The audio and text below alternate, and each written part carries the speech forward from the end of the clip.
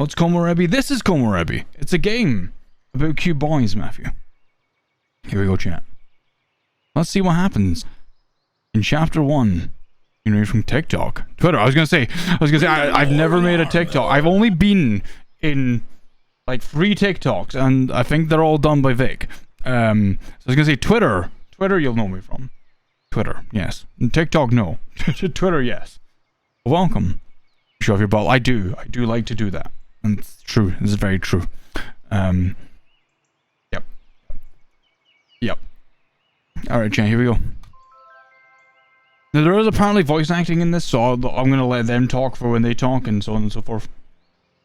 Hey, what's up with that? Welcome to Komorebi. I like my butt. It's my most appreciated feature. You have chosen to take part in a personal experience. Uh-huh. In exchange for that, we have given you several options to use. Love Markiplier, Matthew. He's the reason I started streaming. Feel free to do so at your leisure. Your experience will be divided into fragments like these. Uh-huh. Right now, there's only one. Okay. Try saving and then interact with this fragment. All that reminds me of is if you've ever seen the Game Grumps episode where they're playing like the old Zelda game.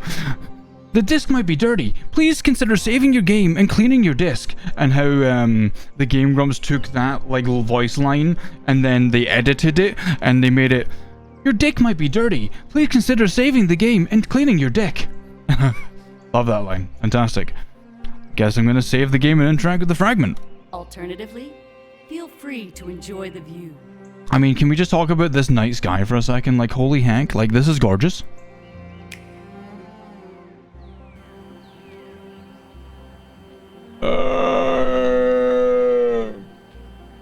Moki, but no you. Oh, welcome to Komorebi.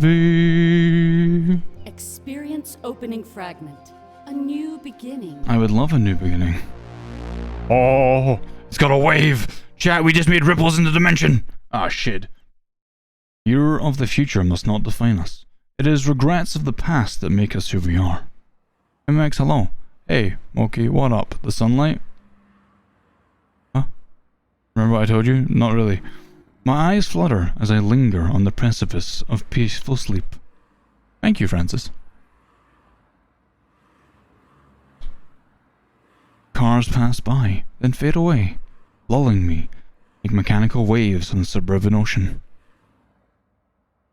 However, as enticing as slumber may seem, this is not the time or the place. As we drive, I keep myself awake with pleasant thoughts both old and new. Those vehicles that pass by, where were they going? And where did they come from? I dig deeper and start to wonder who those people were, who they loved and held dear.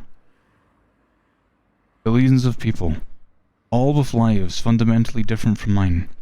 It's a lot to take in. But is that difference a good thing or a bad thing? I stop to think, and I can find no answer. As many people say though, the unknown is alluring. That's part of why I'm sitting here right now. I feel a tap on my shoulder, and I let out a loud yawn. Giving my friend a slight smile, it isn't long before I receive one in return. At least we were both on the same page. There'd be plenty of time to sleep later on. Hey, you alright over there? I'm peachy. Ever since we left the airport, you've been dozing off like mad. I thought it was pretty good company, you know? Not offending me. Shock, enjoy V Rising, you addicted wicker butt. Bum bum bum bum bum bum. Billy Billy Bill. Welcome, friends. Hi. Hello. Welcome. My name's The Metric. If you haven't seen me before, then look at my glasses. They're amazing, and I just got them put into VC face. Hi. Haha. Hi, everybody. Welcome on in. Sinful, how was the rest of your stream? I know you beat Tomb Raider, and how was the rest of Slime Rancher? Did you have fun? Ridley, Chubby Chocolate, Shribe, Screaming Doggo, Cosmic Cell, Zen Sachio, Zen Sakio, Noxy Jester, Black Horse, Blackjack Horse, Timote, Your Girl Z, MMX, Flash Drive, Stripe, hi. You look cross-eyed. Do I look cross-eyed? They shouldn't. You're a cross-eyed. Hi, Stripe. No, thank you for the host. Guys, welcome in. If you haven't seen Screaming Doggo, go give her a follow. She never raids me anymore, chat. She never does it. Never in the world raids me. So please give her some love. It's nice that she's finally come around to see me and be here. If you haven't seen me before, my name's Symmetry. We play games every Monday, Tuesday, Thursday, and Saturday. And today we're playing Komorebi at the request of Clace, the artist and creator, not artist, the creator of the game is what I should say. You'll end me. What's wrong, Zen? Sinful, hi, hello. How are you doing? You're hungry, doggo. You're a hungry doggo. You gonna get some food, doggo? You gonna get some food? Sinful. Sinful. Sinful. Chat, everyone here, by the way, do me a favor. Go look at Twitter. It should have just auto-posted. It should have just auto-posted. For those of you who did miss it, let me show you again. During our charity drive at Christmas, during Thankmas, we had an incentive where chat would get to pick an outfit for me to be drawn in from Skeb, which is like a Japanese artist website, and it's been finished. It's Lumi as Dark Magician Girl, right there. It's done. It's now up on Twitter. You can go find it, retweet it, comment on it, like it, do all kinds of things. So fucking, it is. I love it. It's very adorable. That's like a phone background right there. Yeah, it's very good. Big happy with how that turned out. So yeah, you can go check it out on Twitter. I just posted it along with the artist who did it. It's very good. Do love it. Big love. You're holding your cheeks. Simple, you're adorable. There you go, chat. Which the idea to Moki is Dark Magician. You did. So chat, we're playing Komorebi, a game that just came out today. It is a visual novel with all furry characters. I believe they're mostly male. There might be, I don't know if there's all male or mostly male, but we'll see.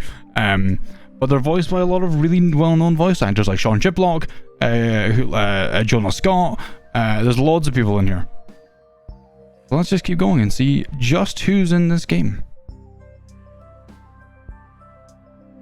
Oh god, right, okay. You're good company, I'm just really tired. Honestly, I was waiting for you to make the first move. You're really boring. I was already planning my return flight. Sheesh. Where can you download the game? Lap, it is available on itchy.io. You can get it on itchy.io. You can just search for it on itchy.io. The first chapter is free. The second, third, and fourth chapter aren't available yet. I literally just started Simple, so we were talking and I was showing off the art. I'm gonna go with You're Great Company. I'm just really tired. Me too. But you're the only one to blame here. Hi, Stego. Why did you book the red eye? Now there's a question for the ages. I had some coffee, but not even that could save me. Haha. Besides, Before he can continue, he's cut off by a loud beeping noise. A light on the dashboard starts to flash, causing him to groan in annoyance. He looks down for a moment and presses a button to silence the intrusion. distracted driving? Of course. Apparently, this thing doesn't want me talking to my friend. I guess it thinks you're a risk? Maybe you should take that as a compliment. Damn, apparently I'm just so distracting for this other boy that I'm gonna risk him crashing. I shrug, unsure of how to respond, as I let my head rest on the window. According to the system, almost everything was a risk these days. It wasn't worth losing the points, so we sit and remain in silence. A ripple in time. Yeah, Zen. It's on Wednesday changes on like Switch and everything now. A few moments later, the silence is finally broken. I'm thankful, as things are starting to get a little awkward. Safe armors. But I guess meeting someone for the first time is always like that. Well, it was nice of him to pick you up from the airport. Oh, it's Isaac, right? It's dad. It's daddy. I mean, it's daddy. I mean, it's daddy. It's psychiatrist, man.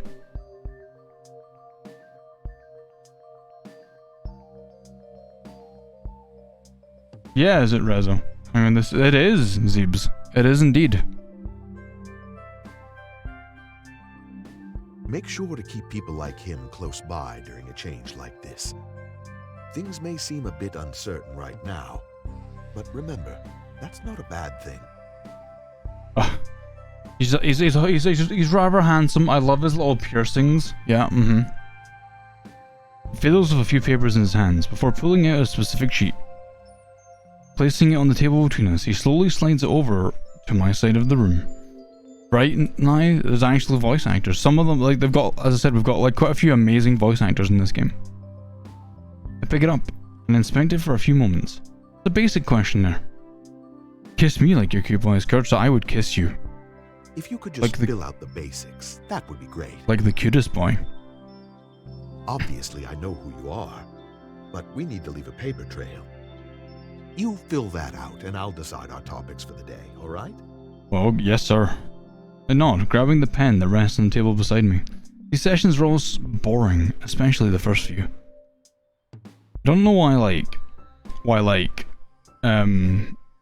that's in yellow. Like, I don't know, does that mean something? Because I know that in Beacon Pines, like, that's like a signal saying you can change something here. A new city and a new councillor. Right back to square one. After filling out the form, I place it on the table and slide it back. The councillor picks it up, inspects it, and gives me a knowing nod. All that aside, I assume that you still prefer the name Delta? It was mentioned in the notes sent over by your previous councillor. Is my name Delta? Am I Delta? Don't worry, it's normal. A lot of people your age shy away from their birth name. Can I pick my name?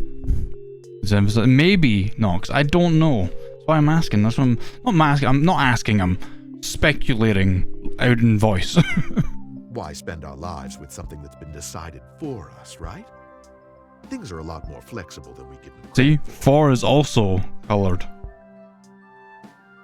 I don't know. I feel like something's got to give. That includes the future. A fact that people tend to forget. I really don't know where he's going with this. He taps the papers against his lap, straightening them out. Allow me to be a little blunt. I mean, we both know why you're here. No, Moki. Clace is in the game, but he's not. This isn't him. This is just a counselor. Silver, are you okay? The hand up looked identical. Did it? Can you make yourself small? I could.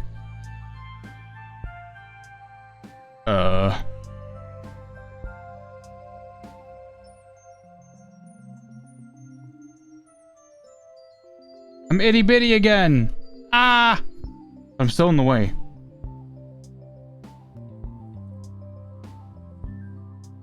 No, you know, hold on, fuck it. Hold on. I'll just do. Actually, why don't you do this?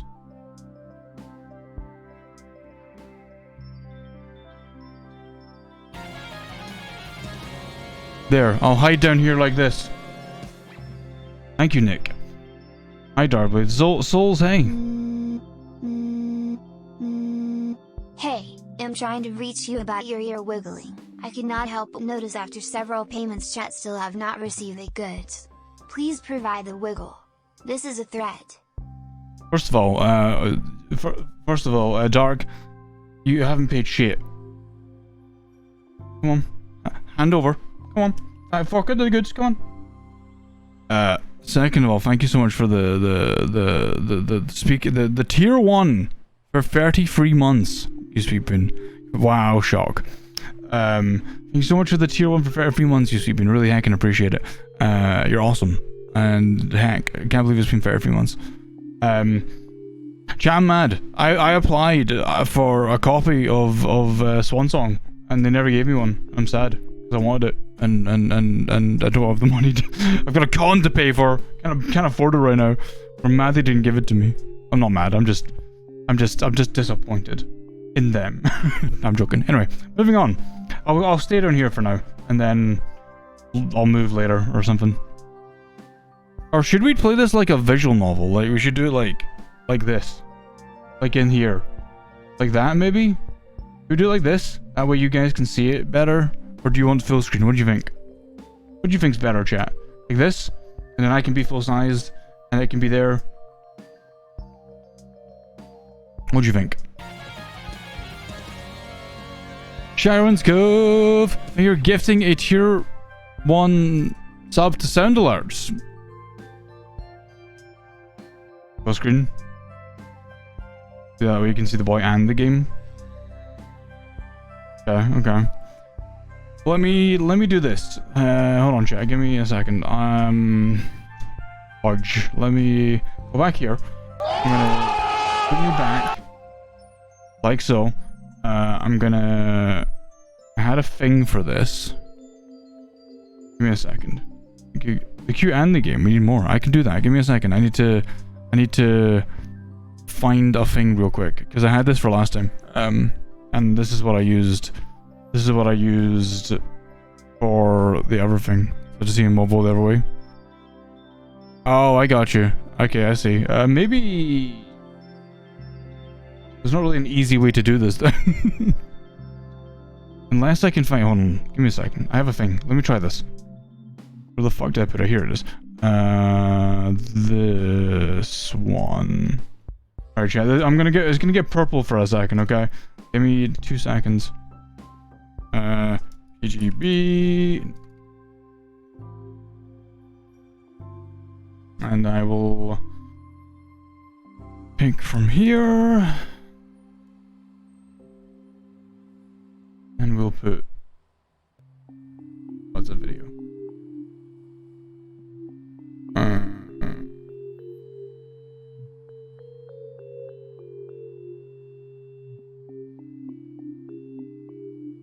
Put that. Yeah, give me a second. Give me a second. Remove. Is that a new badge? It is a new badge. I need video. It's not a picture. It's a video.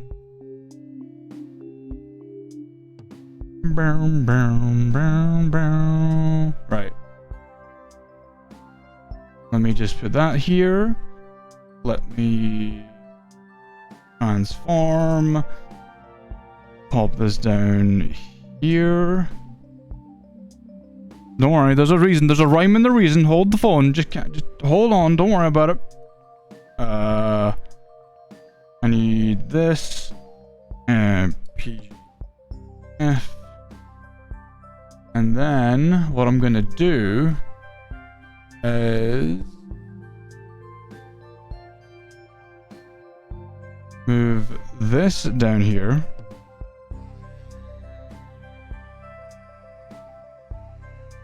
Fit to screen like magic.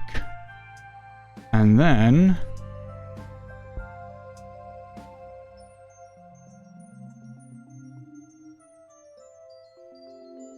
how's that? Is that better?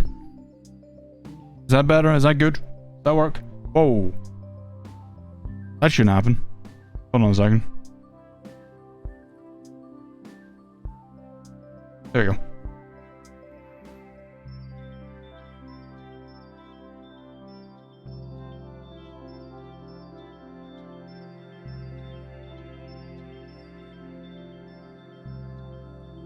Ta-da! Is that good? That good? Better? Better? Work? Yeah?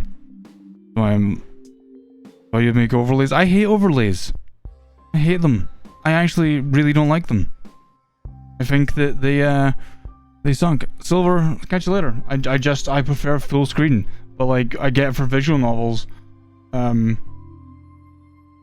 doesn't really work. But yeah, there. Hopefully that works. And we run with that. Cool. My practice focuses on people like yourself, those who saw nothing. Honestly, that's a very small group. It must get lonely for you sometimes.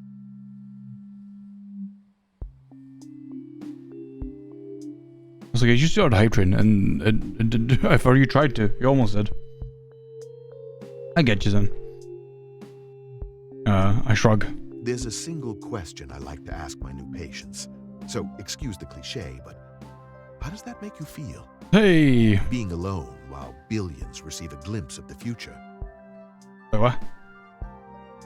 I thank him for rubbing it in, ensuring that the sarcasm is clear. It's the opposite, actually. I meant to give you some support.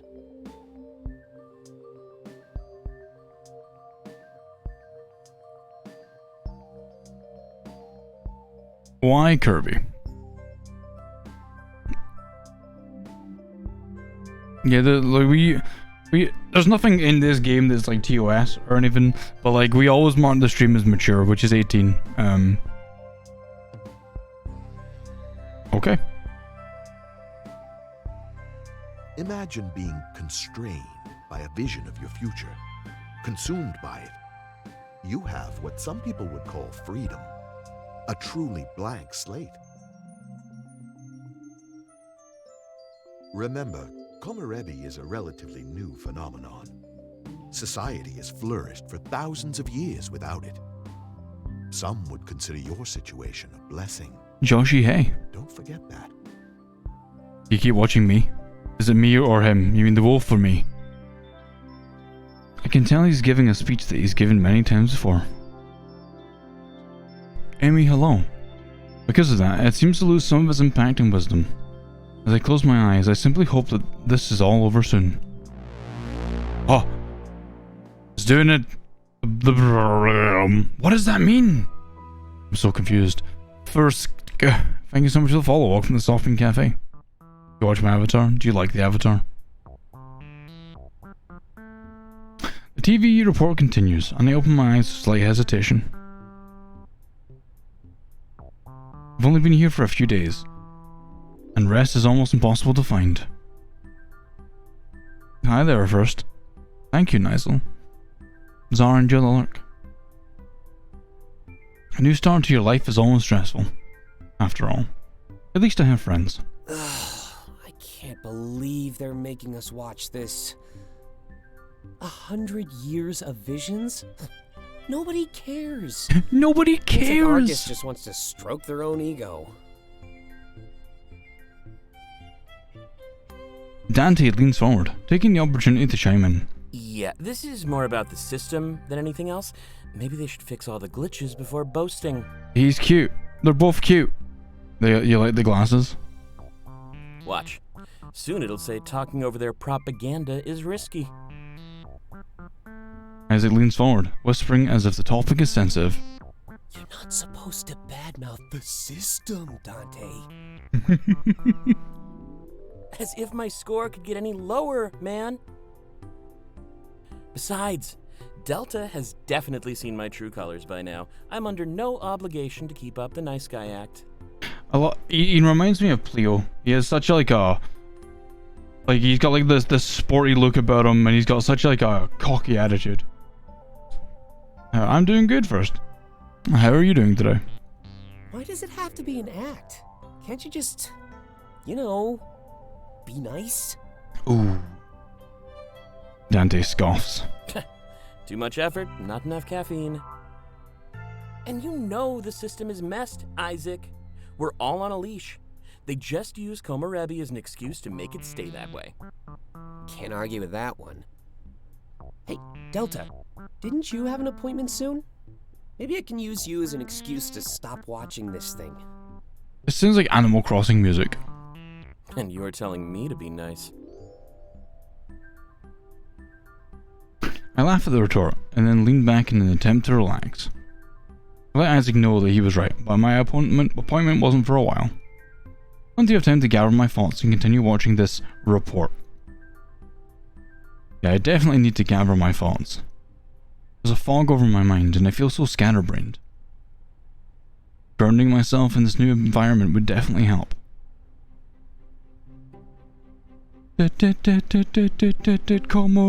Komorebi appointment. System news report. Interact with each word to learn more about it. Upon interacting with all four, your experience will continue. My experience. Oh, sheesh. We're using big words now. Alright, Komorebi. One day, the world was changed forever. You mean when people got quirks? Billions of people experienced vivid visions of the future. These could not be mistaken for dreams. It seemed to be true precognition. The visions that people had would follow them for the rest of their lives. Replaying at the worst possible times, it was almost like an intrusive thought. Whether positive or negative in nature, these visions still consumed lives. Nobody knew how or why this happened, but it was far too late. Chaos ensued. Those who saw personal success went to great lengths to fulfill their visions. Those who saw personal failures did anything they could to avoid them. It wasn't just a one-time event either. Komorebi overstayed his welcome. Children and grandchildren grew up alongside this odd phenomenon. They too experienced their own visions around the age of 13. Welcome back, Wookie. Momo Fei. The world became obsessed with the future, obsessed with Komorebi. It was a word describing sunlight that shines down through the trees. A simple and poetic metaphor for the visions filtering into our world. However, it wasn't a series of visions, nor would they change over time. It was a vision of a single moment and would follow you for the rest of your life. For example, if your vision was horrible, you'd still be forced to live it almost every day. It seemed far from fair, and lives were defined by the moment presented in people's visions. I see you there, Sirius. Dirglark. Dirglark, Momo, you're being high. Now, if I may say, you're looking amazing. Also, you're an amazing person. Know we love and appreciate for all you do and being here with us when you can work. I'm gonna hug your face, Wind Chaser. Thank you so much for the lovely message. Sirius! Sirius, thank you so much for the tier 1 for 10 heckin' months. I really appreciate it. Sirius, you cute bean. Hope you're doing well. Thank you so much for the sub, the resub and the support. You're a bean. I'm gonna ruffle your cheek soon. Uh oh. It's coming from me, chat. It's gonna get me. No! No! No, you, Sirius. Call the crime, hey! I think that was wrong. Cool, we did Komorebi, chat. We know what Komorebi is now. While the Komorebi phenomenon was peculiar, there was also something else. You will fight? Yeah, sure. I'm sure you will. Some people saw nothing. Left completely in the dark with no vision at all. Less than 1% of the world experienced this. A very small group. But it was still extremely worrying. What did seeing nothing mean? Were you dead? Nobody knew. Depression and suicidal ideation became commonplace among this group. Right, Ridley? They are assigned a counselor who meets with them on a regular basis. I am one of these people. I have never experienced my own vision. People always worry for me, and fear that I may do something rash. Do be late. Could I go for something warm? Of course you can, Query. In reality, however, I'm fine. My lack of vision has never defined me. Because I moved to a new city to live with friends, I was given a new counselor. Hell yeah, Disabus, you know where my DMs are. Slide into them. Kind of lame to start all over, after spending so many years with the last one. But I'm told that this doctor is great, and I'll feel at home in just a few sessions. Tell me about the system. Because of the chaos that ensued during the event of Komorebi, a plan was needed. There were too many people acting recklessly in the face of their futures. Whether avoiding or fulfilling the visions, risky behavior was a constant. A new system was introduced that governed the behavior of people. You would be held accountable for all your actions, regardless of legality. This was an attempt to keep people in line, and focused on the present. Live in a safe, orderly manner, and you'd accrue points over your lifetime. If you did the opposite, you'd lose points. Be rude, speed, litter, stuff like that. The point total would define you as either an asset or a liability to society. While primitive at first, the concept grew as technology progressed. It is currently integrated into every possible device: phones, cars, homes. The demand is clear. Be rewarded for your subservience to the system. Crime and accident rates plummeted due to this, and society is on a tight leash. Some people argue that living in chains isn't really living at all. Life is all about taking risks and making progress, they say. Fight as they might, however, no movement has resulted in any change. Your worth in society is dictated solely by your score in the system. Generations later, managing your points is simply the norm. Yo, imagine that. Imagine your life wasn't about like working or just existing. You had to like micromanage your points to be like able to even just go buy a coffee or something. Today marks the 100th anniversary of Komorebi. Nothing has ever been the same since then, and I don't think it ever will be. The current state of technology in society is vastly different than it would have been. Wow, Mookie. At the top of it all, right next to the world leaders, is the Argus Corporation. They created the system. They created almost every device we use today. In many ways, they affect our lives, even more than those in power. The report is basically going over the history of Komorebi and Argus. To be honest, it seems a little self-serving, and very unnecessary. Isaac was right. It's like they just want to stroke their own ego. We made it mandatory viewing too. If you ignore the special report, you'd lose some points. Essentially, our social status is being held for ransom. But if there's one thing that nobody can monitor, it's what I'm thinking of. So while I'm watching, at least I have time to gather my thoughts. I let out a soft sigh, and everything suddenly feels better. It's crazy how much a quick mental breather can help. My last counselor is the one who taught me that. He told me that our mind is like an office full of filing cabinets. If we don't gather our thoughts, they just lay around, piling up. We need to set some time aside to process and filter them. Sometimes a simple metaphor like that can really change the way you think. Unwanted thoughts can be thrown away like trash, while you organize the rest. If our mind was a physical space, we'd never neglect it. We'd keep it immaculate. As if it was perfectly timed, the report ends alongside that train of thought. The energy level in the room immediately skyrockets now that we're free. Honestly, it was a waste. That was an hour we'll never get back.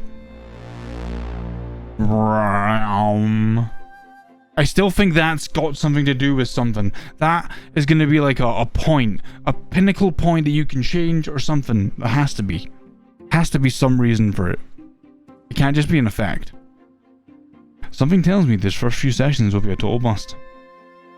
Never found it fun to talk about myself, and now I'm forced to do it. Hopefully the notes my last counselor sent over will help him get up to speed. You know, you're something of an anomaly to me. Most people in your situation have less than stellar scores. But you seem to exist in the middle. A truly neutral ground. Oh, I get it. So that we can make decisions that will fuck up or make our scores amazing. Got it. A preliminary look at your risk profile shows me almost nothing. But on the other hand, you haven't done much to gain points either. Another ambiguous statement. I asked him if that was good or bad. I don't know, actually. I wouldn't be able to tell you. Aren't you meant to be the shrink here? It's a little ironic, though, isn't it? In regards to the system, I mean. Your score is meant to define you as a person, yet you elude that definition. Sighs. Then again, I'm no stranger to attracting those that go against the norm. Would you mind answering a few personal questions for me, Delta? Nothing too intrusive. I just want to get a feel for who you are. I nod, seeing no harm in this. It's why I'm here after all. I really think that playing this game after playing Doki Doki was probably a bad idea because I'm questioning every little thing that's happening. Well then, let's start with the basics. Why did you move here? What did you leave behind? Big life changes like this are rarely without cause. I shrug, unsure of where to start. There was a lot to say, and little time to say it. At least we have our first few sessions to cut out for this. Bruh, I don't know. Max, he hasn't given us his name yet.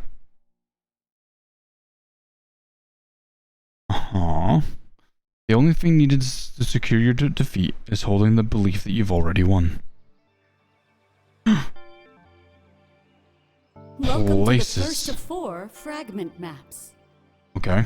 This is how you will navigate through your personal experience. That's simple. The top row is made up of pivotal fragments. You must complete all 6, but can complete them in any order. Upon completing all 6, you can interact with this arrow to move forward. You will witness a culmination of this fragment map before moving on to the next. The second row consists of personal heart-to-heart fragments. Crimson Hay. These are optional but highly recommended, as they are the key to forming bonds and relationships. And we know we want those. Right now, you only have access to Isaac and Dante, but that will change in the next fragment map. Kind of void. I got a bunch of outfits updated on both my actual VR chat avatar and this one. So I now have clothes here. The bottom row consists of supplemental fragments. These are skits based on exchanges made in your group's chat room. For your benefit, they will be portrayed just like any other fragment. Upon completing a pivotal fragment, you will unlock a journal entry. These explore Delta's personal thoughts as events slowly unfold. Okay. There will be 5 to unlock in each fragment map, and they unlock in a predetermined order. Bit Star Fox, thank you so much for the follow. Welcome to the Software Cafe. Hope you're doing well today. Should you wish, you can also toggle the nostalgia filter. Okay, wait, toggle the nostalgia. What does that do? This will apply a vintage look to your experience. A vintage look.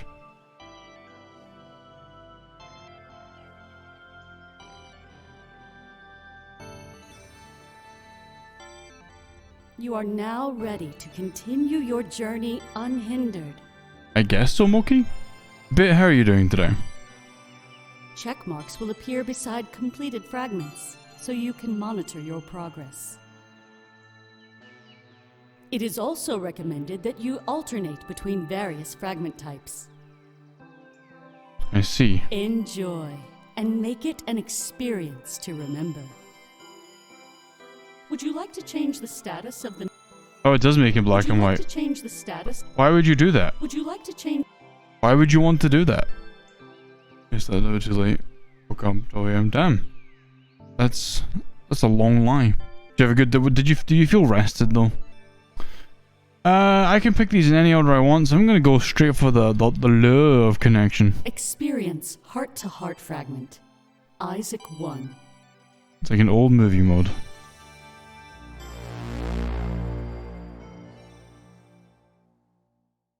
He's the shrink Max, but we don't know his name yet. I feel like I might fall asleep. I feel that. Felt that this morning when I woke up at 12. I entered the living room and noticed Isaac sipping a light beer. TV is on, but he's not really watching it. I can tell he's distracted. There's something he needed to talk to me about. I hope I didn't do anything wrong. He notices my entrance and smiles at me, so anxiety immediately dissipates.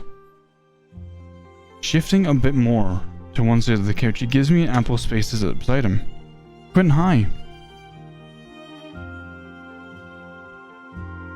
That's exactly what I do, and he turns to face me, as much as he can while sitting down. You know, this stuff tastes awful. But I wouldn't be drinking it if Taylor didn't tease me. No. Aw, poor boy.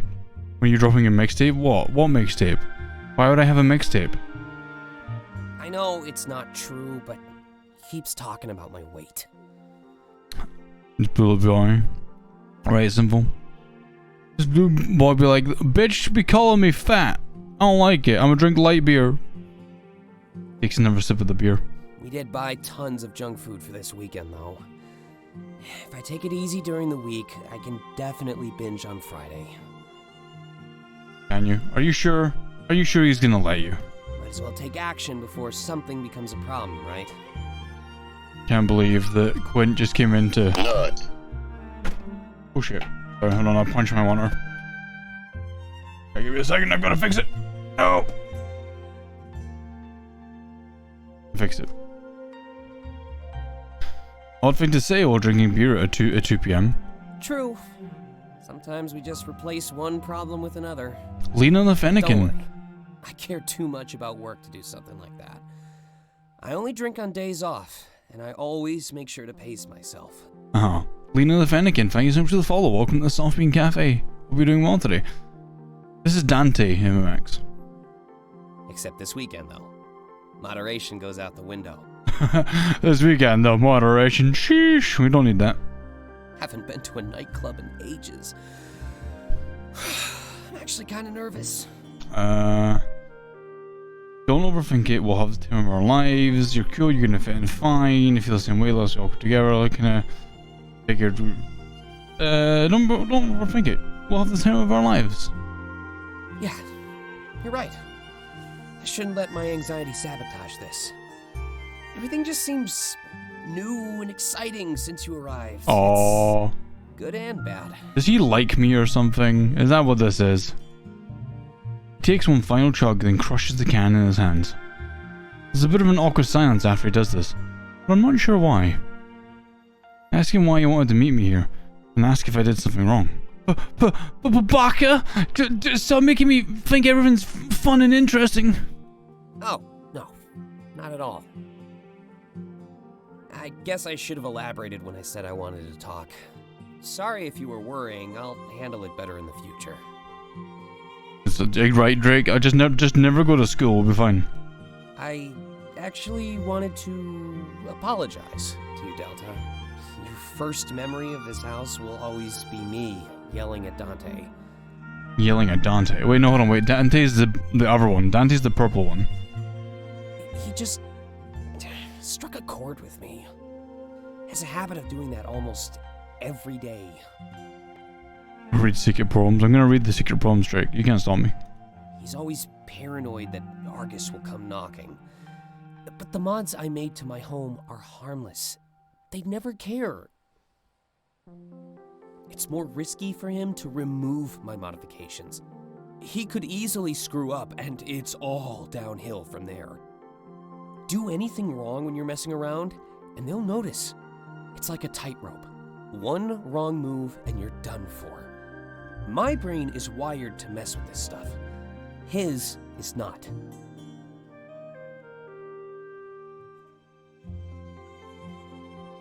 I tell him it's fine. We all have things that we're passionate about. Passionate. Yeah, that's the word.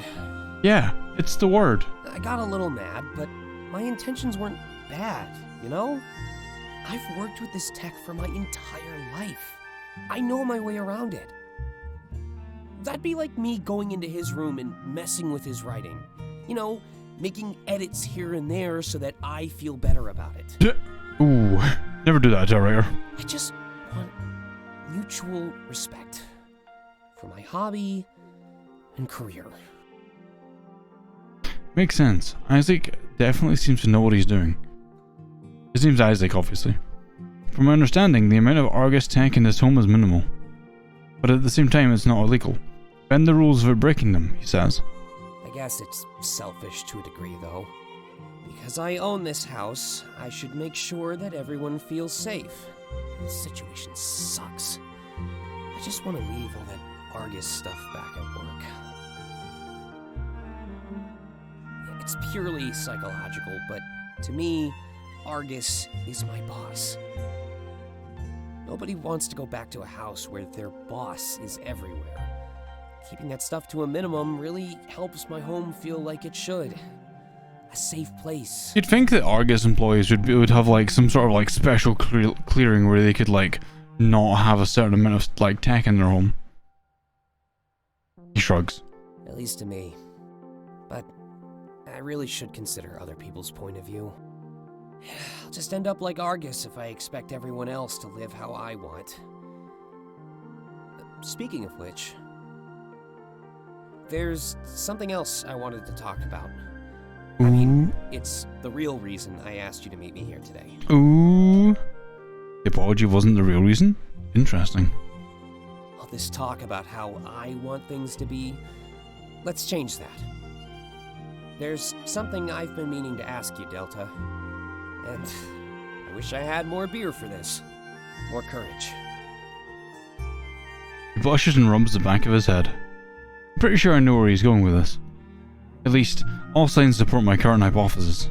I just feel like we should get this out of the way as soon as possible. The feeling of tension in the air is starting to damage my calm. Uh-huh. But let's face it, you chose to move here. To live with me. Mm-hmm. Did you mean anything by that, Delta? This was a lot easier in my head. Really, I'm just curious if you were interested in me. He's cute, champ. I hope this isn't catching you by surprise. We've been friends online for a while, after all. And moving in here is a pretty big gesture.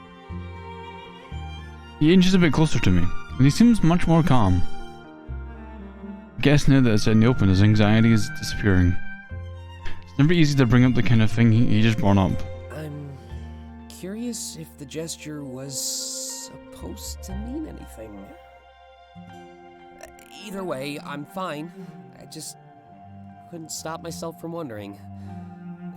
But if we do go out, expect me to be incredibly awkward.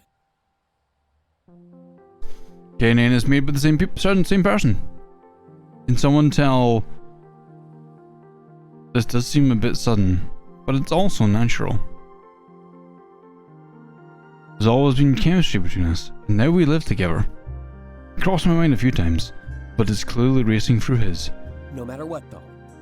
Friends until the end. Oh, chat, what do I do? Because I really want to do the bunny, but like, he's kind of fucking cute. Oh, I don't like... Oh. Give it time. Yeah, Sinful, what's up? Go for him. This guy's cute. Come on, romance him. You know you meant from learning more about someone? I would. Sinful. It's the first guy we've met. Come on. I'm gonna try and... I'm gonna try and do the thing. I'm gonna try and do a thing. We could try being more than friends. Glad to hear it, Delta. Took a real shot in the dark, but my aim was on point.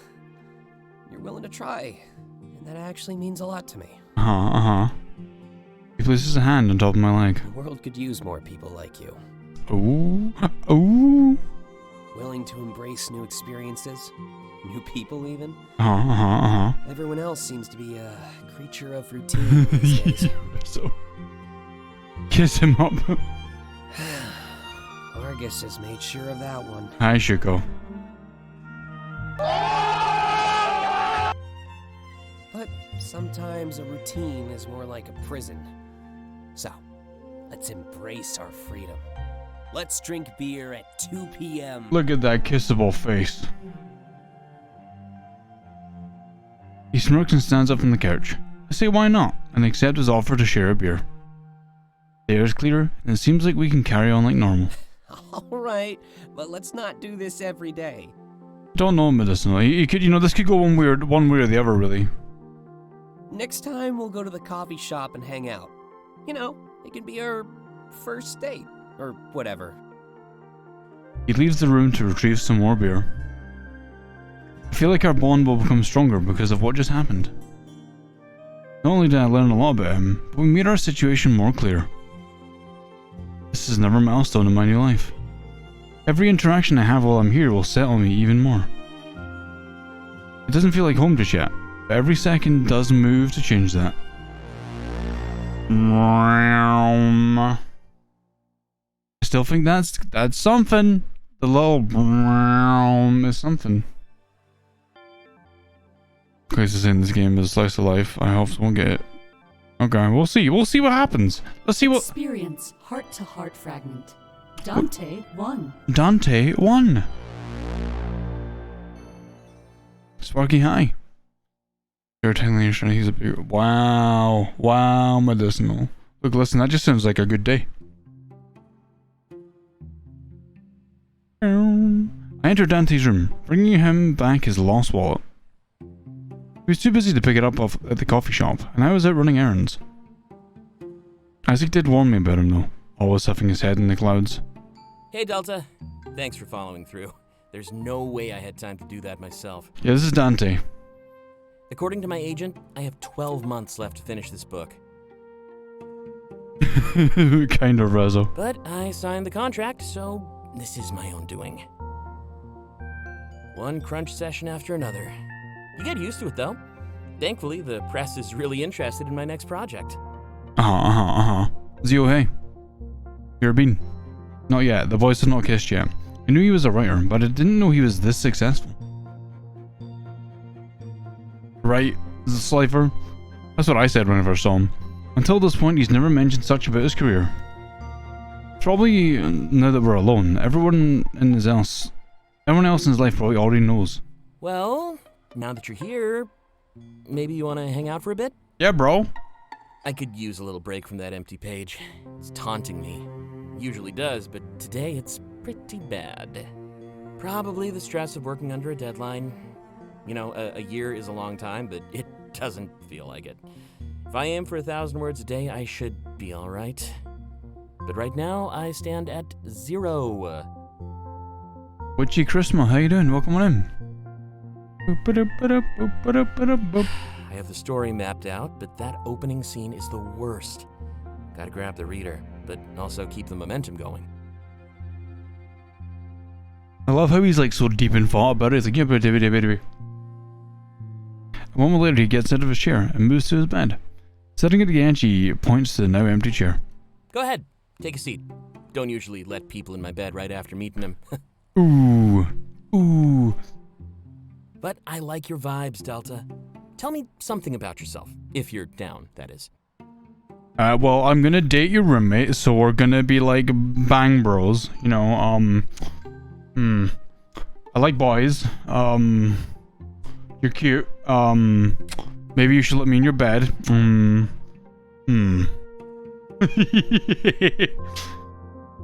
He lays back and looks up at the ceiling. That's such a vague question. I don't know where to start. Yes, what's up, Moki? What's up, Sinfor? Is everything okay? I tell him that I wanted a new start. Things were getting stale. Huh. Interesting. Things were getting stale here, too. Guess this arrangement benefits all of us, then. And it was nice of your boyfriend to rent you a room. Ooh! He's clearly teasing me with that implication. I don't bite. You know, he doesn't let just anybody move in here.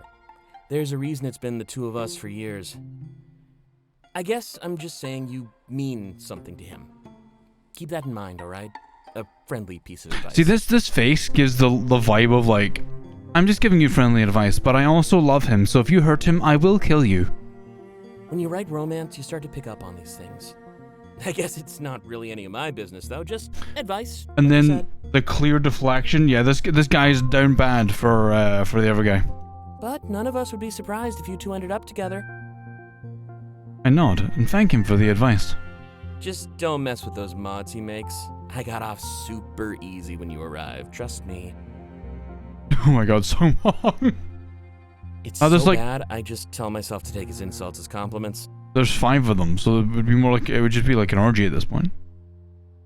The people we hate are usually the ones we love the most. He wouldn't crack down on us if he didn't want us to grow. Yeah, you're right. He sure likes talking about Isaac, huh? See? Try to change the subject and shifted more towards Dante. Curiosity takes me over my mind, so I ask him about his next book. It is, Jess. I wish I could talk about it, but I can't. Confidentiality. I'm under a strict NDA and a bunch of pesky red tape. In fact, I think I've already said way more than I should. Fair. Ask him to tell me more about himself then. I don't know about that one, Delta. I'm a writer, so I know a lame story when I see one. Bitch. Basically, grew up in a library. All I did was read books day after day. Picked up the skills to write my own, and here we are. A few book deals later, and I live under crushing stress. Wow, okay, 9. See, this sounds like, he sounds like Moki. Almost makes me wish that my initial success was a fluke. We all have foresight, except for where we need it the most. Hi, Kai.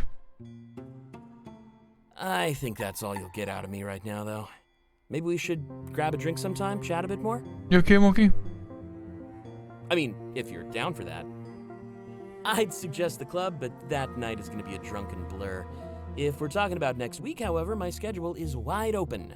Joro 101, thank you so much for the follow. Welcome to the Soft Bean Cafe. What do you mean? I feel like you would write a book and then live under crushing stress. This hairstyle really brings out the cute in them, right? Exactly. MC, what do you mean? Info. Night Wolf Dragon, thank you so much for the follow. Welcome to the Soft Bean Cafe.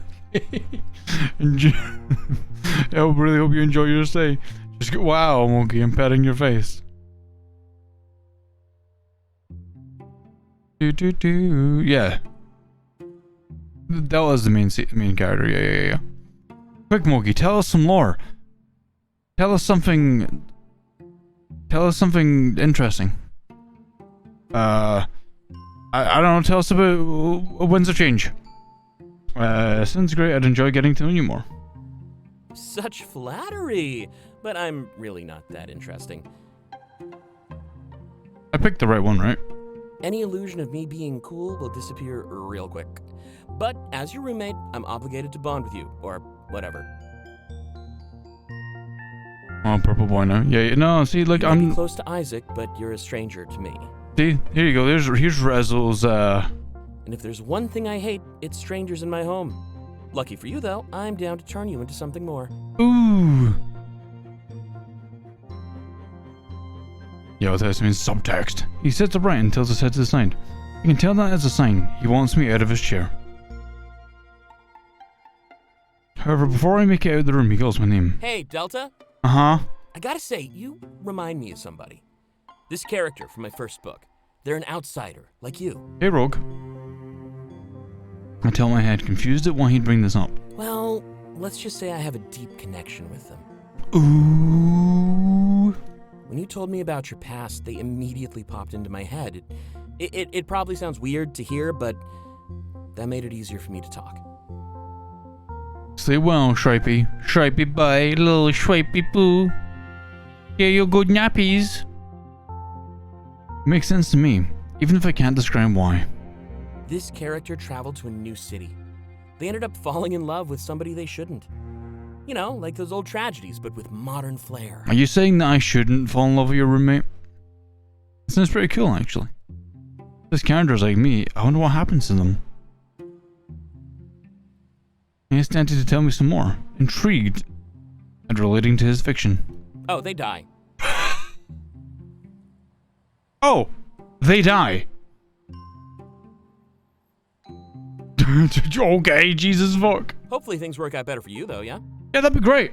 Yeah, that'd be great, yeah, I'd like that. Jesus fuck. Oh. Falafi turns his chair around and starts typing away. Guess that was my cue to leave. For real this time. What an odd note to end on. Right, Crimson. Instead of focusing on what he said, I focus on what he didn't say. Our talk inspired him, even if he didn't want to admit it. And I see myself out. An empty page is now almost anything but. Hopefully this new story has a bit of a happier ending. Maybe I could have changed some things with a different choice that I don't know about yet because I don't understand how the common Rebbe system that I don't know about yet works. Experience pivotal fragment. First arrival. Sounds good. Rogan, pet your face so hard, my beans will be indented into your cranium. The people we end up hating are usually the ones we love the most. Sleep well. Nanook, hello, good morning. Roxy, hi. I grabbed my bags from the trunk. An easy task, as I made sure to pack light. The point of this journey was to leave my baggage behind, not carry it with me. Isaac steps in to help out, and I turn to face the house, my new home.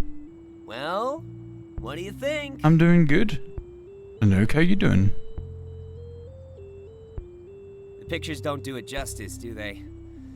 It has its quirks, but it served all of us just fine. It's beautiful. I'm glad to finally be here. And we're glad to have you, Delta.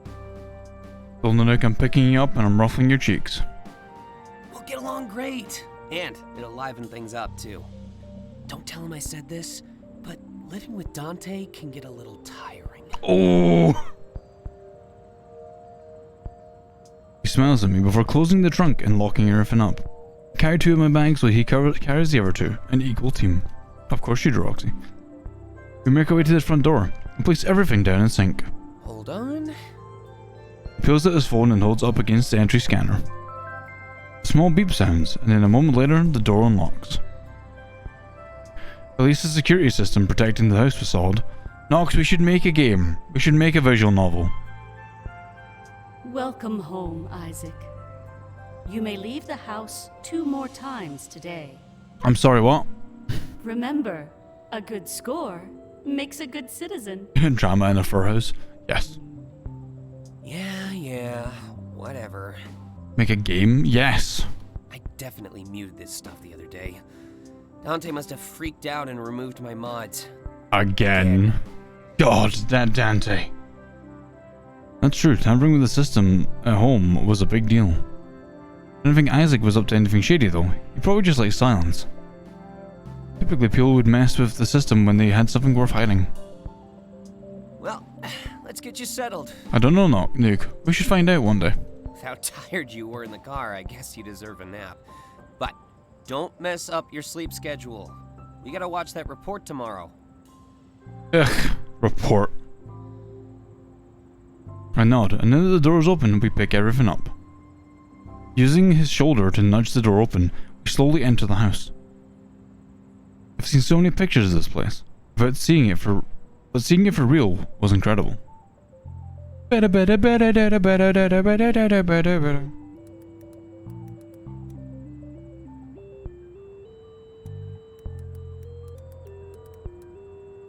living room is incredibly spacious. It looked much smaller when I saw it online.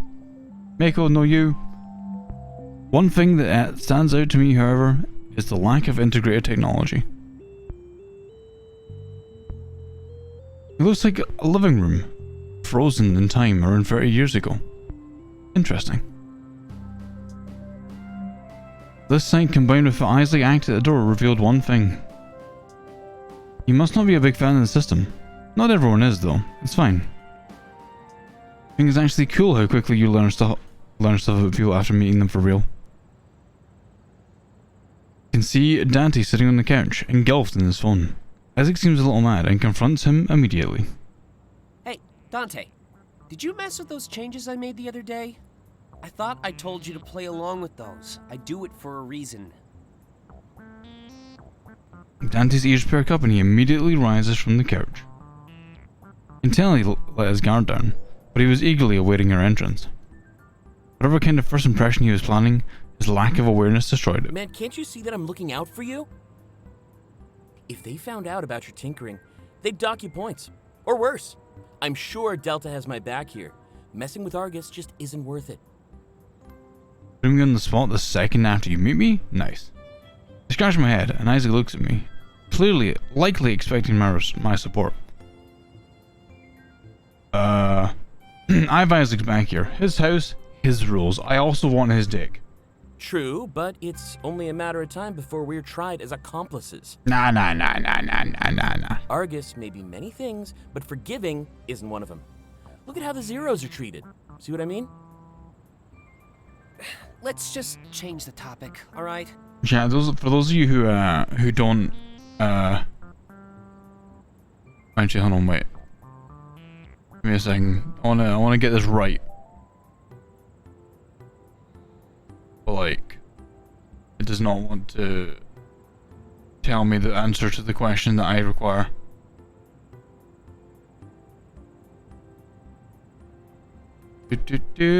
Chat, give me a moment. Yes, Tony. Mookie, don't worry about it. There's no such thing as laws being broken here. There's nothing happening. Nothing at all. Don't worry about it. Chat. So the voice actors in this game. Okay, I want you to know the voice actors that are in this game. Okay, so Isaac, Blue Boy here, is voiced by Sean Chiplock, aka Rivali from Breath of the Wild. Dante over here is Jesse Inokala, which is Soren, the dragon from the Dragon Prince. He's Soren from the Dragon Prince. I don't know who that is. I never actually watched Dragon Prince, but that's who this is. The wolf. Well, there's other characters that you'll meet later on, but I'll get to them as we meet them. I know I brought it up, but I don't want our first meeting to be an argument. Besides, I work for Argus. I know what I'm doing when I make changes. Changes. Changes. If by work you mean enforce the system on others, then sure.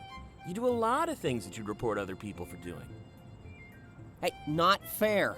I may tamper with some hardware, but I never break laws. Yeah. I mean, I do want to. It's on my list on Amazon, on Netflix. I just haven't had the time. You'd be surprised how much you can bend the rules without breaking them. I don't know how many times I have to say this, but please, just trust me. Dante shrugs. Fine. Still the best deal on housing I've come across. Yeah, it is, Roxy. So the game was under Kickstarter, so you could get all the chapters, all 4 chapters, okay? But they decided to release chapter 1 for free on itchy.io. So you can get chapter 1 right now for free on itchy.io. And Clay released it today, so he asked a bunch of people to play it for him. So here we are. Can you at least tamper with the system and let us skip that report tomorrow? If you're gonna bend the rules, might as well do something practical with it. Might as well do something that's good with it. That one toes the line way too much. I'll have to pass. It's only an hour. Just put in some earbuds or something. That one, it's a little much, that one right there. Yeah, we can't be doing that one. I'm gonna go help Delta unpack and get a bit of rest in.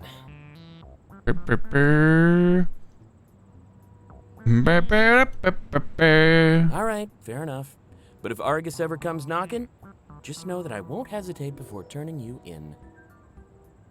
Boom, boom, boom. That eager to get me in handcuffs, huh? Ooh. Ooh. Yeah, this is awesome.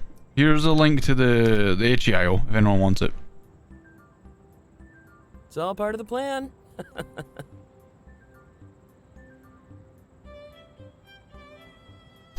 Dante steps forward with a laugh and holds out his hand.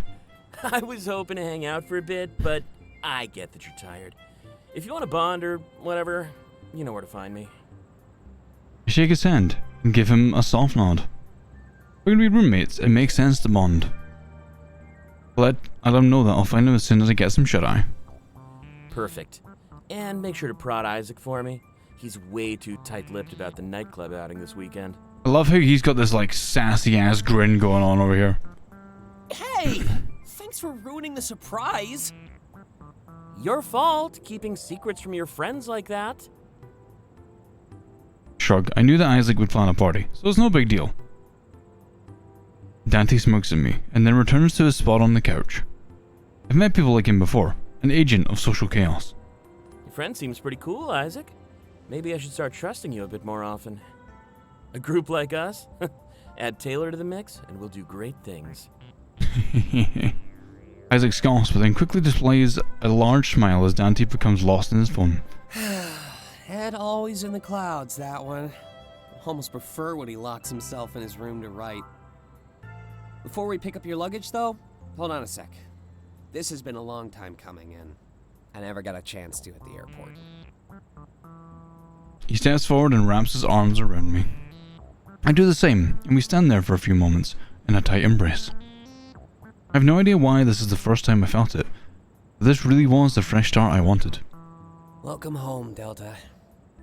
And just like Dante said, great things. Now kiss. I released the hug, a big smile on my face. This was it. Finally. The start of my life. Brown. Brown. I still want to know what that means. It has to mean something, chat. It can't. It can't just be an effect. Experience pivotal fragment. Special delivery. Sure.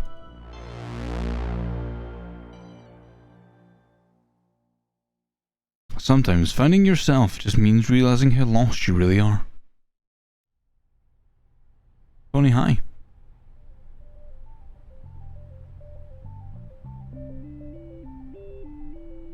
I enter Isaac's store, and I'm immediately taken aback by how fancy it is. The massive Argus Corporation logo at the back is kind of blinding though. In spite of that, I make my way toward it, and closer to Isaac. He stands behind the register, lost in thought, but I could tell he was tired. That's why I have his box lunch on in my hands. He forgot it at home, and I wasn't busy. It was a pretty harmless delivery. All things considered, I'm sure it'd make him happy. Upon seeing me, his ears immediately perk up, and the appearance of stress melts away. Delta! Oh, what a lifesaver you are! Ugh, the only thing worse than working is working on an empty stomach. I promise it won't happen again. I'm not normally forgetful like this. Alright, if we're going in on dating him, I'm gonna go in on dating him, so I'll take any excuse I can get to spend time with you. Whoa, subtle. Dante must be rubbing off on you. I don't know if that's a good thing or a bad thing, but remember, don't flirt unless you plan to follow through with it. No one likes a tease. Oh chat, that's a lie. Everybody loves a tease. He gives me a soft smile and turns back towards his computer. We're going the down bad route. Okay, a little bit, yeah. As he faces the work once more, his smirk turns into a grimace. It was almost like his worries melted away as we spoke, flattering. You'll never guess what happened. 10 of my installations this month have backfired. Did pay. That means the people who bought them made illegal modifications. Basically, I lose the commission. Wait. Normally, I don't care, but 10 in a row? I never understood this in the original when we played the demo, but like, why is it that when people mod his stuff that he loses commission for it? Like, why does that make sense? Because he didn't do anything wrong. They did wrong. He didn't. I don't get why that backfires on him negatively. Something is clearly going on. He strokes his chin like he's lost in thought. Yeah, right, Nuke? I don't get it. I don't understand. It's odd how he hates when people mod their gear, but he does it all the time. Decided to ask him more about why. Nobody is around to spy or anything. Not just modifications, Delta. Illegal modifications. What I do is harmless, and I still follow the terms of service. These people are actively causing harm, using the tech to aid in crimes and stuff. I definitely don't see why it's his fault if they're doing that. Yes, shock, I am. Right, Isaac wouldn't be the type of person to commit a crime. Besides, Argus wouldn't care if they found out about my mods. That's why we have zeros. You can basically abandon the system entirely. So when I mute an AI or change the colors of lights, it's nothing. I'd like to think that Argus has bigger problems. I mean, they clearly do. A zero is someone who's just given up on the system, Moki, and doesn't have any points, plus or negative. They don't have points. They've just forsaken the system. They don't live in cities. They live in like the forest, for example. They're kind of like the wild. They're like wild people, so to speak. Makes sense to me, and now I understand why Isaac's house is so under-equipped. Why implement invasive technology in your home when you don't have to, right? You'd stick to the bare minimum, just enough to satisfy Argus. I still feel like trash, though. It's my job to detect potential fraud. They slipped through my fingers, so I enabled their crimes. Argus can dock me points for that. Such a stupid rule. How? That's dumb. It hardly seems fair. None of it seems to fit Isaac either, and it's odd. A man peddling wares he doesn't support or even uses it in his own home, willingly giving Argus eyes and ears everywhere, except in his own home. Popolo, hey, I'm good, how you doing? I vocalize these thoughts, and he shrugs. A job is a job. That's what I always say. Besides, it could never hurt to stay on Argus's good side. Climb the ladder, and you won't be there when they tip it over. It's true, that's fair. I like working around people, too. And I mostly sell phones, anyway. Big-scale installations like vehicles and home security are few and far between. Can't argue with selling a kid their first phone, though. Connecting them to the world. That's fair. I'd be a bit conflicted if I were in this situation, no.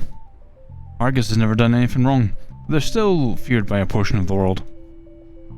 Working for them could be seen as working for the enemy by a lot of people. Argus is so secretive about everything they do. It's hard not to theorize. It could be solved by some more transparency. They're never willing to offer that. Something about a mysterious corporation running the world seems to strike more obedience. Hey, Delta. Let me see your phone.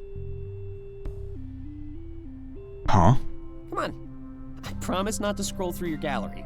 Wow. Look, listen, the nudes I took this morning weren't for you. I didn't mean to... I didn't plan to send them to you on your lunch break or anything. Back up. No one ever does. Seriously, though. Phone up. I shrug and hand him my phone. Damn, they knew. He looks around the store just to make sure no one's watching. And a second later, he runs the phone along some sort of scanning device. Wanna know what I just did? What did you just do? He throws my phone back to me. Thankfully, I catch it. I just stole your identity. Good. No one cared anyway. What? Rule number 1. Never hand over your phone. Even if it's someone you trust, it's just not worth it. One simple scan and I can do almost anything. Looks at phone, renamed to Starfire, job porn hustler, works in brothel. Ah shit, what did he do to me? I could put your info on a new phone, impersonate you online.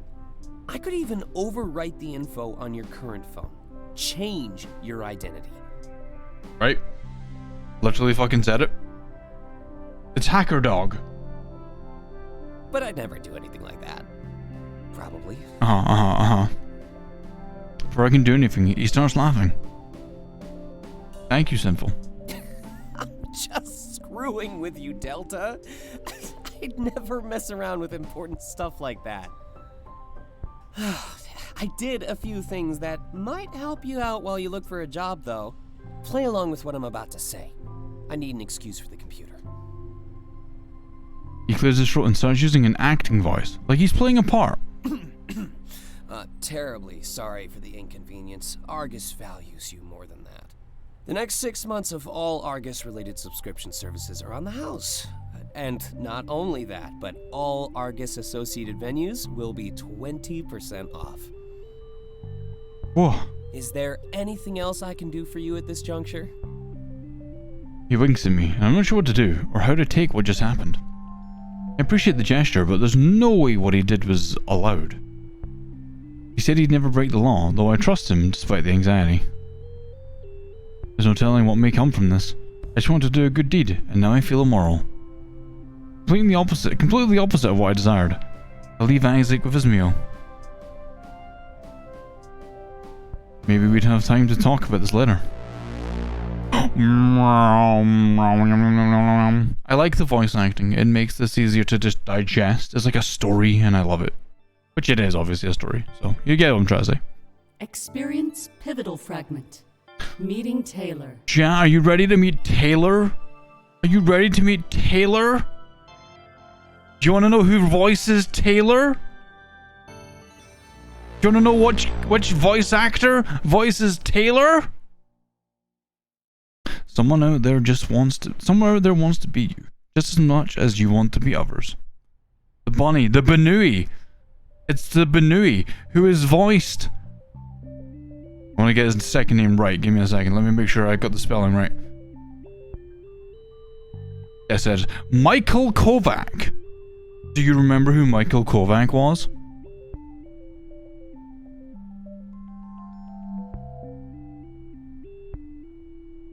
Michael Kovac was Angel Dust in Has-Been Hotel.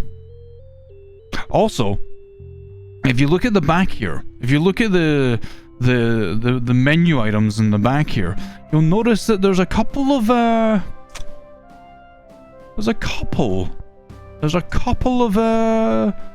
Easter eggs. Yep, there's a couple Easter eggs in there. I sit at the table with Isaac and Dante, slowly chipping away at my dinner. See one? Yeah? Yeah? Eating as a group isn't something we do every day, but today was special. Yep, Majira Strawberry.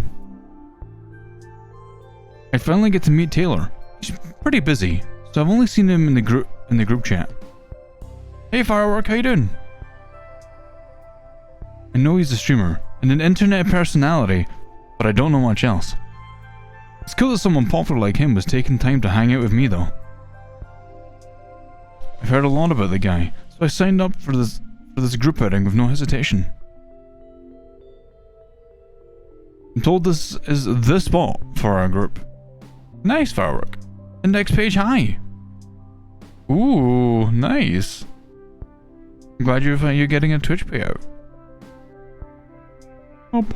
Whenever they want to hang out, it's usually here. Apparently, they have the best hangover breakfast too. Damn, Delta! You're inhaling that! Yeah, it's delicious. Can't tell us we're exaggerating anymore then. This is the best place in town. Full stop. Yeah, definitely excited to come here Saturday morning. It's part of your master plan, isn't it? Hey, nice try, Dante. No more info till Taylor gets here. And even then, we should let him and Delta get to know each other. Don't you think the nightclub would be better for that? You know how Taylor gets after a couple drinks. Yeah, I guess you're right. Total lightweight, that one. It's not Firework, no. Before anyone else can talk, Taylor steps in. Hey, is that a compliment or an insult? Yes. Yes. With a scoff, he sits down beside me and holds out a fist. I bump mine against his, and he lets out an exaggerated yawn. Resting one arm on the back of the booth, it felt like he was about to pull me in. Ah, nice to meet you, Delta. Even prettier in person. Oh, shockeroonies. Mr. Kovac. Same goes for you, way prettier. I want to see if what's his name? If Isaac gets jealous, if I flirt with other people. I want to see how in depth this goes. Oh, I was talking about me. Oh, wow, look at him so up himself. I guess you look pretty good as well. I'm kidding. You're a knockout. Don't forget it. Still your goal to flirt with all my friends, I see. Okay, so he doesn't... He cares, but he doesn't care that I flirted back, right? So it's not that reactive. Got it. I'm getting pretty good at it, too. He moves his arm from where it was and then points to the table. A pair of headphones rest in front of Dante to get Taylor's attention. Oh, those the headphones my chat bought you? What do you mean, Nuke? Makes it accidentally. Yeah, sure. I can't. No, it's just a bunny. Yo, I love that. It's like, yo, those the headphones my chat bought you.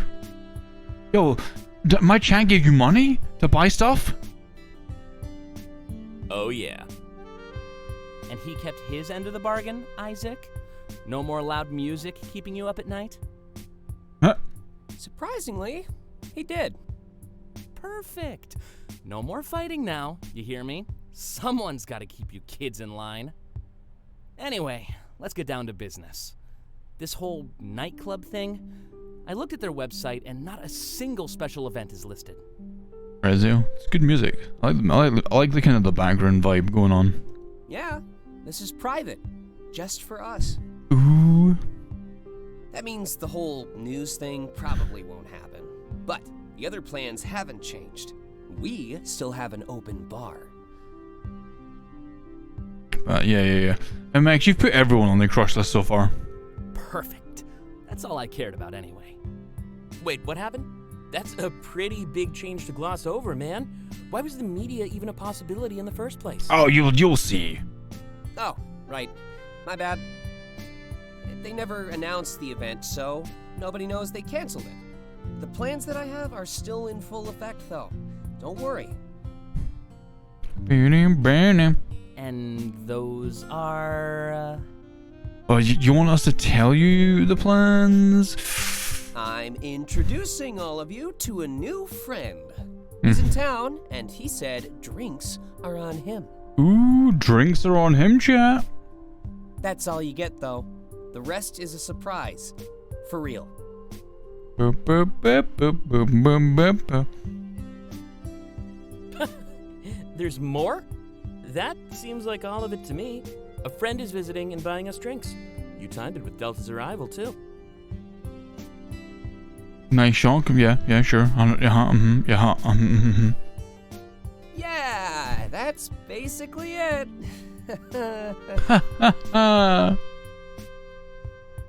Isaac lets out a nervous laugh and rubs the back of his head. Okay. Drake, have a good sleep. You can tell that he's acting. There's a bit more to his plans for sure. Oh, I've got it. I know who we're meeting. But wait, there's more. Aslan NZ, thank you so much for the follow. Welcome to the Soften Cafe. Hope you're doing well today. Hi. Huh? Huh? Isaac went and got himself a sugar daddy. I guess Argus isn't paying good enough anymore. Wait, what? What? No! No! That makes perfect sense, actually. Unless you'd like to prove us wrong. Oh, I see what you're doing. Nice try. It's not going to work. Just wait until Friday. It's not even that far away. Speaking of which, you're all still down to pregame? Love a pregame. Sounds good to me. I'm making a big list of snacks, too. Great. I'll pick up some of the booze and juice. Let's get started around 4 p.m. Sound good? Love a gin and juice. Day drinking? Day drinking. Day drinking. A moment later, the server comes up and hands us our bills. I notice that mine has the discount Isaac assigned to my identity. This is probably a good time to ask him more about it. It still feels wrong. Oh, he did that to you as well? He fooled me too, I gotta admit. Huh? All of that stuff is just taken out of his paycheck. And if it's not, he's just abusing his friends and family discount. They are firework. I love them. He's definitely not as dark and brooding as you think. Thanks for ruining it, dude. I just wanted to be nice and impress Delta. Oh, he wants to impress me. Besides, it's a valid cover-up.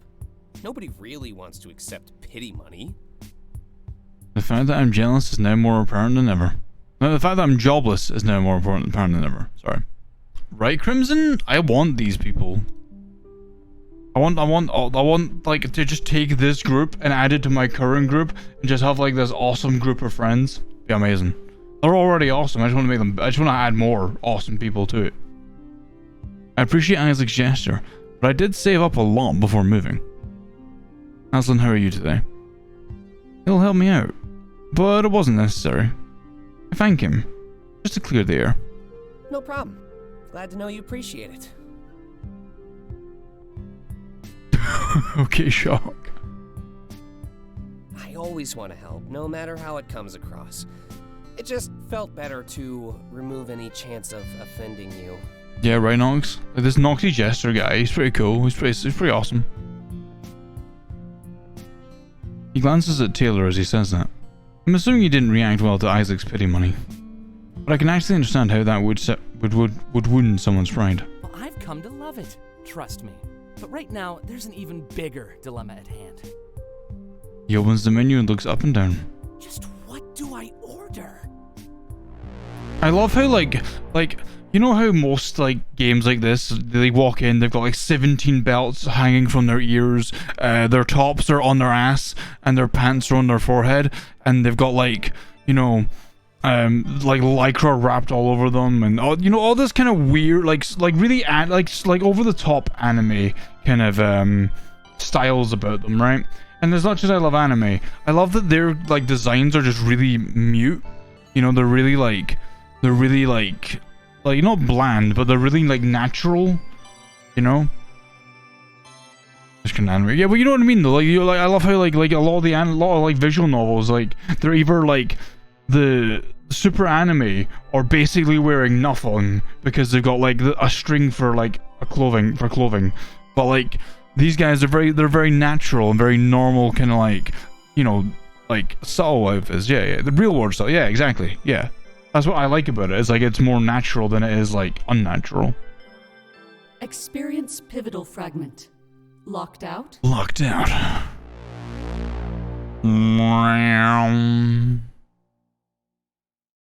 Please, the safety of the past is the greatest treasure that we can never possess.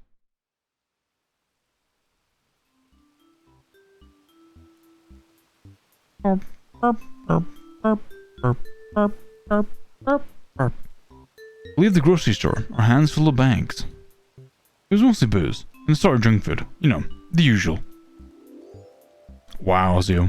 It took a couple of hours, but Isaac and Taylor were there to make it easier. That's everything, yeah?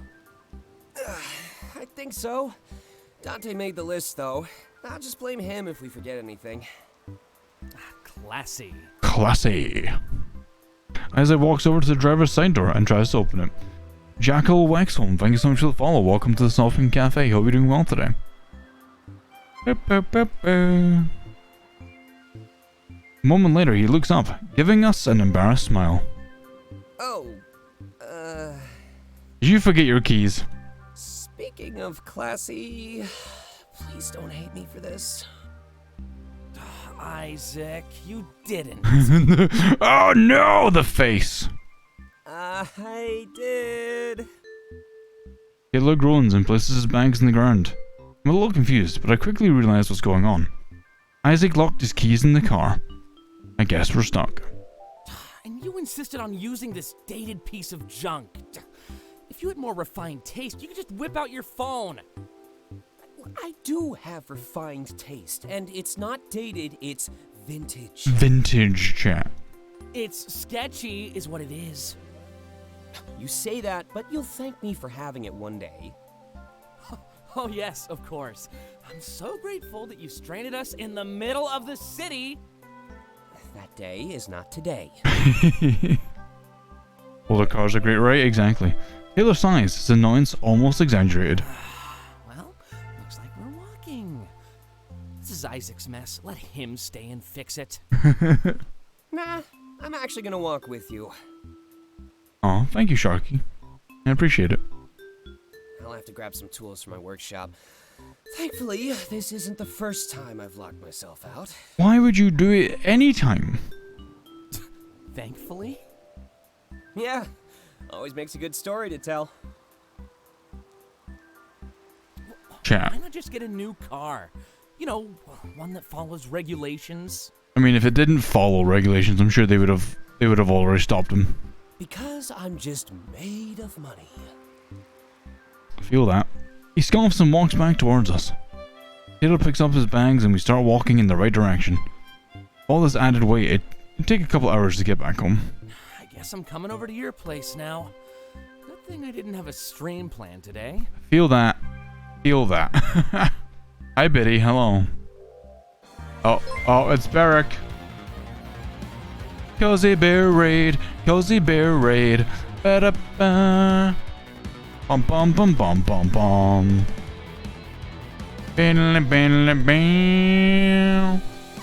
Barrick, hi. Barrick, how is Planet Crafter? How is your stream, guys? Welcome in. If you are new here, my name is Metric. Today we're playing some Como Rebby, and we play games every Monday, Tuesday, Thursday, and Saturday. How are you all doing? Guys, if you haven't seen Barrick before, go give Barrick a follow. Go give them some love. They're wonderful, they're adorable, they're a good friend. Please go touch their face with your beans. Betty, welcome in. Saki Saka, Sprinkles the dog, Lazerals, I'm doing good, Barrick. I'm a little tired. It's been a long day. We're just kind of vibing and playing some Como Rebby. Spazzy Fliff, hey. Radioactive Pencil, thanks so much for the follow. Welcome to the Soft Bean Cafe. Hope you're doing well today. Thank you, Firework. I'm glad you like the glasses. It was kind of like a random, like I saw them on a friend ages ago, and I found them when we were putting this avatar together, which is, if you haven't seen it, you can have multiple different kinds of outfits. You know, there's a lot on here. So, I've got these glasses now, which I can also take on and off. I'm glad you had a good time, Barrick. Saki Saka, thank you so much for the follow. Welcome to the Softwing Cafe. Hope you're doing well today. This is Clace's brand new game, which came out today. Well, the first chapter came out for free today. Chapters 2, 3, 4 are still being made, and part of the Kickstarter, which we've already beaten. Or tomorrow, hopefully. Yeah, I'm taking the weekend off for you. Oh, look at this blush. Oh, he's so cute. Chat, so if you didn't know, the guy on the right here, Isaac, is voiced by Sean Chiplock, aka the voice of Rivali from Breath of the Wild. And the guy on the left here is voiced by Michael Kovac, the voice actor for Angel Dust from Hazbin Hotel. I don't get to do that very often. It's costly. But in my heart, I know that this open bar is compensation enough. You get drunk after one cocktail. Oh, I plan on going farther than that. Ooh, ooh, ooh. Yeah, the OG. You wanted to make the night memorable, right? I think the marker of a memorable night is not remembering it at all. Angel Dust, Biddy. This guy, the bunny, is Angel Dust. He's going to be MMX. Oh, so you're an alcoholic. Oh, yes. Says the guy who drinks beer at lunchtime. Day drinking is better. Oh, I can't wait to hear the explanation on that one. Yeah, it's cool. Before they can continue talking, we almost bump into somebody. Quickly dodging to the side, we turn back and apologize. Oh, sorry about that. Don't worry about it. And we have a new character, chat. This is the one, I think the Sinful loved this one. Say, that's a lot of food.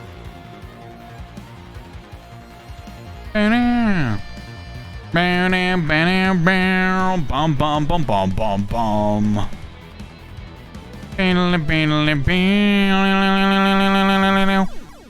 Yes, the music change. Shinzo! Shinzo, hiya! Dr. Big Dumb, Shinzo, hello! Guys, welcome on in.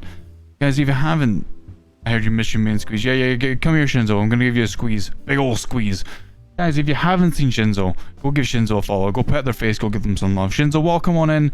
And those of you who are new here, my name's Metric. We play games every Monday, Tuesday, Thursday, and Saturday. And today we're playing some Como Rebby. Do you wanna know who this guy's voiced by, chat? Do you wanna know who this guy is voiced by? This guy right here is voiced by another wolf that you may all know. I suppose it is? Well, are you gonna eat it all? That's what you do with food, yeah? Oh. He's voiced by Legoshi. Jonah Scott. He's voiced by Legoshi. He's a wolf. Moki. Yep, Legoshi, the English voice actor for Legoshi, Jonah Scott. Hi, Noxie. We exchange glances as concern rises within us. Hey, everything all right? Yeah, just really hungry. I love his outfit. Yeah, like, look, listen, I love sleeveless hoodies. You know, sleeveless hoodies, open collar. Yeah, Gib. Can't you go buy some food for yourself? He slaps his hand in his pants pockets as if looking for something. A clearly comedic gesture, as we can now tell he's carrying nothing with him. I guess I forgot my wallet at home. Your phone, too? My what? My what? We exchange glances once again, as we start to understand. Oh, you're a Zero. That's what they've been calling me, yeah. He's like, yeah, that's what they've been calling me. I don't know what that means. My friends are here to protest. I just wanted to see the city. Didn't pack enough, though, and now this walking has me starved. We huddle together and start whispering among ourselves. What do we do? Beats me. I've never met a Zero before. Hey, are we gonna lose points if we keep talking to him? Dude, he's a person, not a liability. Of course. Damn. I can hear you. Isaac and Taylor look scared stiff. To break the awkward silence, I grab an apple from Taylor's bag, holding it out toward the Zero, and make it clear that it now belongs to him. No joke? I shake my head and apologize on behalf of Isaac and Taylor. Yeah, I'm really sorry. I'm just not used to seeing, zeros in the city. Or, well, anywhere, for that matter. You and your friends are making history. If you say so. He steps forward and grabs the apple out of my hand. What do they call you? I tell him my name is Delta and introduce him to Isaac and Taylor. Delta, huh? So I guess you're the cool one. Haha, yeah, baby, I'm the cool one. With a smile, he takes a bite of the apple and walks away. We wait until he's out of earshot before talking about what happened. I'm totally cool. What was he talking about? Yeah, sure. Talking about losing points. Good job, Isaac. Yeah, the definition of cool.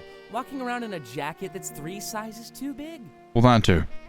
I'm growing into it. More like filling it out with all that junk food you've been eating.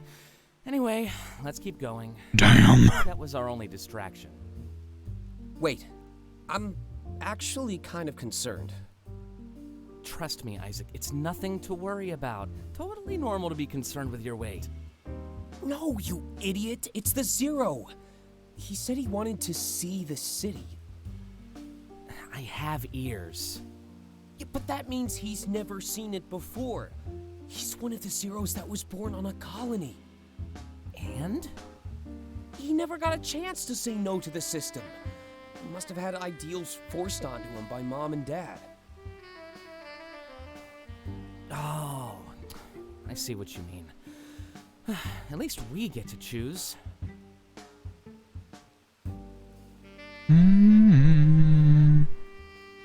Shouldn't he, too? So, no, a Zero, so basically, there's this thing called the system. So basically, how do I say this? So, the game is based around a phenomenon where, everyone in it sees, like, a point in their future, right? They see, like, a premonition of something that happens to them in the future. There's a lot of people who don't see that. There's like 1% that don't see that. I don't know what zeros mean. I think they're people who are born outside the system. Like they don't have premonitions or they do, but they're not part of this system. I don't know exactly how they fit into it just yet. I just know that they're not part of like the whole, the company that runs everything. So they don't have any points. That's why they're called zeros. I don't know if they're like part of that 1% or if they're just not part of the system. They've not really described that yet. You know what?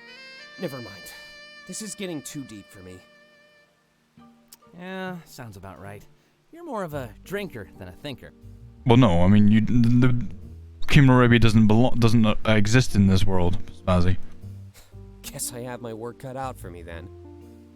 You haven't had a premonition of your future, which will stick with you and determine your life from now till then. He laughs and shakes his bag slightly. Bottles of alcohol shake around, knocking into one another. As we make our way home, I can't help but feel sorry for the Zero too.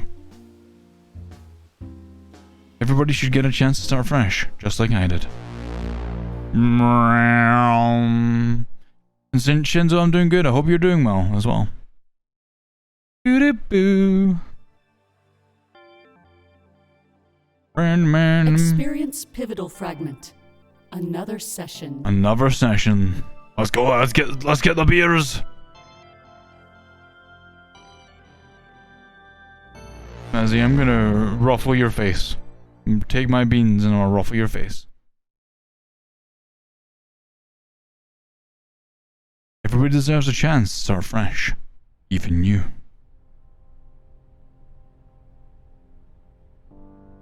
The counselor stares at me, like he's unsure of what to say. A few sheets of paper in his hand sporadically divert his attention, until he's reading the notes from our previous session, our first session. We didn't get to cover much ground, but it was a nice experience. I was worried we wouldn't get along, and that was a bit of a stressor. He seems nice though, and a lot of my worries have dwindled. Terribly sorry about last time. I hate cutting things short. But when our safety is on the line, I have to make some tough calls. That protest seemed pretty heated. I hope they didn't give you any trouble. I shake my head. I had no issues getting home. I don't think the protesters wanted to hurt anybody. They wanted change. As you got this, I believe in you. Obviously, some would fight for that change. But no hands have been forced yet. Interesting times we live in. Yes, Daddy. I mean, no, yes, Daddy. I mean, yes, Daddy. I mean, yes, sir. Sir, yes, yes. Pay a group no mind, and eventually it'll grow unchecked. At this rate, the heads of August might have to get involved. But let's not worry about that right now. Yes, Sinful. We're on the clock.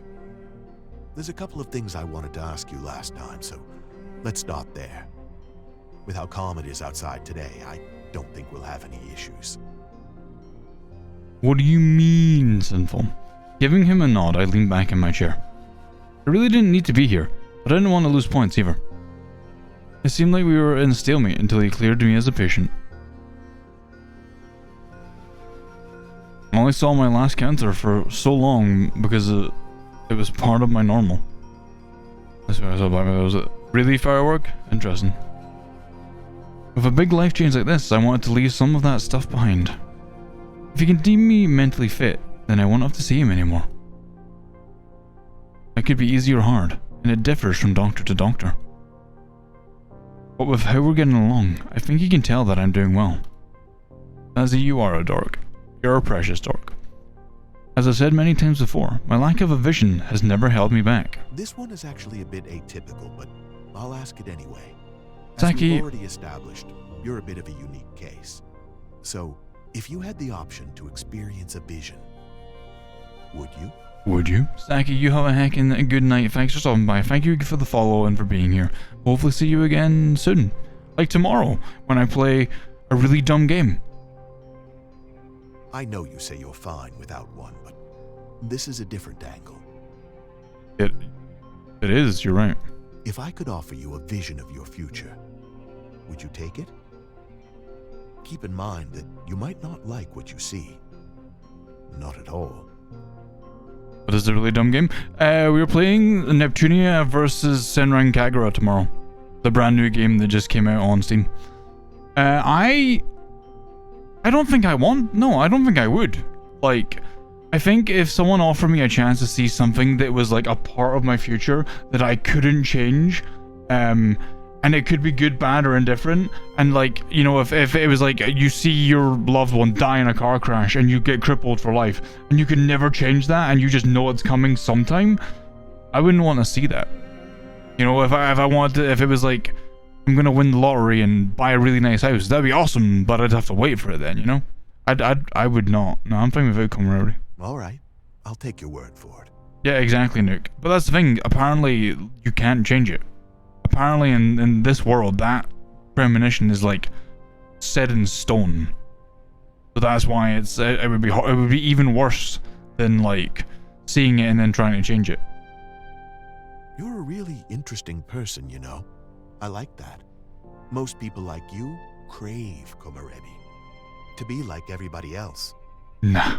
I've never found any merit in that, though. Trying to be like other people only makes you forget who you are. There's a certain beauty in embracing what makes you special. There's many branches, dead boy. There used to be a time when you couldn't do that. At least not without being judged by your peers. Yeah, you could just quit your job and like, I'll just wait for it. You know, one day I'll win it. Even a few generations ago, psychics were a laughingstock. Yep. But then Komorebi came along and turned the tables for everybody. My point is that society moves on to a new fad almost every other day. Trying to stay current, trying to fit in, is generally a bad idea. I would love to write a story like this. Like, the writing in this is really impressive. I would love to write story and characters like this and then have like work with people to make it into a game. That would be so cool. Be yourself, Delta. Your time in the spotlight will come eventually. I nod, unsure of where he's going with this. He makes me do a lot though. Wait, he makes me do that a lot, doesn't he? Regardless of your thoughts right now, in the future you may feel pressured to fit in. I try and give my patients lessons that they can use for the rest of their lives. So even if I end up clearing you as a patient, you'll be just a tad wiser.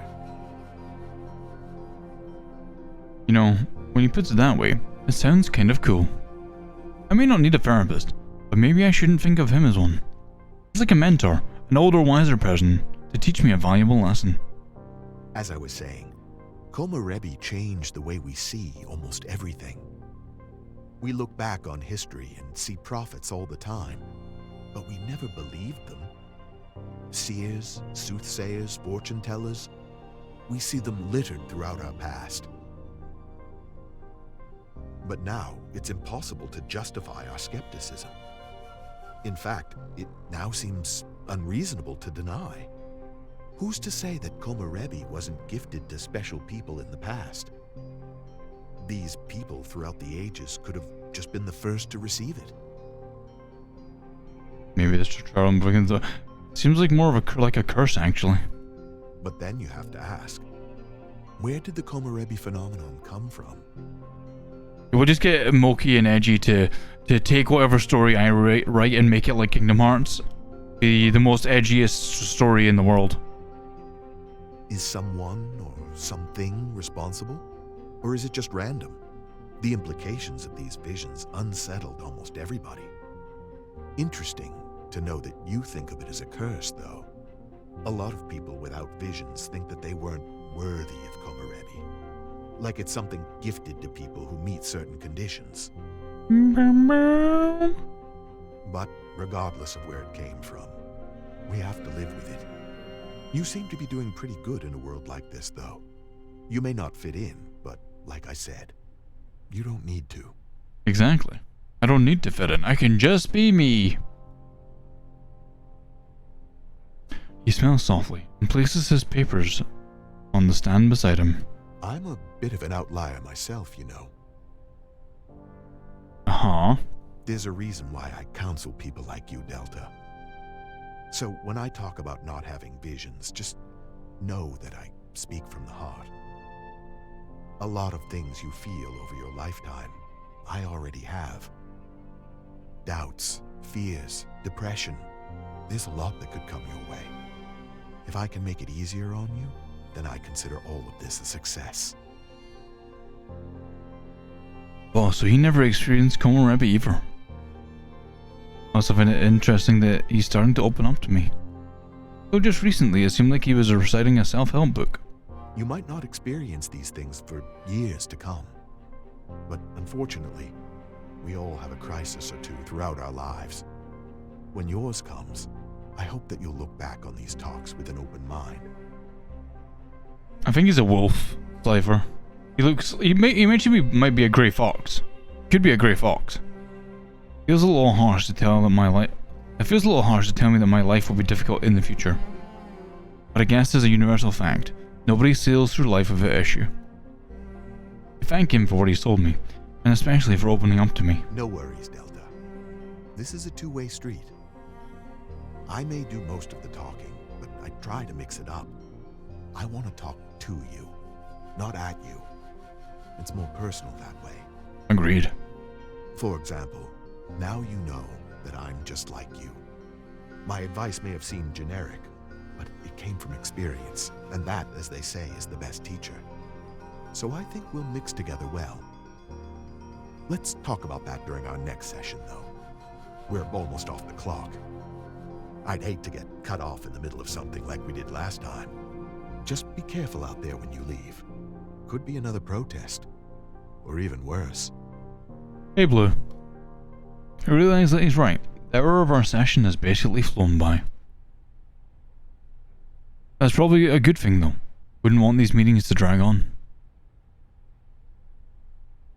You're up later. Yeah, I was hosting Fastest Furs earlier, and Clay's asked me to play this today, so I was like, I'll do Fastest Furs, then instead of Hunt with Sam, I'll do this for like 4 hours or so, and then I'll have done everything that I needed to do today, you know? After thanking him for his time, I decided to gather my thoughts before heading out. Definitely a wolf? Okay. I was like, is a wolf or a silver fox? I'm not sure. Ooh, memory palace time. Interact with each word to learn more about it. Upon interacting with both, your experience will continue. Let's start with Argus then. The inner workings of the corporation are shrouded in mystery. Nobody even knows who runs it, but theories run rampant. Currently, it must be in the hands of the founder's child, or children. It's been way too long to remain in the hands of just one generation. No matter who runs it, their influence on society is clear. A world without Argus Corporation would be awful. At least that's what we think. All we can really do is speculate. Either way, the influence and power of the single corporation is immense. They have a monopoly of almost everything, and use it to maintain order. Yeah, Blue. Could be worse. They could use their power for nefarious purposes. But not worth thinking about though, as there are far more real issues at hand. Namely, the protests and the people living outside the city limits. Zeros. Okay, simple. While the system is presented as mandatory, some people still dodge it. They have no score, no identity, and live outside the city in self-sustaining colonies. Colonies? They're known as Zeros. While originally a small group, they have since grown quite large. But as they grow, so too does the size of and scope of our cities. The Argus Corporation has slowly but surely been encroaching on Zero territory. They're running out of space, and the integrity of their communities is more and more at risk. Some people say that they deserve it, but I don't think it's so black and white. Either way, these protests aren't violent. They aren't calling for any substantial change. They just simply want the ability to enter the city legally and purchase what they need to live. They need this because the loss of space means they can't make enough on their own. Not only that, but many people who live outside the city don't do so by choice. If you abandon the system, you wouldn't be allowed back, or your children, or even their children. Many Zeros suffer for the choices of those that came before them. Those protests could give them the chance to try their hands at life in the city. I'm sure they'll reach a mutual conclusion, but it's odd how involved Argus is. They have such a sway with world powers, but I guess, as people say, they did save the world. Maybe they're simply collecting what they now believe is their reward. I believe so, Snapple. I believe there are all guys in this. At least every character we've met so far has been a guy. Experience pivotal fragment. Introspeculation. Introspeculation.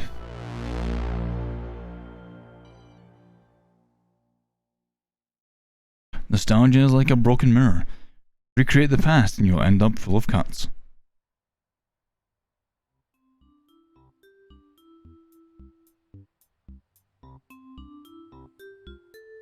I throw my head back and take a shot. The alcohol quickly burns my throat. After a couple of coughs, I let out a noise that signals my satisfaction. I can't help but feel happy, as a warm feeling rises within me. I guess Delta is a lightweight too. Looks like you have some competition, Taylor. Hey, it's not a competition if the victor is clear. $100 says I pass out before they do. Oh, now this is gonna be interesting. God damn. Sleep well, Blue. Thanks for stopping by. Here, let me get the music. We need a theme song for Taylor's demise. Wow, have some faith, dude. As if your ego needs to get any bigger. If I could afford it, my money would go right on Delta. Damn, they're believing in me. Wait, you can't afford it? I thought your books were bestsellers. Hi, Firework. Yeah, they were. We're in the house. We're drinking now, apparently. Anyway, what do you want to hear? You all okay if I put on some Clace? Yo, Clace? Yo, hold on. Who's Clace? I feel like we've heard of Clace before. I feel like that name rings a bell. You know, chat? I feel like Clace rings a bell somehow.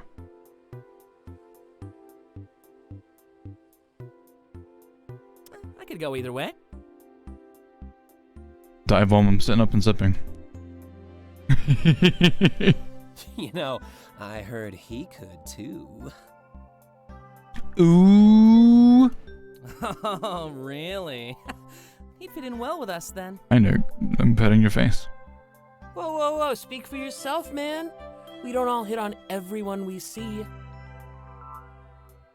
about it. I mean, I played Major Minor Aslan. I played Winds of Change. Cleese actually asked us directly to play this game. Yeah, I made sure to warn my friend about that. Meeting a boozed up tailor is certainly an, experience. I'm like, hey, how you doing? You feeling good now, Mr. Quabs? Well, I'll take that as a compliment. You ready for this shit? Please don't. Always gotta ruin my fun. But go ahead, put on some Clace. Not very party-like, just sitting here in silence. Dante smiles and pulls out his phone. Speakers in the corner of the room let out a noise, signaling his connection. After a few moments of scrolling through his device, he decides on a song. Party time? Party time! Party time. Encore by Clace. Presses play with a wide grin on his face. The music fills the room. Isaac grabs the bottle of vodka resting on the table and stands up tall. And that means more shots! Stage and audience, dance moves with the hits. I mastered all the tricks, track by track to swoon, to hear another tune. We all know that soon the sun will greet the moon. I take a second to myself. Good music.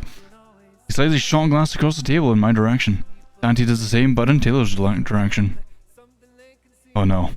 They really do want to test our tolerance. Prepare for trouble! He throws the bottle in the air and catches it with a flourish. We're making it a double. Fucking, that's a Pokemon reference, you bitch. I feel like Clace would do a very good FNAF song. He walks over to me and fills up both shot glasses with vodka. A moment later, he does the same to Taylor, topping his up. I tell him I'll do it, as long as him and Dante do it too. You have yourself a deal. 4 for you, 4 for us. You really want us to pass out, huh? Don't think your friend would like being stood up. We'll pace ourselves, don't worry. Remember, we're not leaving for 3 more hours. He's like, yeah! So you're saying drink up? I'm surprised you haven't already.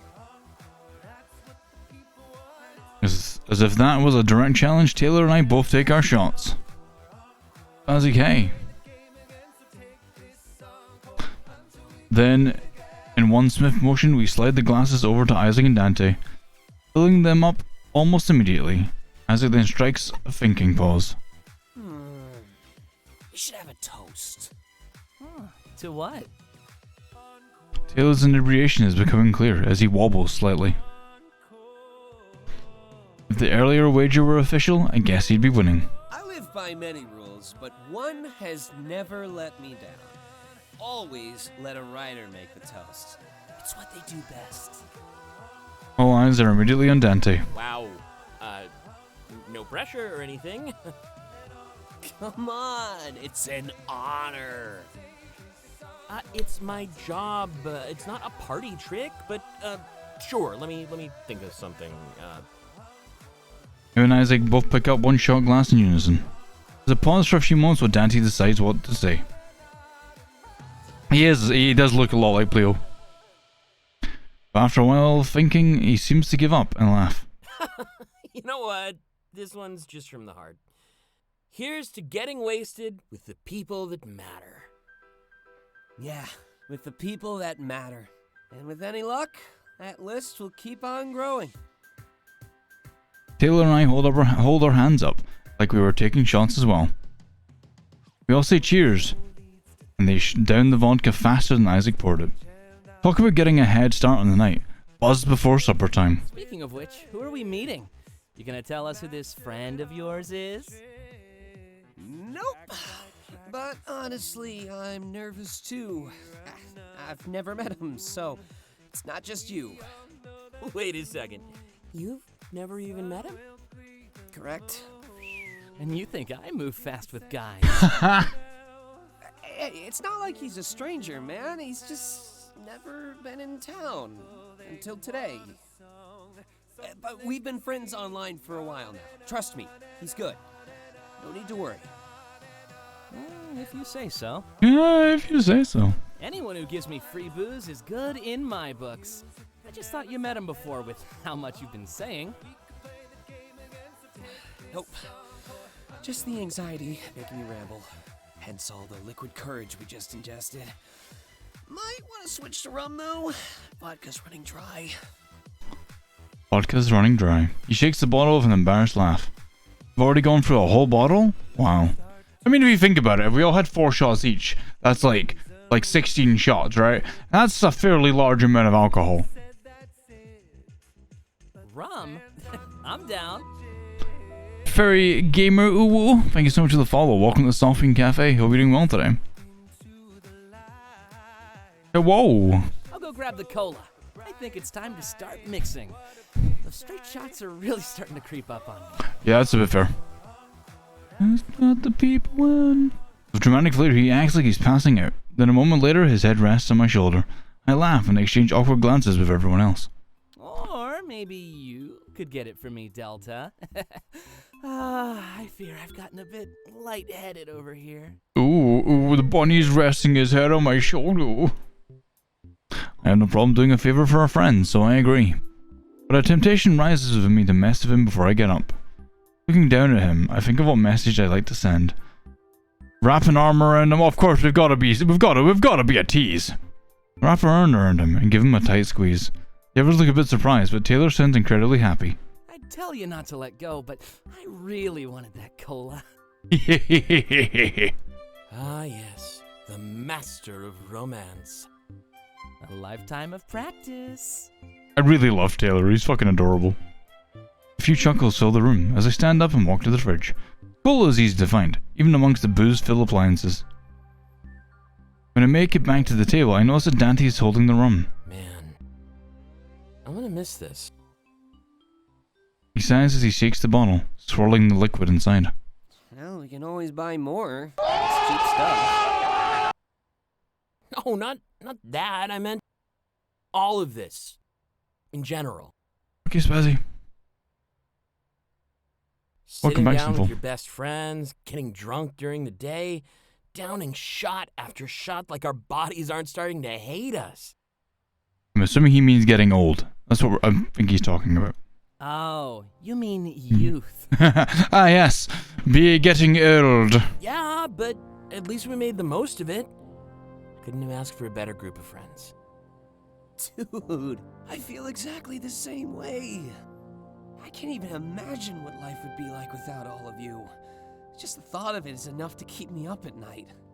And it does. Oh?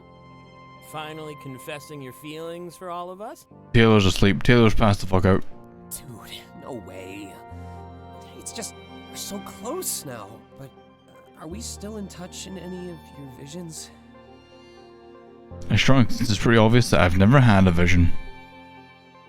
The rest of them exchanged worried glances with one another.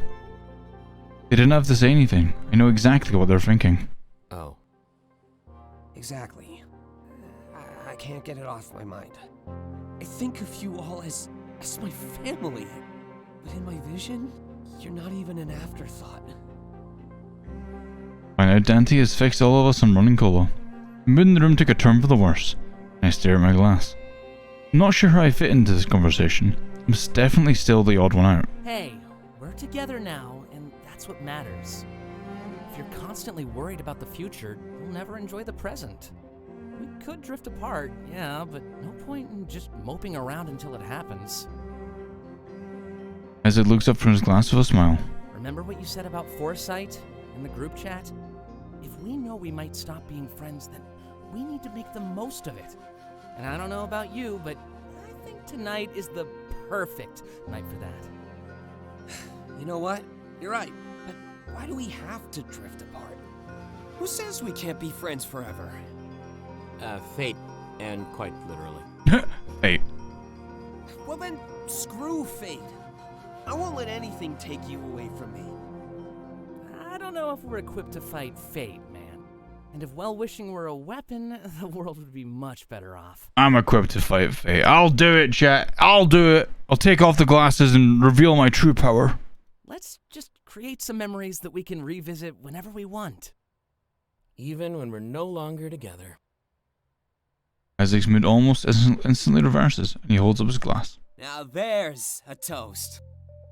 What's simple? No, you. We touch our glasses together, then take a large swig. And shame on you, Taylor. Using my own words against me?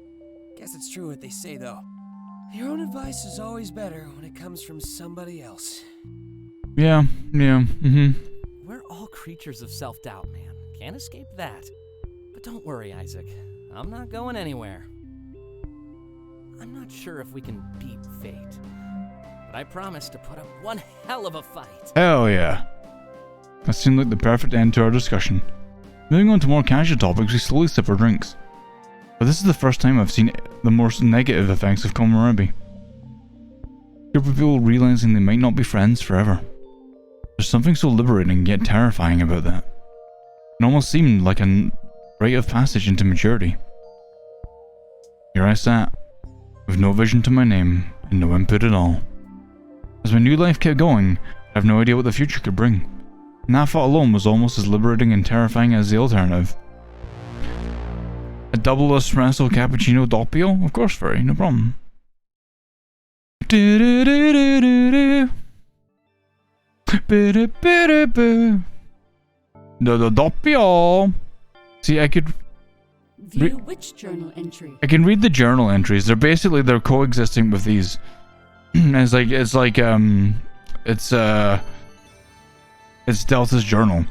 Sunday, December 15th, 2041. I finally moved in with Isaac. Wow, it feels weird to say. I've been dreaming of a new start for such a long time. Now that it's here, it feels kind of surreal. Like a dream. Dreams are good though, especially when the alternative is a nightmare. But I don't think I'll have to worry about that. I may worry about Dante though. He seems to disregard a lot of Isaac's wishes, and their personalities clash all the time, but they seem to use that as a springboard to become closer, instead of an excuse to drift apart. I feel like we could all learn a thing or two from that. Isaac added me to the group chat, and I got to talk with Taylor for the first time. We're going to try organising an outing in a few days, so I can meet him for real. He's a pretty popular streamer actually. I can even tell from the energy he exuded over text that there's something special about him. I wouldn't throw the term born entertainer around easily, but he's definitely a born entertainer. You could tell he's a bit cautious about his public image though. He kept telling Isaac and Dante not to fight, since he didn't want any scandals on his shoulders. That's a ticking time bomb though. I've only been here for one day and I can already tell that getting Dante and Isaac to stop teasing each other is a fool's errand. When I write about these people, I feel happy. I definitely made the right choice. Delta.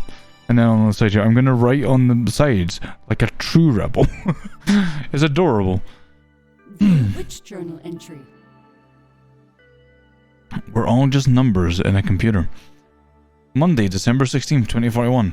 Isaac left his lunch at home today, so I had to bring it to him at work. The store is definitely pretty chill. He even told me that his manager is always hiring, so if it ever came to it, I could work with him.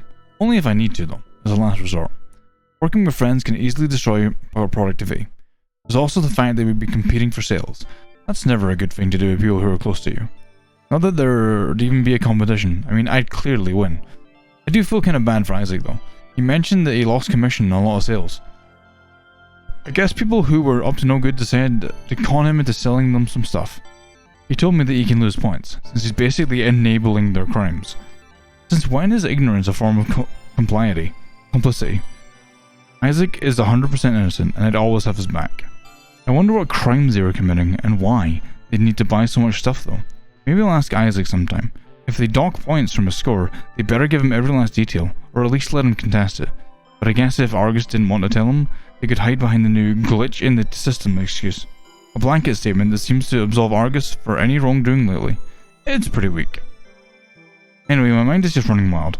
I wasn't even planning to write in this journal today, but it's currently late at night, and Dante is blasting music while he works.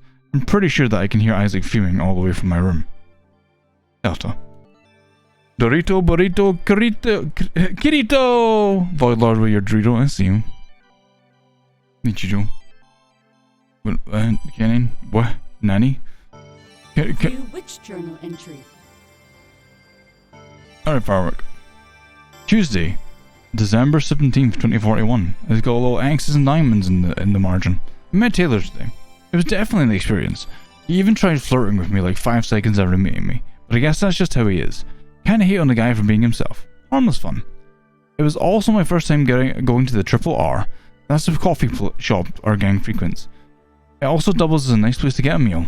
Their hangover breakfast has been immensely recommended anytime the name of the shop is brought up. The Triple R. Rest, relaxation, and whatever the third one is. I guess it's one of those mysteries we'll never solve. Or I guess I could ask the employees. But that requires socializing. Anyway, I didn't even get to learn that much about Taylor. The topic of the day was our upcoming nightclub trip. Isaac seems to have planned a party surrounding my arrival. And not only that, there's another new friend of his coming to town. Guess I wasn't the only one. Not that it matters. I can't expect everyone else's lives to revolve around my arrival. But it wouldn't hurt if it did, at least for the first little bit. Everyone likes feeling like a star every once in a while. Dominator, hello. Dante left his wallet. I think I'll bring it back to him. He did mention wanting to bond when I got the chance, and his room is pretty close to mine. I wonder if he even realized his mistake. I'll figure that out right now. Delta. View which journal entry. Here we go. Wednesday, December 18th, 2041. Okay, so I've been forgetting a few things. That discount Isaac applied to identity wasn't really what I thought. He just shared his friends and family discount with me since he works for Argus. I feel a lot better about that now. I kinda thought we were cheating the system. I don't want to get in trouble so soon after moving. I really like it here. I also started to bond with Dante. He always seemed a bit distant, but I kinda felt a real connection the moment we were alone, you know? Without the constant quips he liked to throw around, they were still there. Don't get me wrong. But they didn't take the forefront like they normally do. Tiger! It's awesome! Tiger, hi! How you doing? How's your night going? You heckin' sweet bean. I got to learn more about him and his work. And it was great. I'm sure Isaac will be happy that we're getting along too. Me, Isaac, and Taylor also ran into a Zero on the street today.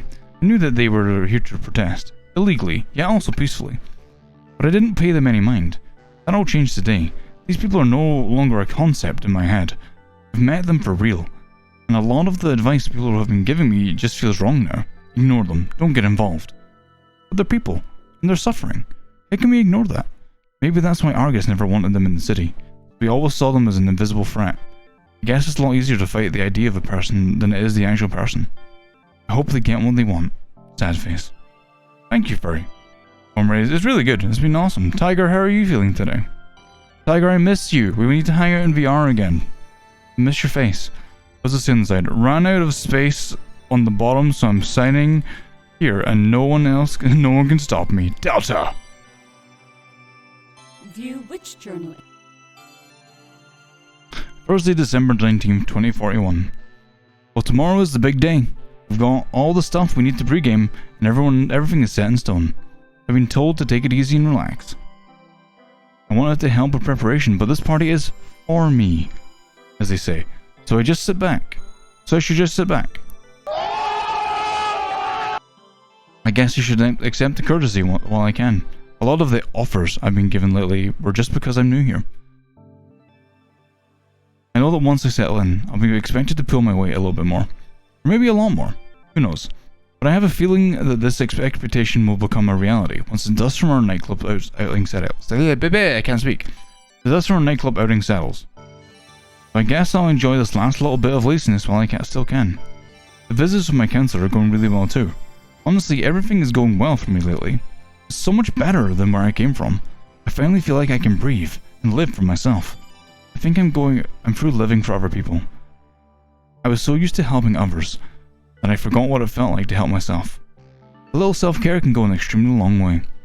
My counselor did mention the zeros though. I kinda have a personal policy where I refuse to lie to my counselor, but I don't know what to do. He technically works for Argus, so I'm not sure how he'd react if he knew that I not only socialized with a Zero, but gave them some of my food as well. I mean, it seems inherently harmless, but I'm pretty sure it's still against the law. No counselors say that you can tell them anything, and it's just between you and them, but is that true? Anyway, Isaac wanted to talk to me about something today, since it's our last free day before we get too drunk to function. Engaging side content. Delta. Tiger, I will DM you and we will arrange a time to like hang out or something. Experience culmination fragment. The nightclub outing? Now the demo didn't have this bit yet, so we're about to enter an entire new part of the game. Hell yeah, Tiger. I'm gonna ruffle your tiny, adorable cheeks. Corey, hi. Oh god. Is it getting fixed soon, Shock? Thank you for choosing Argus. Our future, our way. He reads through some papers as I tell him my weekend plans. I wanted to make sure that my social life was thriving in this new setting. It was for now. He seemed happy that I have a new group of friends in my life. Right, of course.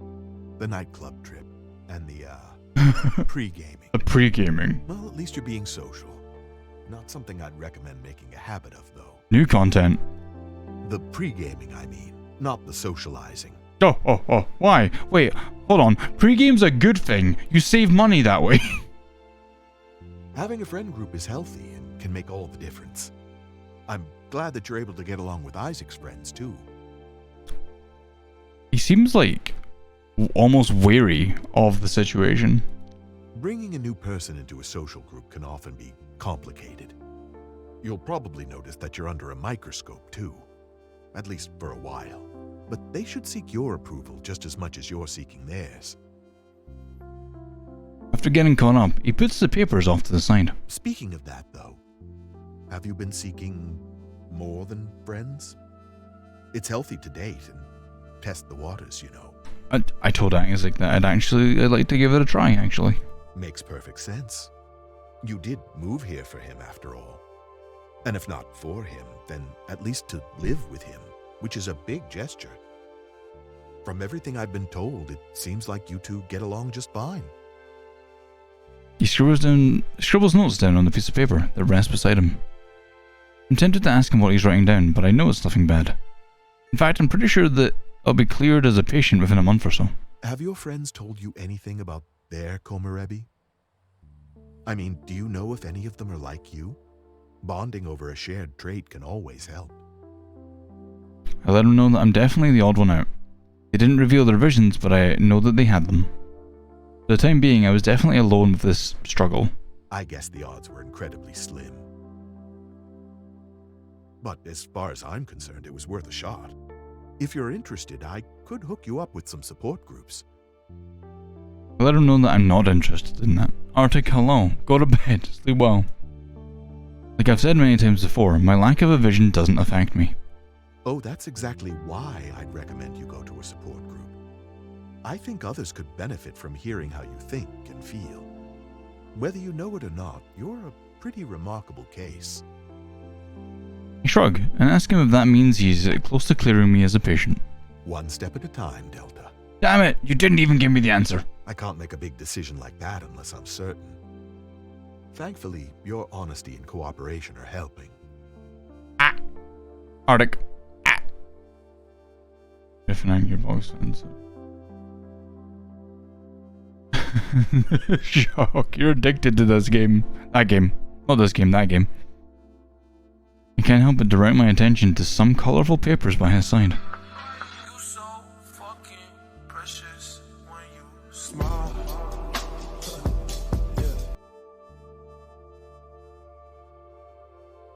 They look like pamphlets, so I decide to ask him what they are.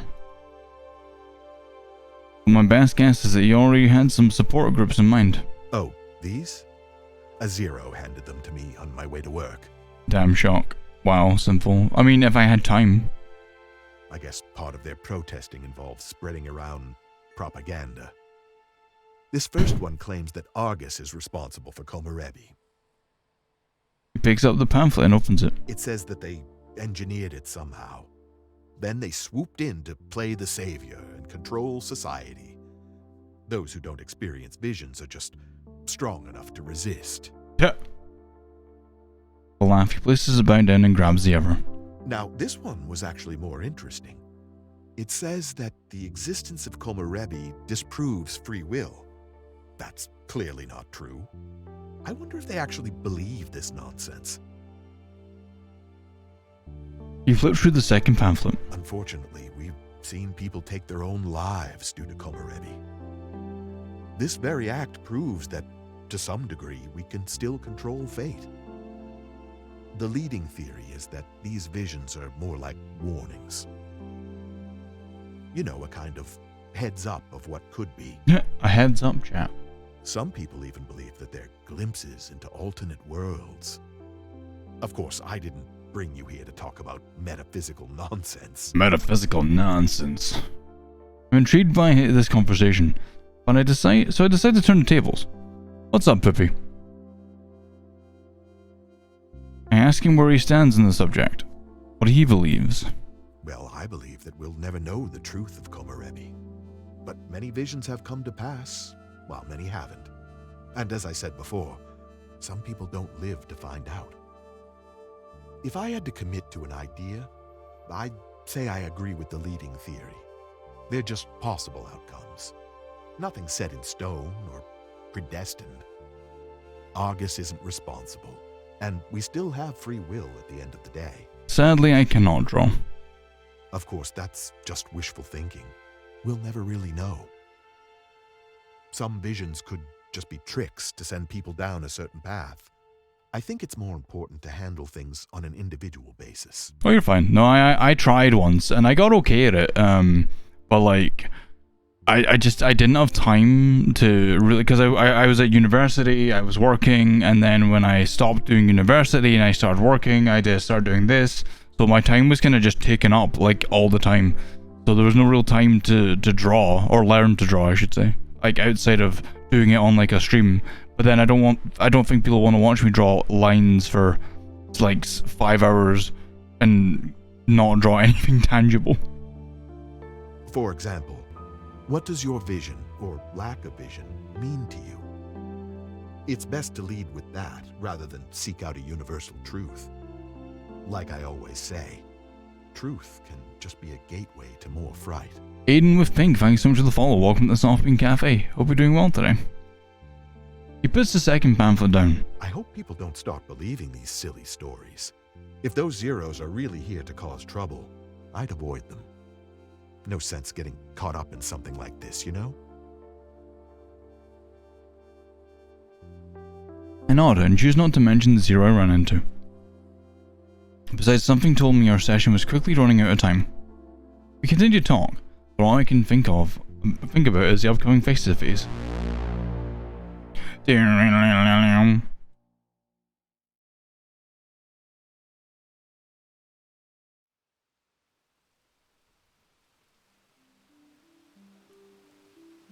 Oh, it's raining, chat. Love a rain. We make our way down the city streets as the booze starts to wear off. It was a long walk to the nightclub. We didn't feel like driving or using public transit. Because of that, we wobble slightly as we head towards our destination, called Euphoria. I'm surprised your friend didn't help us out with transportation. What do you mean? Gives us an open bar, but he didn't send us a limo? Rude. Oh, don't get greedy. It was a nice gesture. He just wants to get things off to a good start. My legs are killing me, so we're off to a great start. Remind me to give him an earful when we get there. Why is he? Why? Just why? Speaking of which, I still need to yell at Dante. What did I do now? I heard that noise when you connected to our speakers, dude. Was I not clear enough the other day? Don't mess with my mods. I haven't. Well, not since then. It's just been a while since anyone connected like that. Trust me, Isaac, I made those changes months ago. Is that supposed to get you off the hook? I'm just being honest, man. I guess we'll see. Dante scoffs and looks the other way. You know, I might not drink as much as I thought tonight. What? Why's that? It's these new painkillers. Wait, you're in pain? Yeah, because you won't get off my back. Oh, zing! Is it too much to ask for just one night of fun? You're the one who wanted that, yet you're tearing into me. An awkward silence was there as they stare at one another. Just like usual, they erupted into laughter only a few moments later. Fine, fine. I'll try and ease up on you a little bit. If we want to be friends forever, I might just have to. All of a sudden, I start to think about the conversation we had earlier. Their visions, if in their visions they were no longer in touch, no longer a friend group. You really think we can pull that off? I guess it's worth a shot. Isaac stops in his tracks and turns to face all of us. Then we should make a pact. Ha! Funny that a dog is suggesting a pact. Like with blood? No. Ah, shame. Always wanted to do one of those. God damn it, Taylor. I'd rather not have your blood on my hands, Taylor. What do you mean, sinful? Oh, but I thought we were finally bonding. Come on, can you please take this seriously for a second? I just want to make sure that we don't all drift apart. And how do you suggest we do that? The group chat. Probably. Let's promise to keep using it no matter where we are. Even if it's just 1 or 2 messages a week. No pressure, right? Hey, firework. I was gonna call you Firefox for a second there. Then we really can be friends forever. Right now, you're all important to me. I think about you all the time. But in my vision, like I said, I'm not even aware of your existence. Oh, tragic. Everybody should know who I am. But on a more serious note, I guess I can manage that. Yeah, I don't plan on leaving the group, so I'm down. Then let's make it official. He puts out his hand, palm facing down. One by one, we stack our hands on top of his.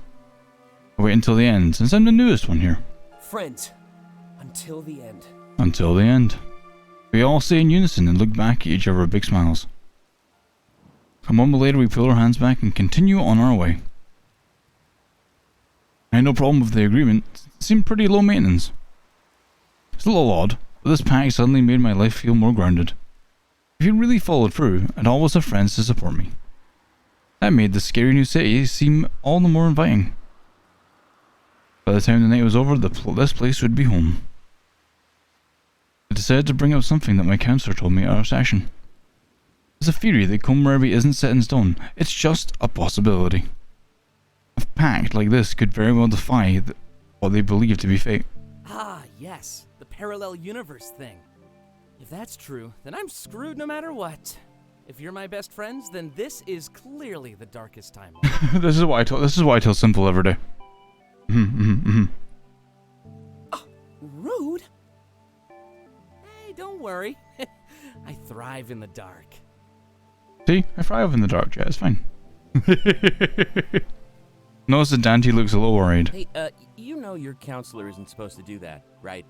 He's supposed to stick to facts and Argus-approved exercises. I may be wrong, but I'm pretty sure that's off curriculum, so to speak.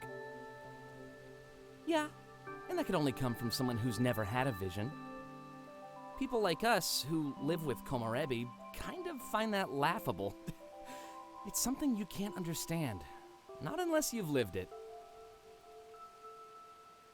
I ask him for some clarification, as I'm a little confused. Well, I didn't have a speech prepared or anything, but it'd be like hosting a lecture on something you know nothing about. And not only that, but your students are already experts on the subject. That would be both difficult and embarrassing. Just think about it this way. It's inescapable even if you escape it. We could defy our vision, sure, but we still have to experience it. Every day, we face the future as if it were the present. It's indistinguishable from reality, and it's awful. So even if we are friends forever, I'll still lose you all the time. Who cares if it's another world or universe? Feelings are all real. Yeah, it was 2041, so... Oh, no, actually, no. Wait, hold on.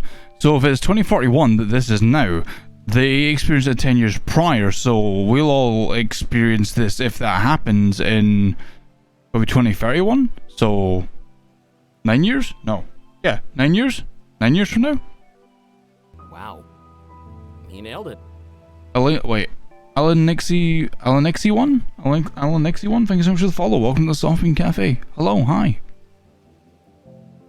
I guess I never thought of it that way before. Even if you learn the origin of these visions, they'll still happen every day. They'd exist alongside the truth, and probably even overpower it. Though I have to say, we should probably change the subject. This whole thing seems like a recipe for depression. Let's not sabotage our night out, huh? Nikki Sluff, hi. Alexi, how you doing tonight? True. And honestly, thanks for your input, Delta. And maybe... I know that you were only trying to help out. You're right, actually. Probably it was early, so we probably wouldn't experience it. I know, didn't tell him it's fine. It's true, though. It wasn't my place to speak about Komorebi. You're right, 100 years. Yeah, you're right. Sorry, I think I went ahead of my time, but backwards in time. A Lynxy one. Thank you. So look, listen. If I get your name wrong, tell me. A Lynxy one. I will say it 500 times just to get it in my head. A Lynxy one, so that I can get it right when I do talk to you. Please do, because if you never tell me, I'll never know that I've got it wrong. So a Lynxy one, welcome on in. Or do you prefer a Lynxy? What's your favorite? Building off that lecture metaphor, I should be sitting and listening. Whoa. Didn't expect such a big lineup.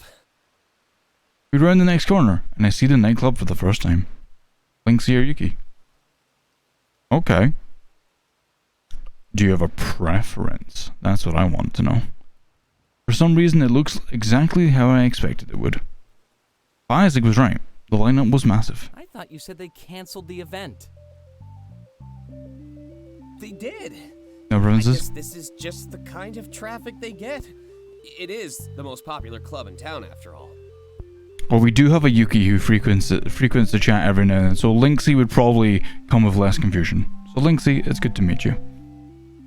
Hopefully it's earned that title. Any chance your friend can help with the line? I think he did, actually. Let me go talk to the person at the door. Isaac motions for us to wait, and as he approaches the club. We stand around and exchange glances to one another. Andy still looks worried, and inches closer to me. You know, I was serious about what I said. Your counselor isn't supposed to talk about that kind of stuff. If you reported him, you might be able to get cleared as a patient. Kind of a dick move, though. I shrugged. That seems extremely unfair, and I doubt that reporting him would get me cleared. They'd probably just transfer me over to someone else. I'm already making progress for him, so I can't do that. Running all over with another counselor would just be super tedious. Auntie nods as I speak my thoughts. He seems to understand. Well, sometimes these things benefit other people. You might be fine, but he's still breaking the rules. That could be harmful. It's not a good thing to fill people's heads with nonsense, especially in therapy. He has a point, but before we can talk any further, Isaac returns. Good news! We get to skip the line. Yoo! Woo! And all of a sudden, your friend is back in my good books. God damn it, Taylor. The mood of the group instantly skyrockets. Waiting in a long line would have honestly killed the flow of our evening. Thankfully, Isaac's friend planned around that fact. Well then, what kind of drink should we order first? That question lingers as we make our way inside the nightclub. Few people complain they were able to skip the line, and it's kind of flattering. I have no right to feel this way, but it makes me feel important and special.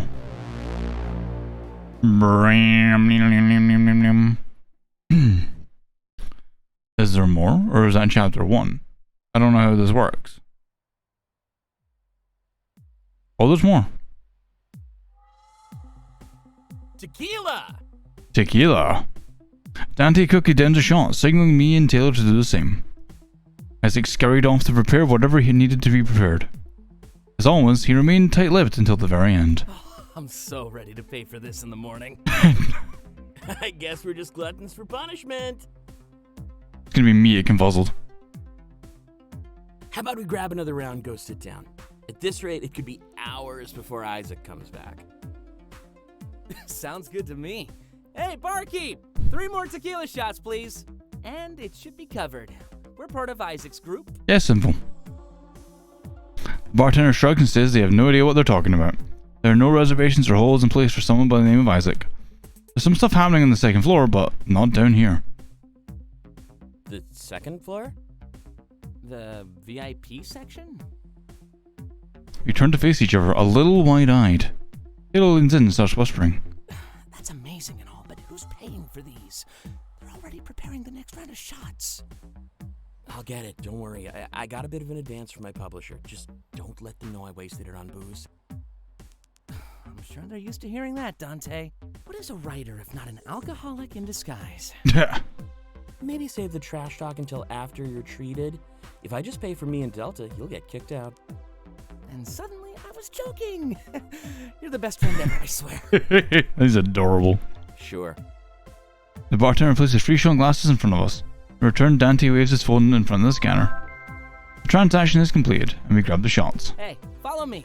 I know exactly where we can sit. And thanks a million, Dante. I really mean it.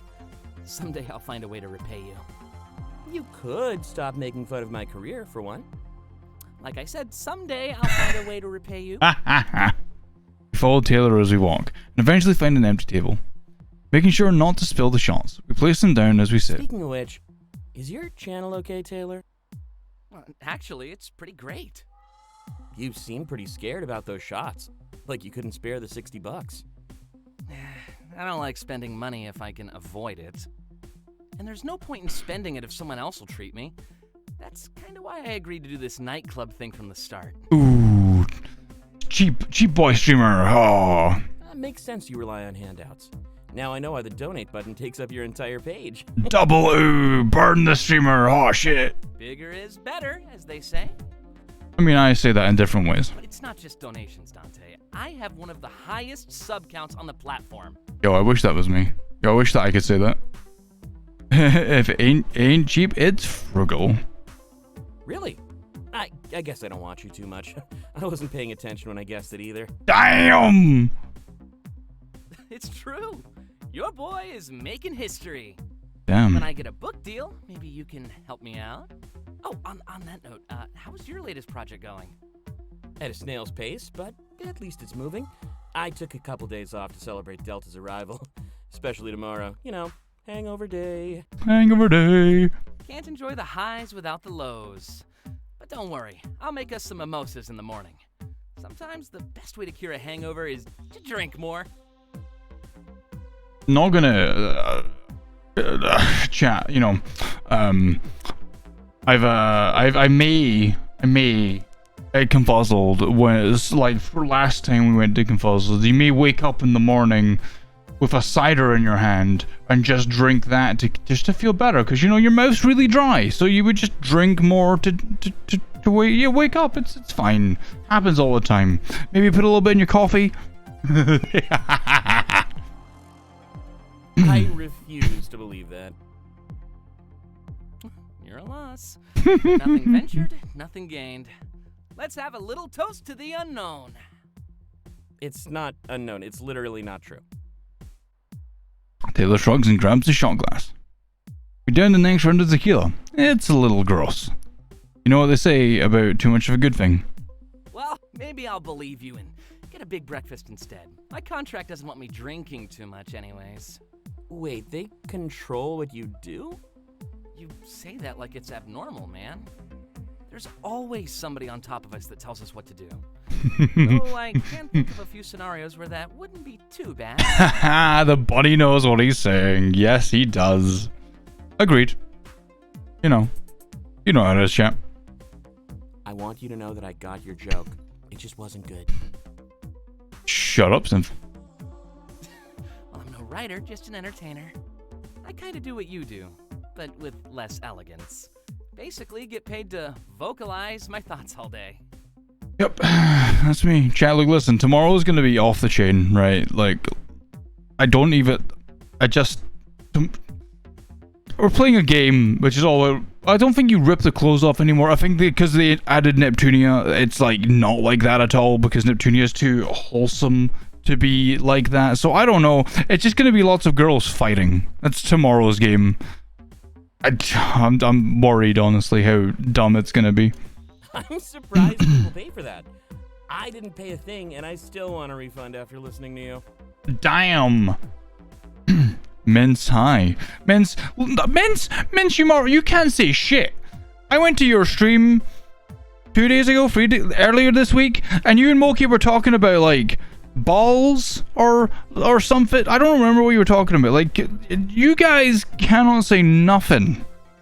You and Moki are worse than me, and you can't say shit. Well, there's a market for everything. It doesn't have to be good. Yeah, I see you fucking mince. I mean, look at how many copies your novels have sold. Okay, sure, Dante laughs and shares a big smile with Taylor. I honestly have no comeback for that one. You win this round, but I'll get you next time. Hi, Mince, how are you doing? Looking forward to it. You're always a worthy opponent. Any idea what's taking Isaac so long, by the way? He hasn't said a thing in the group chat since he left. Mince, you can't ask your conspirer to be your witness. Well, we know he's upstairs now. He's probably making the VIP section look pretty for us. Guess that gives me time for a much-needed bathroom break. Giving me and Delta some alone time, huh? I'd never torture my friends like that. I just gotta go. He smirks at me before leaving the table. Yeah, Moki, look, listen, it was what happened after that was the horny. An awkward silence follows, and I look around the club. Something feels different about tonight, and it's not just the alcohol. It feels like I'm actually getting to know these people. When I first arrived, it was clear that they were putting on an act. I don't blame them. First impressions are often important. But the second impression can be even more important in my book. Exactly, Slifer. Alone time with the bunny. You know, the person you see when you're... the person you see when the courtesies start to fade. Not a bad thing in any way. It means they're getting used to me. Yes, the silence isn't a bad time to gather my thoughts. Why wouldn't you talk to the bunny?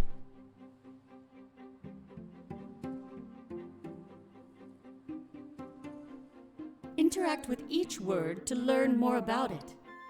Alright, creepy space lady. Upon interacting with all three, your experience will continue. Hey! Get your head out of the clouds! But I wanted to think about the boys! We finally get to hang out alone and you zone out? If I didn't know any better, I'd take it as an insult. I shake my head and apologize. In retrospect, it was kind of rude. I mean a lot to Isaac. He's made that very clear. And from what I've experienced, you do seem pretty awesome. Well, since he's taking his sweet time, how about we chat for a bit? That's true. We did have more than enough time to chat. Isaac is being slow, and I saw the bathroom light line up awaiting Dante. I leaned back in my chair and tried to make myself more comfortable. It seemed like I'd be sitting here for a while longer yet. Experience heart-to-heart fragment. Taylor 1. Let's go. Hold on. Just let me move over there.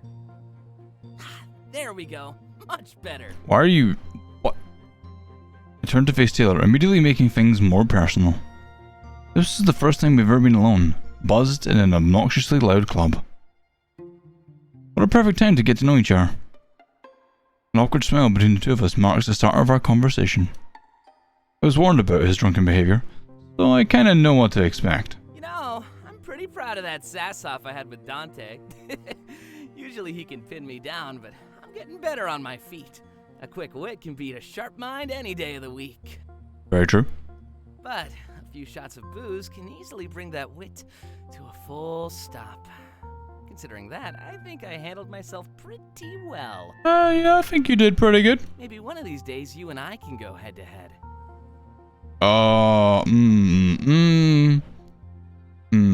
This will be interesting to see. Not a big fan of some of my friends. Not fair to pick a fight when you know you'll win.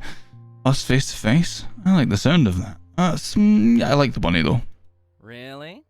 That's the best you've got? Yeah, right, Min's right.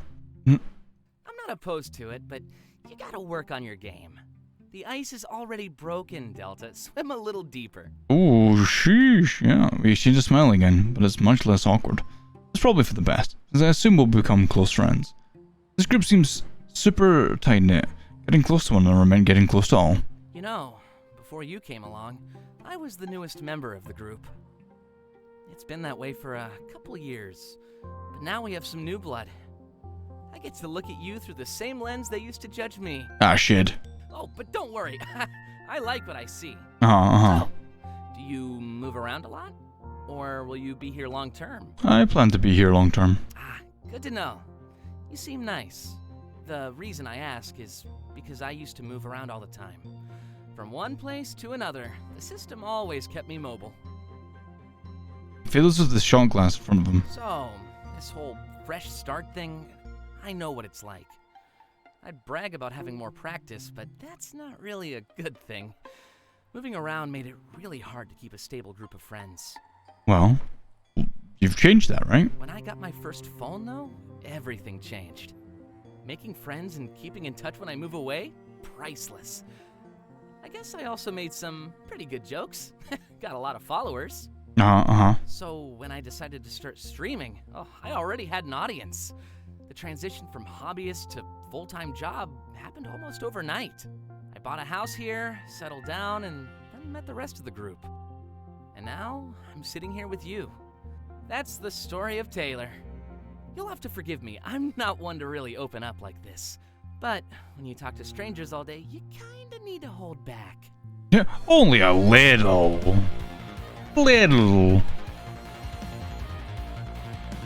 Bow, bow, bow, bow, bum, bum, bum, bum, bum, bum.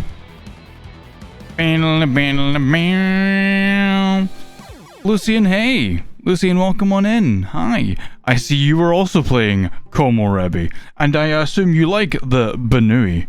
Guys, if you haven't seen Lucian, go give them a follow, go check them out, go give them some love, go pat their face and go just beans all over them.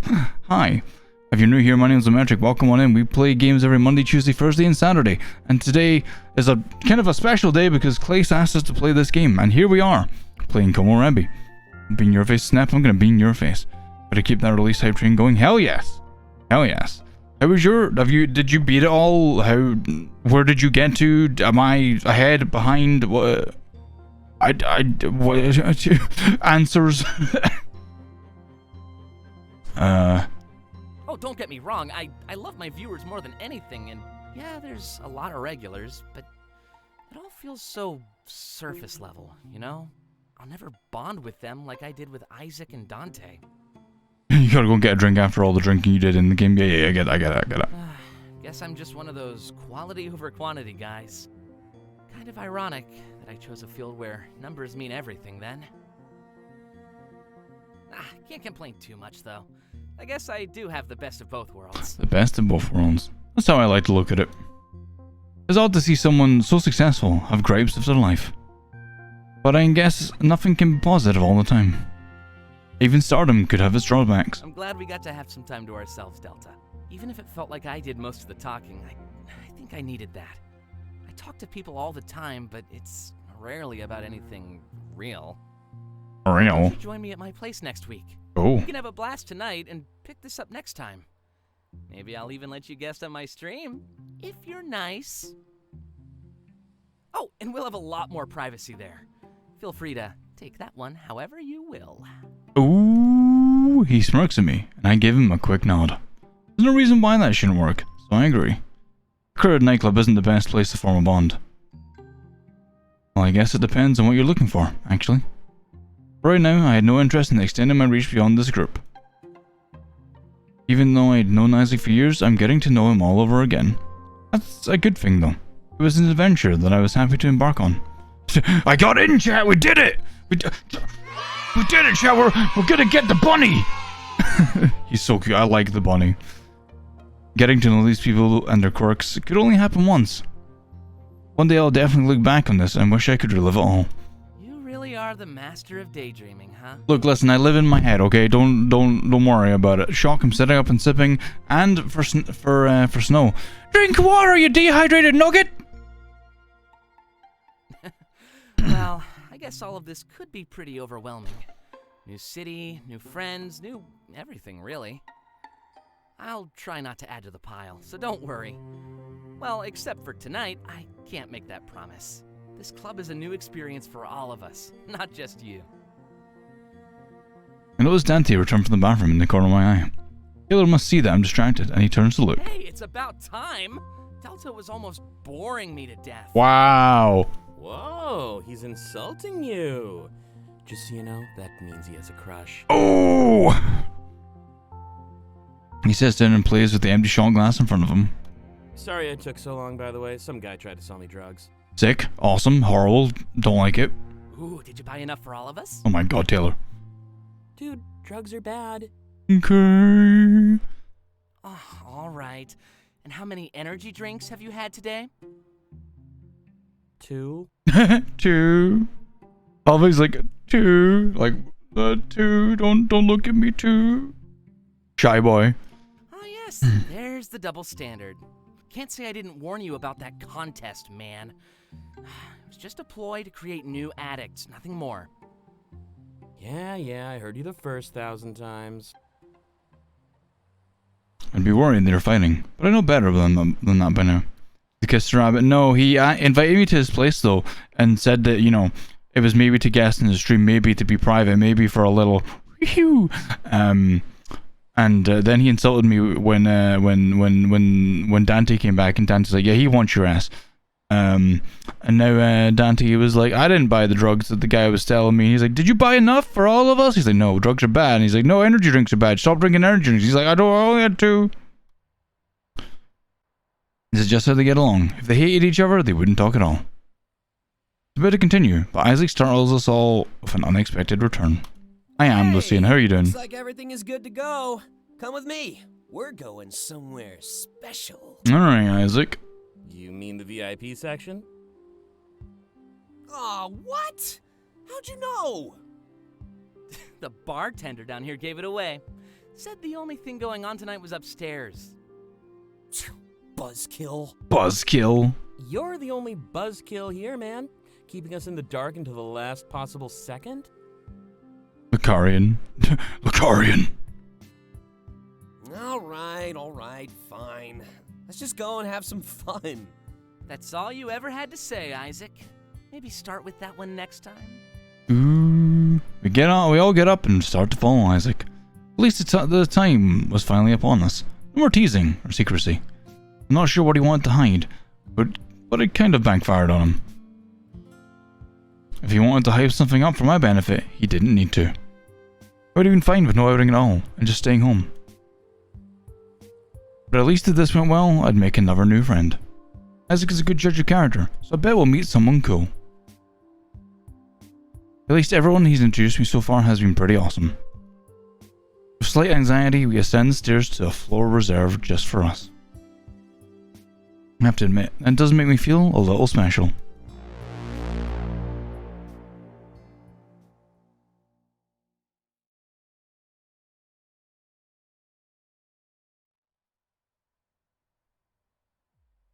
Ooh, chat, look at this. This is fucking sick. We ascend the stairs and my anticipation rises alongside me. I've never been treated to something like this before. I'm grateful. I only hope that I am able to express that properly to our new friend. A friend of Isaac's is a friend of mine, at least in theory. Hi, Darkblade. Right, Firework?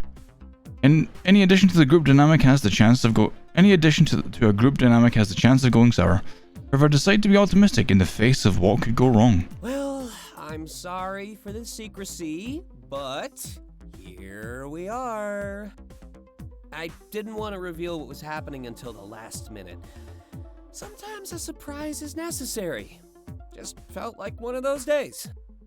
Dude, we just talked about how the surprise was ruined. I mean, it's not really a surprise if everyone knows but us. Even their part-time bartender was in on this thing. Yeah, but I value the look on your face more than theirs. That's why I kept it a secret from you and not the staff. Good or bad, a surprise is still a new experience, right? That's the logic you're using to save face? don't even get me started on how bad that is. Just admit the fact you handled this wrong right from the start. Hey, don't speak too soon. Look, I promise you'll understand why I've been acting so weird. There were a bunch of other people involved, and a lot of strings attached. Strings? A bunch of other people? Yeah, I wasn't the only one who wanted to keep things secret. I was only playing by the rules that made everyone comfortable. Also, I was legally bound. There were forms involved. Yeah, because the law always keeps you in line. It is MMX. Is this about my mods again? They're legal. I'm being honest for once. Just trust me. Please. Can we get to the surprise already? Said every liar ever. Is them giving him shit bits getting a bit old? Bro, when the police come knocking, you can rub it in my face.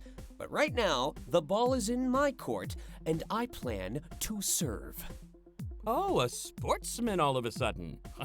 You're acting so weird, like you're trying to be cool. Do not continue this. And suddenly it all falls into place. He just wants to impress his new boyfriend. His new what? Another man pokes his head out, having been knelt behind the bar. Sorry, I was just organizing these bottles. Didn't expect the selection to be so artistic. And everybody meet Clace. Wine is the one that gets better with age, right? Now, if you don't know who voices Clace, Yeah, you could ask Isaac that one. He's pretty old. I should tell you that it's actually someone from an anime. Guess that's why he's finer than you. Are you sassing me? I came prepared. We all laugh and move closer to the bar. Isaac's new friend looks familiar, but I can't put a finger on it. Rather than dwell on that, I simply thank him for his generosity. No problem. I was actually supposed to do a signing up here. I'm guessing Isaac told you about the event that was cancelled? Thankfully, we still had the venue booked, so I made use of it. Signing? Yeah, he has a following. Suddenly we hear a high-pitched scream from behind us. It was obviously Taylor. When we turn around, he acts oblivious. He simply lets out a deep breath and places his hands together. I am composed. That's a new noise. Please never make it again. Clay's voice sounds familiar. Does Get in the Robot Shinji ring any bells? Taylor ignores the bait and steps even closer to the bar. Sorry, I didn't really recognize you. I'm Taylor, and apparently I'm also an idiot. Nah, don't worry. You're not an idiot. You'd be surprised how accurate those old comic books can be. Put on some glasses, change your hair, and nobody can recognize you. Can't hide that voice, though.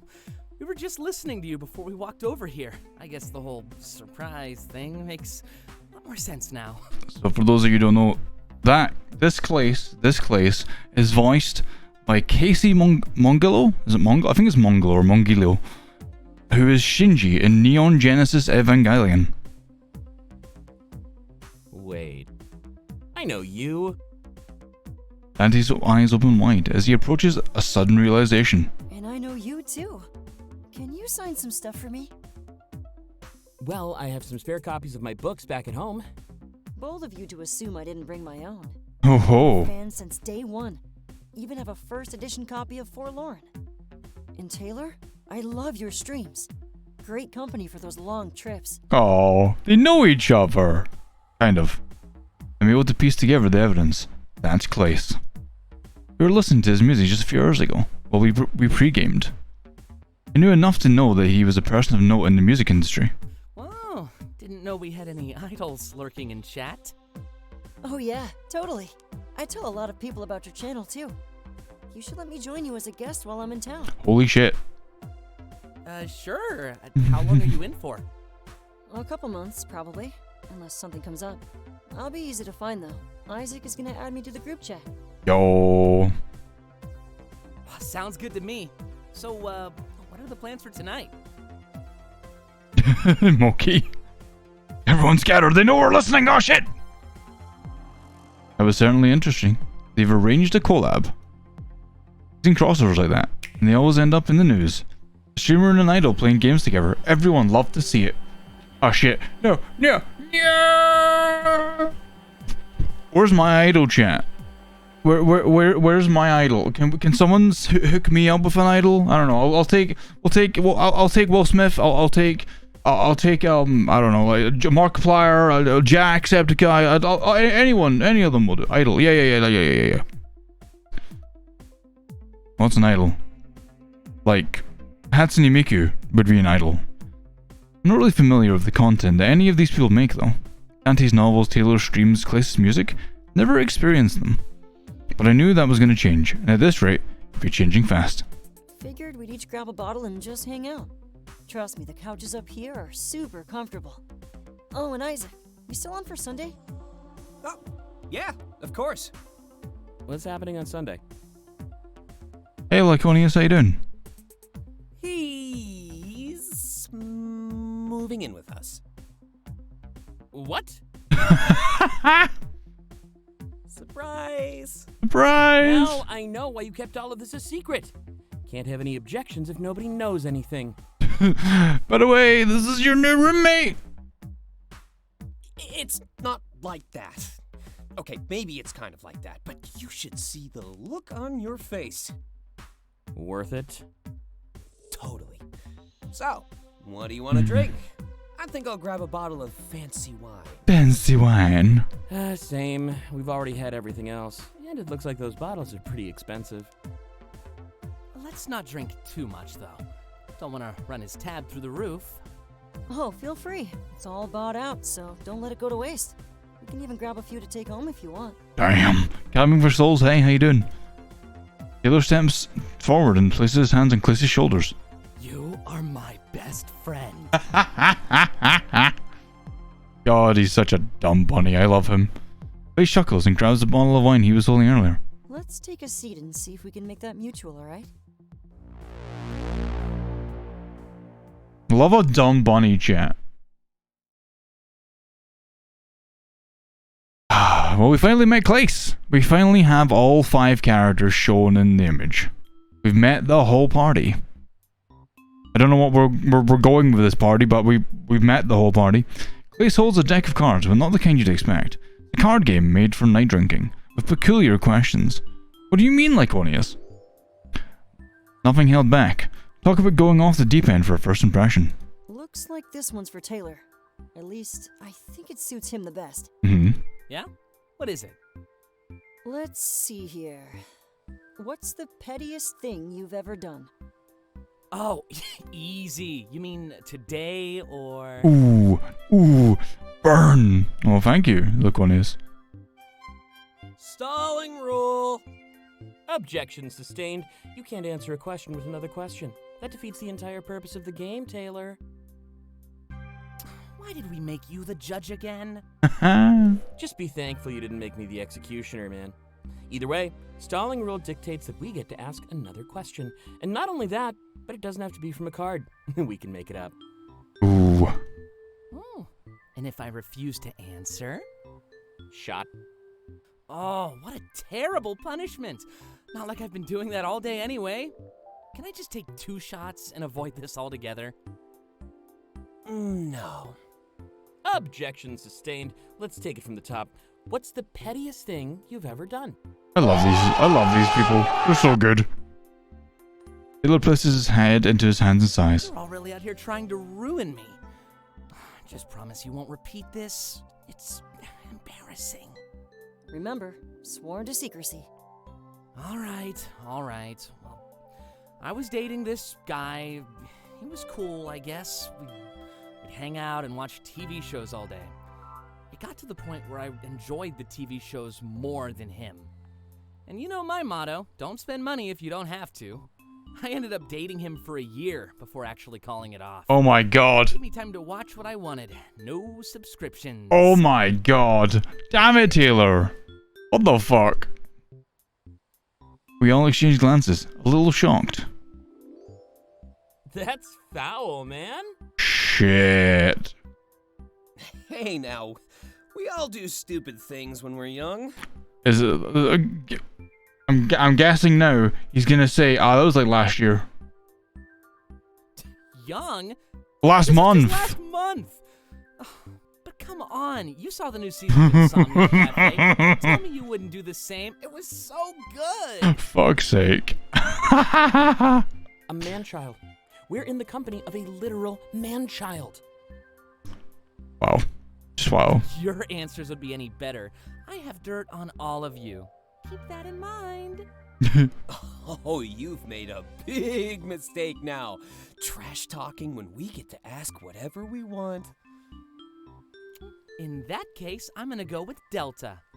I know you wouldn't put me on the spot too bad. And my liver hurts, so I'd prefer a question I can answer. Oh shit. Can he do that? Yeah, reversal rule. He either elects someone or we spin a bottle. Gives him a chance to minimize his embarrassment.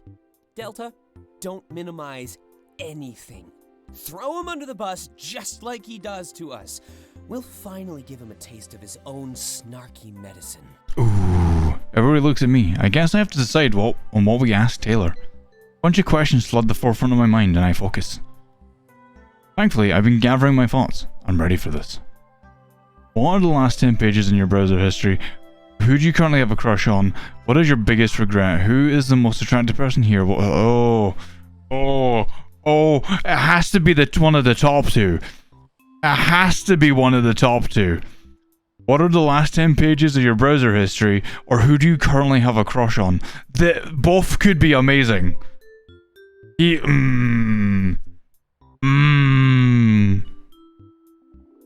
Crush, second one. Crush. Crush.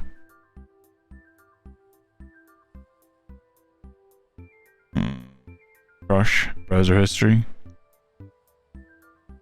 Browser history. Browser. Oh, no, wait, okay, more people. Okay, so we've got browser. We have crush. We have crush. We have crush. We have crush. We have browser. We have browser. We have browser. We have crush. Alright, so 5 for crush. Alright. Honestly? All of you.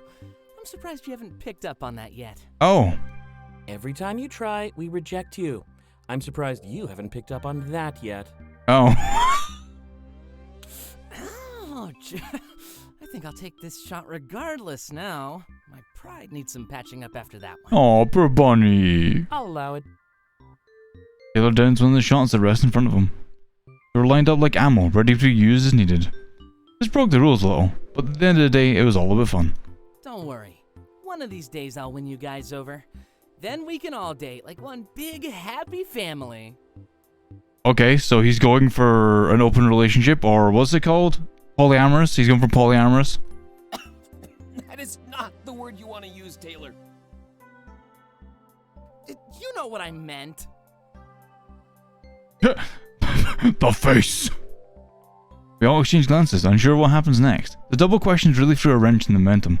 We're continuing, Clace coughs to get all our attention. I went last, so that means Delta's next. But no more freedom. Gotta stick to what's in your hand. And Taylor isn't allowed to be questioned until after his next turn. I nod and look down at the cards in my hand. It does seem like each one would fit a specific person. Clace targeted Taylor, so I'll try the same with my next move. Let's see. Oh god! Right, okay. Yeah, that's what I meant. I meant Polly. I said open because brain dumb. What fact about yourself do you hide from others to Clace? Is if your life was a sitcom, who would get the most laughs? Describe the most attractive part of everyone present.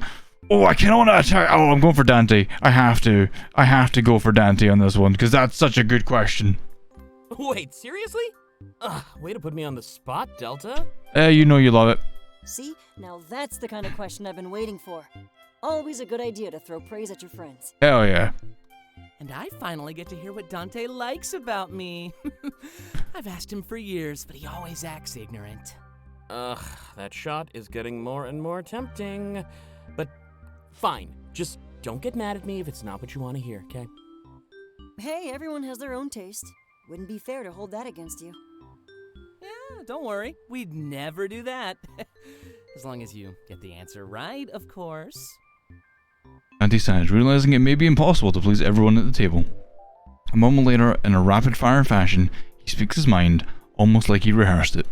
Clace, the voice. Isaac, the ambition. Taylor, the confidence. And Delta, the willingness to take risks. He smells after he finishes like he's proud of his answers. Oh, that was honestly great. Pretty good. Pretty good. You admire my ambition? Yeah. Someday I'll have a work ethic like you. I spend more time looking at memes than writing. God damn it. Same. That's one of my favorite things to do.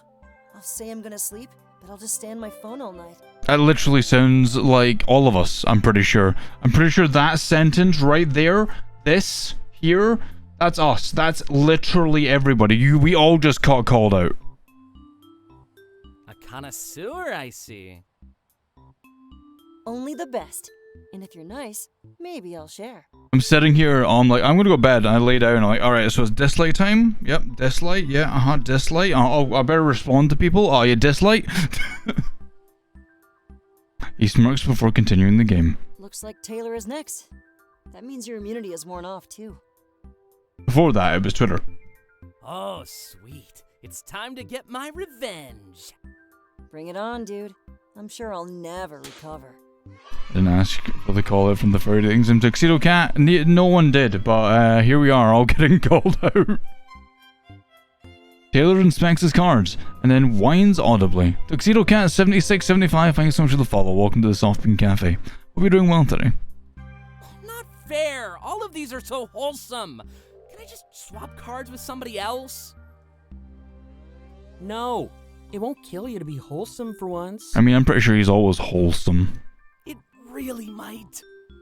Hey, make your move before I call the stalling rule. Fine. Let's see here. Tell us about an embarrassing fact or experience. At least this one has potential to be juicy. Yes, Sinful. That one seems like revenge to me, man. Clace, no need to answer if you don't want to. Wow, big hi. Yes, Sinful, can I help you, dear? Oh, it's fine. I just don't know my answer yet. I'm no stranger to scandals, so this casts a pretty wide net. Go ahead. Take your time. But not too much. Remember, the rules apply to you too. Are you sure you don't want help with this one? I know you had some pictures and videos leaked. Wow, Taylor, you dick. Taylor! Oh, yeah, but I killed it in those. Not embarrassing at all. Ooh, Clace has got off. Oh, sheesh. You want me to start a timer? Oh, no need. Just let me figure out how to word it. He strikes a thinking pose before starting to speak. Well, I guess this one is just an embarrassing fact about myself. But I'm pretty sure I owe my entire career to a fluke. Wait, really? Yeah. Well, it goes a bit deeper than that. I had my first vision when I was about to turn 13. You know, just like we all did. No real difference. I decided not to say anything. The odds of meeting someone without a vision are so low, I can't blame him. There's no real reason to assume that someone at a table of 5 didn't experience komorebi. But in my vision, I'm older, with a lot more experience. I had a lot of albums out and a lot of songs to pick from. No way. Yeah, totally. I got started by stealing songs from my future self. I mean, I guess it's not really stealing since I still wrote them. But I entered the school's talent show that year with an arsenal. I got scouted right away, and I've been working ever since. That'd exciting. Oh, they made you do all that since you were 13? Well, they adjusted my courses to incorporate singing and dancing. I wasn't doing more work. The work was just tailored a bit better. Interesting. I figured you went off to an Idol Academy or something. Idol Academy. Like a grandfather. That's a good way to use your vision, though. I did, but that came a little later. And you're all milking 10 questions out of 1 here. Maybe you should be sticking to the rules you were enforcing. Fair enough. It's just an interesting story. But a bit embarrassing, so I just keep it to myself. If I told everybody, then the bad press would start flowing. I'd hate to feel like I have to defend myself all the time. Oh, didn't think of it like that. Imagine that you had a komorebi and it like showed you like playing I don't know, like a game, like playing like Ghost of Tsushima or something like that, and you like pitch the game to someone before someone else does, and they're like, oh, this is the best game ever. Oh, we must make it. Or you pitch like You pitch like Final Fantasy to Square Enix. Boom, money. never let what's his name? The guy who worked in Kingdom Hearts do anything. One of these clubs before. Yeah, Clay chose the actor himself. It was pretty cool. Whoa! I think he was planning to voice his own character, but then just didn't and decided to pick someone else. Wow, Sniper. This is the voice actor of Shinji from Neon Genesis Evangelion. He starts to think, like he's choosing his next words carefully. If standing up for yourself was bad press, my reputation would be ruined. Don't let people walk all over you. Others will see the prints and follow suit. Dante leans forward, a little shocked. Taylor gave good advice? This really is a special day. We all laugh as the game continues. I had my doubts at first, but Dante was actually right. This night is proving to be just as special as it will be memorable. Brown. I think Taylor was always smart. He plays the dumb bunny. I feel that though, right? We're back. There's more. I lay on one of the couches and stare up at the ceiling. Dante and Taylor do the same while Clace and Isaac lie on the floor.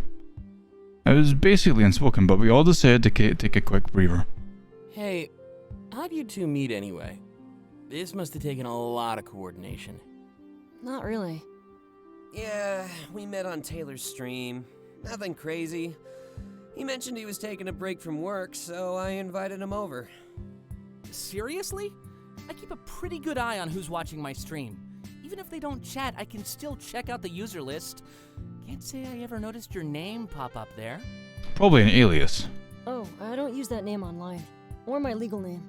The agency gave me a spare account so I could be anonymous. Isaac didn't even know who I really was until around a week ago. Yeah, it's basically a burner account that influential people get. If he went around posting as himself, he'd never have peace of mind. The account basically vanishes if his identity is compromised. Sounds like a spy novel. Is that even fair? A license to do whatever you want online? Well, I'm still subject to changes in my score, so it's not like I use it for evil or anything. It's just an extra layer of security. Use it for evil. I think that's pretty cool. Good to know they care about your safety.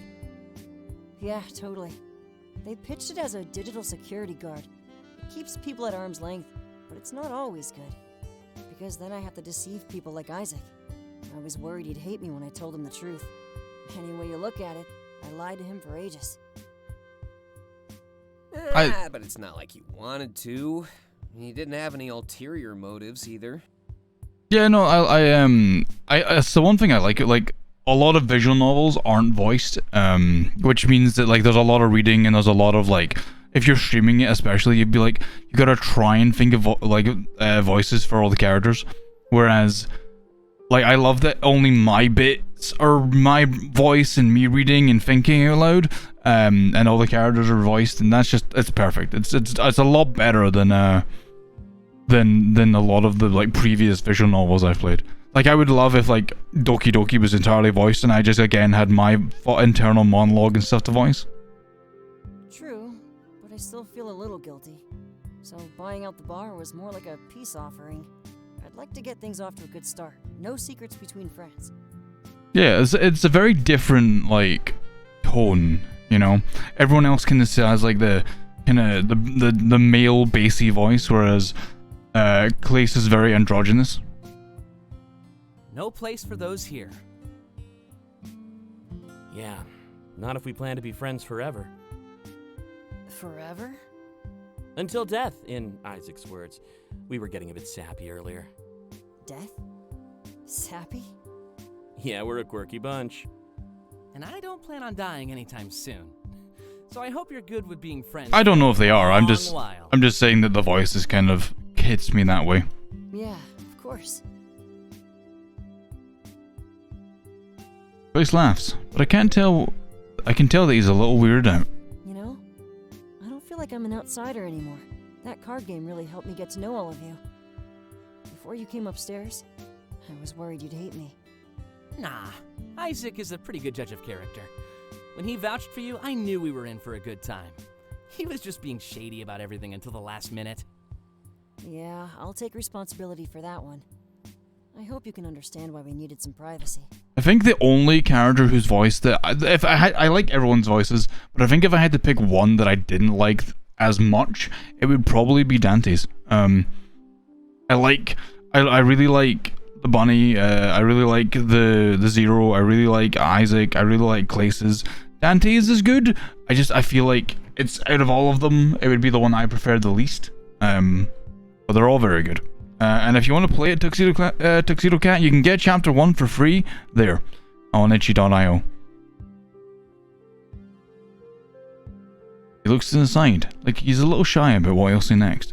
I'd also like to request that you offer me more during my stay. There's chapters 2, 3, and 4 are only available for like once they're released, and I'm pretty sure they'll be on Steam and available to Kickstarters.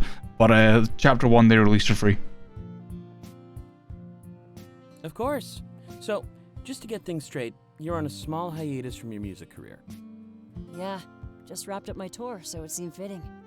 And I don't need to start a new album for a while yet. Combine both of those facts, and boom, freedom. I reckon we'll see more of Zero, or what's his name? Chiron? See more of Chiron in the later chapters. We're gonna make the most of it, too. Don't want you looking back on this with any regrets. Okay, same shock, same. Yeah, definitely. Thanks, Isaac, for everything. I actually applied for this, but I mean, you look at the cast you got, and I don't hold a candle to any of them. While they talk, I get off the couch and slowly walk away. I let them know that I'm just taking a quick breather. It's been a wild night. As I continue to walk, I hear their laughs slowly dissipate, replaced by music. I look off the railing and down to the first floor. Everyone seems to be having the time of their life tonight. Makes me wonder if any of them knew what was going on up here. Chaos would probably ensue if they knew that Clace was a mere feet away. I don't know much about him, but I know that he could easily draw a crowd. That's probably the most important quality for someone in his line of work. Experience heart-to-heart fragment. Clace 1. Clace 1! I stand in front of the railing, watching the activity on the dance floor. It hasn't been too long since I arrived, but I'm starting to feel a sense of home. There's just something about this place, and these people. I feel at ease. I'm even able to establish a rapport with people I've never met. Like the weight that hindered me back home was completely eliminated. That could be a honeymoon period, of course, but I'm going to enjoy every second. Clace approaches me, startlingly out of my reverie. Hey, how are you holding up? This is the first time I've seen you away from the rest of the group. We're all having a blast, you know. I hope you feel the same way. I don't want to romance Clace. I just have a thing for the bunny, and I want the Isaac thing to go well, so I'm going to be very friendly with Clace. Of course. I just needed a breather before I continued. Oh, good. I was starting to worry. Things were getting a little intense, I'll give you that. But I'm glad you're not tapping out. We're just getting started. He gives me a soft smile before taking another sip of his drink. Oh, Clace is adorable. I thank him for coming over to check on me, and I expect him to leave. Much to my surprise, however, he stays beside me, enjoying my company. We watch the dance floor together, and I'm a little flattered. Someone of his status choosing to spend time with me? As that thought consumes my mind, I can't help but ask him. Status? And what status do you mean exactly? People say that all the time, but they have no idea what this industry is like. I can guarantee that you'd outrank me tenfold if we compared our scores. People like me, artists I mean, are known for having awful scores. Art has always been about challenging the status quo, at least to me. The system hates that, and every new song is a nosedive for my score. Misspoken, hey, how you doing? I tell him that I'm not talking about the system. I'm talking about his fame and fortune as a pop star. However, I'm a bit surprised that his score is low. Oh, jeez. Now I'm embarrassed for going off on a tangent. Whenever somebody mentions status, I always think about the system. We're just numbers in a computer. Fame and fortune will always come second to that. The system! He takes another sip of his drink. It goes against my values to treat one group of people better than another, too. So this status that you're talking about is from the outside looking in. When I watch you and your friends, I'm actually pretty jealous. He's envious of us? I ask him to elaborate. At this point, I think the alcohol is elaborating, not me. But everybody dancing down there, I bet they wish they could be up here. They'd probably even abandon their friends and family for a life of luxury. And by the time they regret it, it'd already be too late. Once you get into a world like this, there's no getting out. You're just there, watching them, and wanting to go back. You know, I could tell that you and your friends were worried. It was clear. You didn't really know if you'd fit in with me or not, but honestly, I was terrified that I wouldn't fit in with you. He scoffs. I said I wanted to have a good time, and now I'm bringing you down. Let's make a deal, alright? Drop the whole status thing between us. That's not something I can ask of them, but I know I can ask it of you. He motions down toward the dance floor, and I understand what he means. Especially now that people are starting to recognize his face. They look up from the dance floor, taking pictures of us. Just like they want to be up here, I want to be down there. That velvet rope keeps me in just as much as it keeps them out. For my safety, they always say. Like I can't take care of myself. But I hope that you and your friends can change that. I don't have to be up here alone anymore. I can be with all of you. Hold on. Let me get this over with. It's rude to keep an audience hanging. Yeah, I get that. He leans over the railing a little bit, blowing a kiss to the crowd. With a smile and a little pause for the photos, it seems like his work is done. They cheer, but it's peculiar. Like his personality changed just for the crowd. Well then, let's get away from all those prying eyes.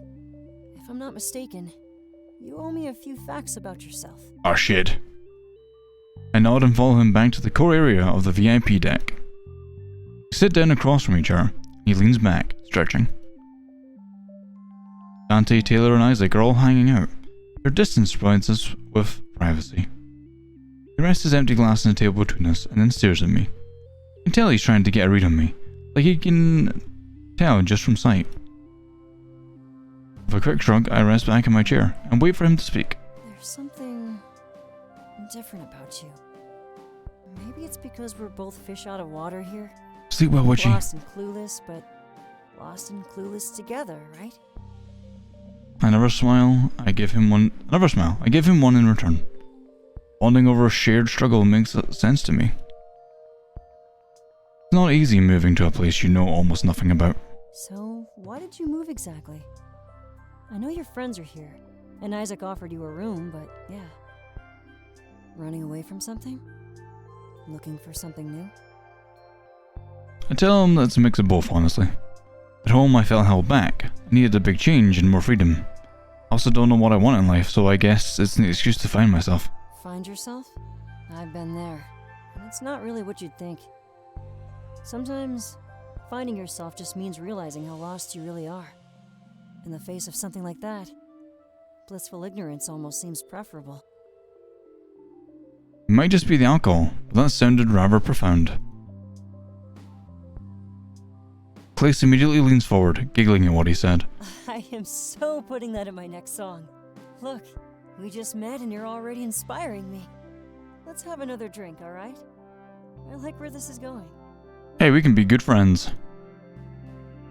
He quickly scurries to the bar and prepares 2 glasses of wine. Carefully walking back, he tries his best not to spill anything. Sitting down with a smile, he places the drinks on the table. Thanks for opening up to me, by the way. It's enough to know your reasoning. I shouldn't pry for specifics. If I keep making you talk about your past, you'll never move on from it. So, let's have a drink to the future, alright? And not the Komorebi, but the future we make for ourselves. No need to base our lives on all of that metaphysical nonsense. I raise my glass and we drink in sync with one another. However, when we put the glasses down, I have to come clean. This is when I let him know that I've never experienced Komorebi. Oh, really? Well, even better. From what I've seen, people like you live happier lives. I've never understood all that counselor nonsense. I totally agree, and thank him for his point of view. If anything, it seems like the remnants of a dead system. People of our age have long since come to terms with Komorebi, but since we're on the subject, I had to ask him. What did he see in his vision? Did he see his fame and fortune? I know he had songs in his head, but what else did he glean? He immediately looks taken back, and his ears perk up. He looks worried and blushes softly as he adjusts his scarf. Such a mixed reaction, I can't tell if I did something bad or not. That's a third date kind of conversation, you know. But I doubt this is the last time we'll be hanging out together. Just put that one on the back burner. At least for now. I changed my mind, okay? I have to. Does that mean we can count this as our first date? Smooth. But actually, I'm not really allowed to date. They say a single guy gets more attention from the fans. I know they're really after money, but I can't exactly fight the label. Well, chat, there you go. You've heard it, you've hit Moki's. No, I'm joking. Wait, the industry controls his personal life? That doesn't sound good. Although it does explain why his social skills are rougher on the edges. Sheesh! If this is really his first group of friends, then I'm glad to be part of it. Although... He smirks. I keep forgetting that I'm not bound by their rules during this hiatus. Like, I know I am, but it hasn't really registered in my head yet. They gave me this little break in order to seal a deal in the making. A deal? Yeah. After this break, I owe them 5 albums over 10 years. My last contract ran its course, so I actually had ground to negotiate. I'm giving them so much of my life. I guess I just wanted some of it back in return. There's something about all of this that seems so depressing. He's able to say it with a smile, however, like it's normal to him. But I know that during this break, I'll make bonds that last a lifetime. The next 10 years will be nothing if I have all of you by my side. I was worried, but now I have some much needed backup. We both smile at each other, and he blushes once more. I couldn't put my finger on it, but that seemed like the perfect end to our talk. Both standing up at the same time, it was almost like the feeling was mutual. It seems as if we're both in sync. Like he said before, fish out of water. Holding out his glass, he simply repeats the earlier saying. Remember, lost and clueless. But lost and clueless together. As I say that, I tap my glass against his. With a quick smile, he returns to the rest of the group. Everyone seemed to be getting along, as I needed to head back to the group. He slowly sips on his glass of wine, and everybody mingles with each other. That breather definitely helped. You can't party as hard as everyone else, it seems. Welcome back! Was starting to worry you'd ditch us. Not everybody can handle a night like this. Oh, Taylor. No hard feelings if that's the case, of course. Oh, there'd definitely be hard feelings. Isaac planned this night just for you. Remember? Nick, have a good night. Sleep well. Thanks for hanging out as long as you have. Pressure. Pressure! That's not even true. He planned the night around Clace, too. Makes me feel a little inadequate. I never got a party like this when I joined the group. Yeah, I save it for the people who are worth it. Oh, Mean. the burned. Justified, actually. Clace finishes his glass of wine and places it down, emitting a loud noise. This gets all of our attention, and the bickering quickly stops. What do you think we should do next? There's still a few hours before last call. Good question. We all exchange glances, unsure of what to do. No one mentions anything, so Clace changes the subject. I may have blown my cover a little earlier, by the way. We should probably sneak out the back entrance when we leave. Like last order's firework, like when they call for the last drink of the night before they close up. That's fine with me. I warned everybody that we might attract some attention. What should we do if everyone starts crowding you? I don't think it'll be an issue, but just stay by my side. I can keep you safe if anything escalates. You don't have to go home, but you can't stay here. Actually, I figured we'd be the ones protecting you. Yeah, right. The crowd would eat you alive. I'm used to this, so if it comes down to it, just follow my lead. It doesn't happen too often, though. Not with the new point penalties. The new what? Yeah? Yeah. Public scene, big uproar, obstructing paths. If they notice us, they'll probably just watch from a distance. Pestering a public figure can net you like 10 different penalties. Really? And that's been set in stone. That's not just one of the glitches happening lately. Convenient excuse, don't you think? Crack down harder and blame it on a glitch? Oh, is it tinfoil hat time? Trust me, I've heard every possible theory about Argus. The world was dealt a bad hand and they just wanted to help. That's all. You should hear what some of the people say to me at work. They have no problem trash-talking the company they're giving money to. Well, I mean, we're not just giving them money. We're giving them the freedom to control our lives. I know it's for the greater good, but it's still strict. You can still do whatever you want, though. You're not tied down. At the end of the day, you're still in control of your score. Yeah, but there's a lot of incentive to be an obedient drone. A bad score can literally destroy your life and your social status. I'm not going to touch on that sentence at all. Heen, hi. Heen, how you doing? Well, not always.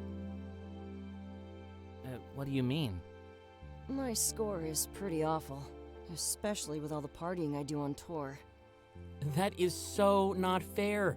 Tank your score and they still let you buy out a bar?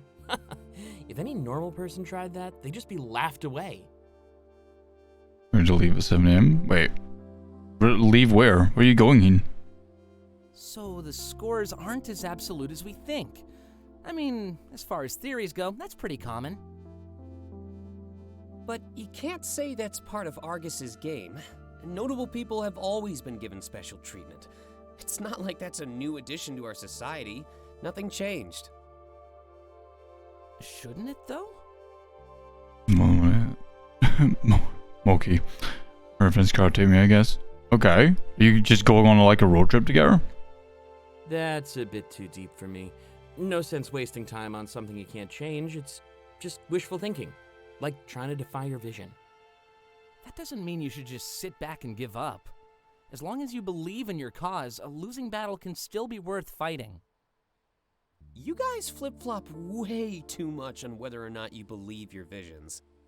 Oh, okay. Okay. Well, I hope that you have fun, okay? Be safe. Mask up and all that. Petting your face. Us and the rest of the world, Isaac. We weren't all given a bright one like you were.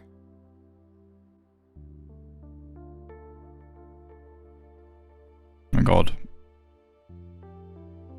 Everyone looked shocked and exchanged glances. No alcohol was at play. Dante just made a big mistake. Revealing facts about another person's vision? Really bad move. I didn't have a vision, but I knew that they were super intimate. Sharing your vision with someone else was an expression of trust. Let them speak about it to others was a bit of a betrayal. You may think it's bright from what I told you, but unless you're all there beside me, it'll feel hollow. When things get tough, the hope that I can change it keeps me going. Dante shakes his head upon realizing his mistake. I'm sorry, Isaac. I didn't mean to speak for you. It's fine. I'm among friends. I would trust all of you with this stuff. Just not now. That's fair. Anyway, let's go back to Taylor. You've heard every theory? What are some of the worst? Aliens. Aliens. Barky, hey. Excuse me, people actually believe that? Oh, totally. I see it everywhere. Whenever something weird happens, people on the internet will say aliens. And I do have to admit, Komorebi is pretty high up there on the weird scale. Allens! I know the Allens are out to get us in. Yeah, but aliens? Hey, I never said I believed it. I think the deterrent theory is way better. The what? Oh, I know about that one actually. Right before the first visions, world tensions were high. Everyone thought we were moments away from all-out war. Then, all of a sudden, Komorebi steps in. We don't care about fighting each other anymore. We have a new common enemy, the future. Bubble Shiro, caramel, cream crunch. No problem, we'll get that for you. And we love you. We just want to see you feel better. And hang out with you more.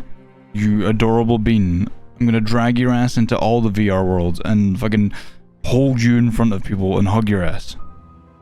Bubble Shiro, thank you so much for the follow. Welcome to the Soft Bean Cafe. Hope you're doing well today. Yeah, that makes sense to me. It's not something you can take like a nation, and it's not something you can force like an ideal. It brought about peace. Yeah, just Whether ask. Random or created, that's still the case. The big is the, you know, it's the biggest part of you. I've got to grab onto the biggest part, you know. I don't think I can buy the theory that someone created Komorebi. It would be impossible to manufacture something like that, right? I'll bring Victory as well. Victory loves to sing. See if we can get Flair to join as well. Sure, Moss will join for a drunken night. That one. There's always a scientist that tries to play God, you know? Like I said, I'm more inclined to believe that theory. Doesn't mean I believe it. That's fair. I did hear about some crazy experiments in Switzerland. We're all in the US time zone, Heen. Yeah, they're always up to something over there. I know they were obsessed with contacting another universe for a while. Did that ever go anywhere? I don't think we were worthy of a response. Like Taylor joked about, this is probably just the darkest timeline. They take one look at what we have to put up with and run the other way. That's so depressing. I have a cure for that. Is it drinking? Taylor holds up a bottle of booze, implying that it's time to drink more. Besides, it's a waste of time to focus on questions that have no answer.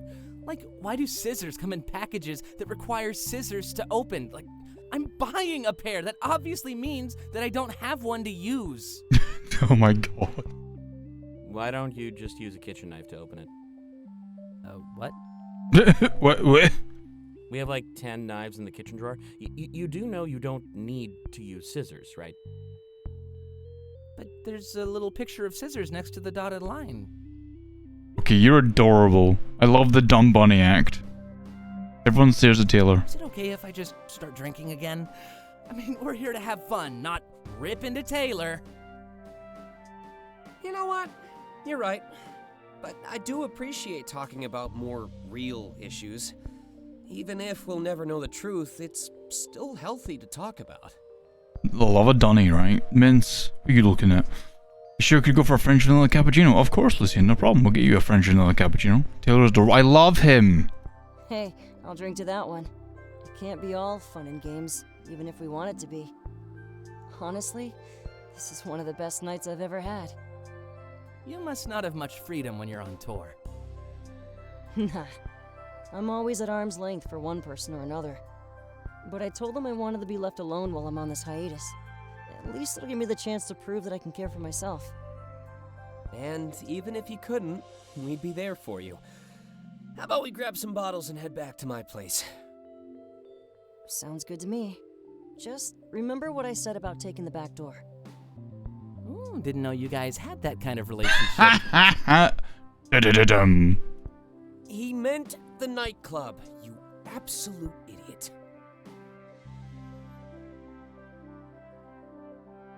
Taylor smirks without saying another word. A moment later, we all scurry toward the bar. I grab a few bottles of whatever stands out to me. Like a kid in the candy store is a pretty apt expression. Especially for Taylor, who seems overwhelmed by the possibilities. Keeps taking a bottle, putting it back, and then picking another one. We didn't leave him behind, we waited for him to choose before leaving. 3 was certainly the best price of all.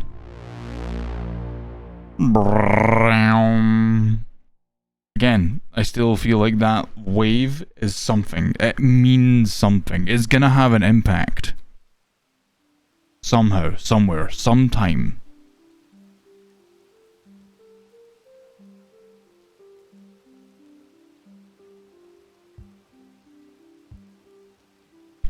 We scurried in the streets carrying more alcohol than we could ever drink. But it was all paid for, so there was no point in letting it go to waste. Actually, we'd be entirely stocked up for our New Year's party. Damn, they're really watching us, huh? Kinda embarrassing. They're gonna think we're alcoholics. Catch you later, Heen. Have a lovely heckin' time with your friend. We'll see you again soon. Well, if you're not, you sure fooled me. Look at the other side of the street. People watch from a distance. The flash of their cameras is annoying, but not too overwhelming. Earth Champion Nozomi High. Clace was right. They want to protest due to the system. How do you operate under this much pressure, Clace? There's so many eyes on me, I can't help but feel violated. You get used to it. The number one thing is remembering that they like you. They watch out of respect and admiration, not to judge. Typically, I'd assume you're right, but I imagine you don't walk down the street like this too often. I mean, we look like we just robbed a dozen liquor stores. We kinda did. I was just joking about buying it out. What? I tried to make a joke. Dude, don't do that! You almost gave me a heart attack! Got him! Amazing. Nah, I'd never do that. It'd be way too boring without you. Get fucked, right? That's amazing. Oh shit. I keep looking at the other side of the street. The crowd grows. Isaac was right, after all. We definitely got some attention. Latte, hey. Thankfully, I made sure to dress nice and act confident. Good morning, Buzzling. Really? Good to know I made a nice first... Before he can finish, we hear a bottle of booze hit the ground. It shatters, and I feel some drops splashing against my ankles. We turn around and Dante stares at us. Clearly his fault. We will never mention this again. The crowd that was watching us laughs, like a studio audience. So weird, but they can't cross the divide between us. It's going well, Latty. The system is keeping us apart, despite our desires. I'd agree, but I know you'll just end up dropping more. You're next level clumsy, and now it's embarrassing me. Nothing wrong with getting embarrassed. It'll help keep your ego in check. Me? Ego? It's undeniable. Dante struggles to rearrange the bottles in his hands. We stand by and wait for him, but we don't clean up the glass. One of the automated drones would be by to fix it in minutes for sure. Hey, you need some help? Hey! It's the wolf boy! We're all shocked to attention and look at the other side of the road. Someone walks over, but it's not just anybody. We know this guy. I figured they weren't gonna jump in and lend a hand. Looks like they're scared of getting in trouble. Well, intimidated even. Intimidated? Why? No idea. I'm just a messenger. But I saw a friend in need and ran to help. Guess the system doesn't like good Samaritans. Well, it's not that. Our friend here is kind of famous, so they want pictures. The system is actually protecting us from a stampede. It is, Latte. Oh, famous? Really? Been here for a day and I'm already making connections? I'd be super jealous back at home, you know, if we cared about that kind of stuff. He kneels down beside the broken glass, running a couple fingers through the pool of booze, and then he tastes it. We all look at each other, confused and a bit concerned about health risks. Oh, you drink this stuff? Yeah. Tastes disgusting. Yeah, but it makes us happy. Is this Argus's doing?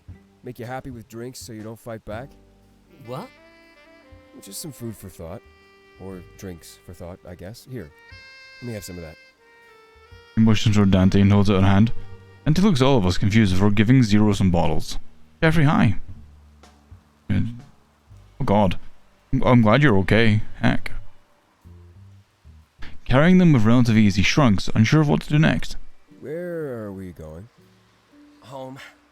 Well, I don't want to intrude on anything. I'll just help you carry your bottles and then go on my way. Let's call it even for the food you've been giving me. Sounds fair. Are you sure we won't get in trouble? No. It doesn't matter anyway. Look at all the people taking photos of us. Any chance that we wouldn't get caught is long gone. Puzzling. Is it actually a crime to talk to a Zero? Well, it's a crime for them to sneak into the city. I imagine it's against the rules by association. If we get docked points, let's just contest it. Fair. The system really keeps you all apart, huh? He tilts his hand to the people on the other side of the street. Looks like both sides are worried about their score. Common sense tells me you could coexist just fine. Common sense? Not a lot of city folk have that. But thanks for the help. I appreciate it. Well, you could show your appreciation by actually talking to me. Every person I meet, it's always score this and points that. I don't care about those. Let me make that crystal clear. Well, you could tell us about yourself. We have a bit of a walk ahead of us. At least an hour. A noticeable wolf. Wait. Yeah, a noticeable wolf. Thank you so much for the follow. Welcome to the Soft Bean Cafe. Hope you're doing well today. I want to hear about the famous dude first. What did he do? Oh, hell yeah. Argus the most? He has a very nice outfit. Hey. Not really. My score is terrible. But I like to sing and dance, and people like to listen and watch. I'm on a break now, but I usually just travel the world and perform. That sounds stressful. You have no idea. I'd suggest easing up on the Argus hate, though. There's no need to draw attention to yourself. Yeah, you want to fit in as much as possible. It's hard to do that when I can't enter any buildings. I'm supposed to have a phone with a special chip in it. I don't even have any money. How am I supposed to fit in? I like his, like, I have like a similar hoodie, like without any arms or anything like that. And I really, it's like I wear it everywhere. Well, usually I used to wear it everywhere. Aren't you here with your friends to fight that, though? You know, so you can have access and stuff? No, they're here to fight it. I'm here to see the sights and learn about this city. There's a lot less green around here. Super depressing. There you can go. I mean, I got one at a sports store. They're usually boxing hoodies. Suddenly I remember the pamphlets that were shown earlier today. This might be a good time to get more information from Zero. Something told me we wouldn't make a habit of hanging out.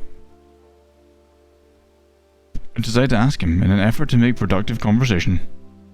Yeah, well, so like Lonsdale, Everlast, they're like boxing brands. So like a lot of like a lot of boxers and stuff wear those kinds of brands because they make like the shorts and stuff like that. So they made a lot of hoodies and t-shirts and stuff. Some of them just happen to be sleeveless. The perspective of an outsider is always good. It changes your views, challenges your views. He seems to dislike Argus, but does he really believe the things I read? Pamphlets? Wait, which ones are you talking about? I let him know what I heard. They believe that Argus is responsible for Komorebi. And not only that, but they believe Komorebi disproves free will. That's ridiculous. Argus must have planted those to make us look bad. We did bring some reading material, but not as stupid as that. What did you bring exactly? You know, just stuff about the impending land crisis. We grow in numbers while your cities grow in size. Less food and more people. A pretty bad combination. Oh, meows, we love you too. Have a heckin' good sleep, right? So, big hugs and big loves, you heckin' cute bean. We love you, meows. I didn't know it was so severe. It's definitely going down that route, yeah. But it's best to take care of it before it becomes a problem, you know? We just have foresight. Figured you'd all be used to that by now. Though I guess everyone focuses on potential futures. Kinda stupid when there's a real one right in front of your noses. One look at a Zero colony and you'd be on my side, I guarantee it. Huh. I see. Well, thanks for helping. And I hope you enjoy your time in the city. Wendy. Of course. It's nice to have a change of pace. And if you want to help in return, just tell people we aren't that bad. If they believe we hate Argus that much, we'll have no chance. Especially if they're starting to fall for those fake pamphlets. Whoever made them, it's clearly just an attempt to undermine. Honestly, that's the best way to ruin somebody. Attack their credibility until it doesn't even matter if they speak the truth. Remove our willingness to hear so we don't care what you have to say. Exactly, but like I said, it feels like a losing battle. Maybe you should share some of that happy juice with me. Share some of that happy juice with me. Bom bom bom bom bom bom.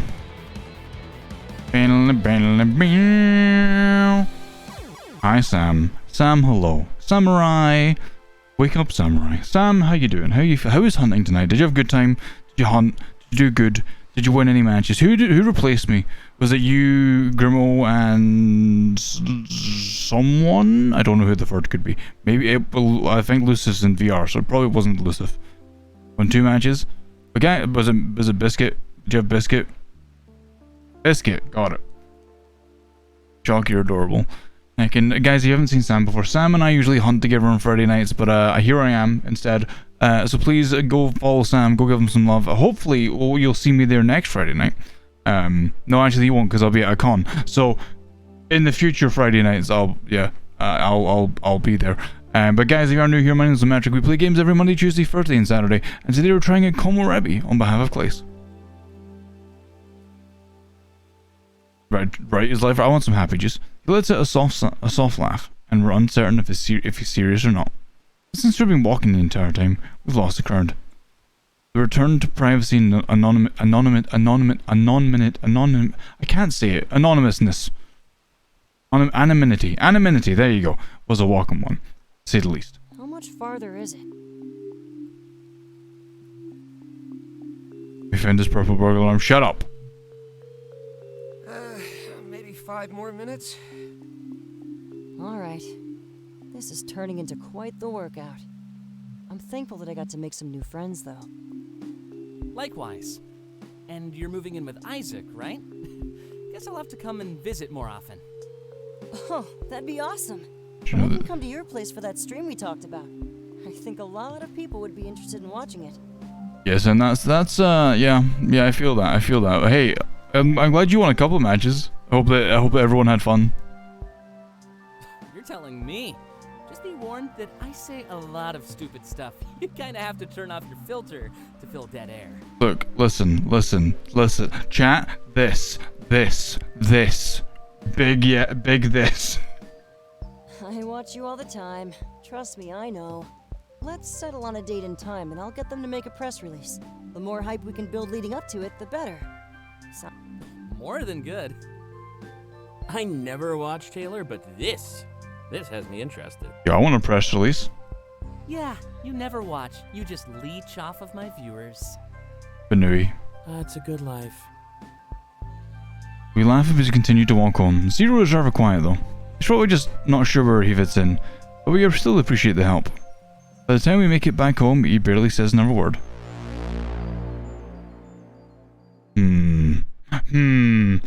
Are we gonna invite him in? Is that how this ends? Are we gonna get in trouble for having a Zero in our home?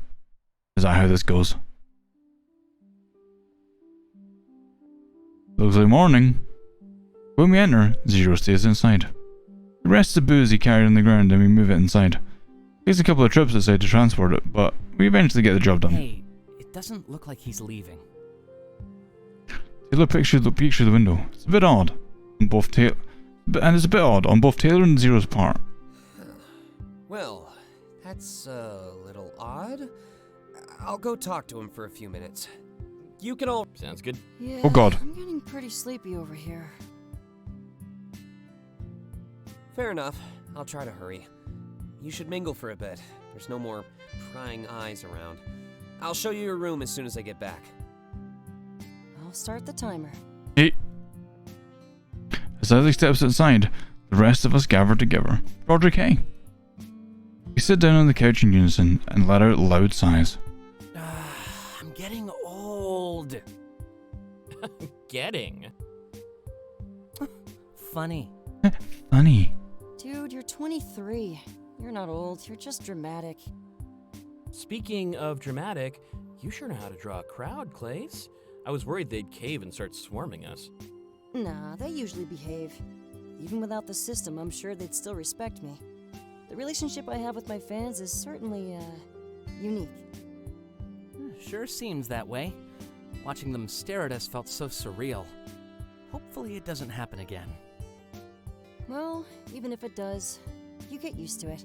But I'd be down to go somewhere more private next weekend. And it might be a good idea to avoid that Zero if we can. Why not hit up the Wayfarer? It's pretty dead in there, and I love the Atmo. What's that? The Atmo. A pub, and a pretty good one. Cheap drinks, and they don't mind pouring extra. Sounds good to me. Honestly, a nightclub may not have been the best first choice. I hope you can forgive me for what happened after we left. Don't worry about it, Clace. And I heard you suggest the Wayfarer? Whew, I'm so down. After tonight, I could definitely use a more relaxed outing. Looks like Isaac is back. He kept his word for not being gone so long. He sits down on the couch with the rest of us and yawns. I'm just going to die here now. I think I've used up my social energy. It's all over for me. Also, hey. You still have to show me to my room. All over. I can show you if you'd like. We cleaned that room together and now I know why. But I'm curious, where's all your luggage at? Oh, someone's gonna bring it over tomorrow. They'll take care of everything, so don't worry. Are we just gonna let Isaac pass out there? No way! This is my couch! Even if I have to carry him to his room. Thank you, Roderick. So romantic. Why not just take his bed? I'll never do that again. Oh, my back is still recovering. Wait, you've slept in his bed before? Upon hearing that, Isaac immediately jumps out of his seat. All right, it's time. If you're showing Clace to his room, I'll stick with Delta. There's something I wanted to talk about anyways. Works for me. Then Taylor gets the couch. And just to set this in stone, we're going to the Wayfarer next weekend? Sounds good to me. Does Friday work for all of you? Hey, yo. Yep, I'm wide open. Also, I'll make us all breakfast. I assume your kitchen is fully stocked. With all the essentials, yeah. But you don't have to do that. Of course I don't. I'm just choosing to. This all means a lot to me, so I want to help out. It was great to finally meet you too. Well, all of you. Roderick, are you okay? He looks at me and gives a soft smile. I guess that's our cue. See you all in the morning? Sure thing. Taylor, if you need more blankets or anything... We glance over at Taylor and he's fast asleep on the couch. Guess he wasn't exaggerating when he said how tired he was. As much as I wanted this night to last forever, it was time to sleep. Oh, guess we have to keep it down now. He gets really angry if he loses his beauty sleep. Come on, Delta. Let's go somewhere more private. Barrow can give me a big hug. I nod and start to walk toward my room. Not sure what he wants to talk about, but it can't be anything bad. Probably related to the night he planned. I enjoyed it, stuff like that.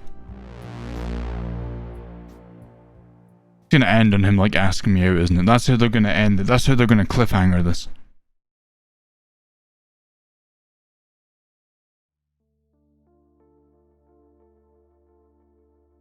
Oh, my room's cute. As soon as we get into my room, I sit down on the bed.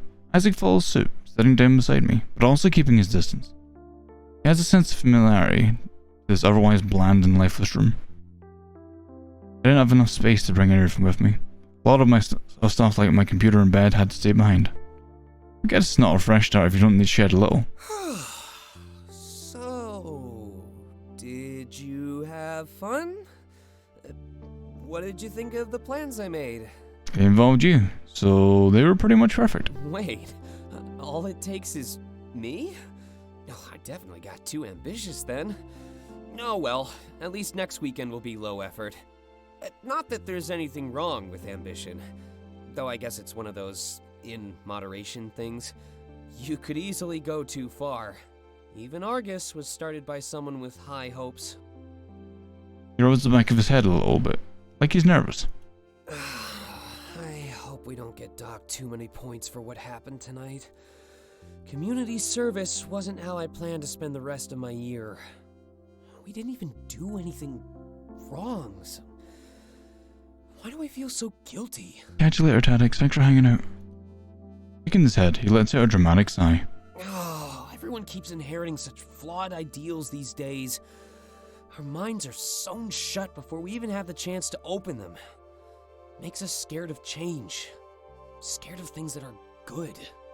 The world was never reinvented by people who thought inside the box, Delta.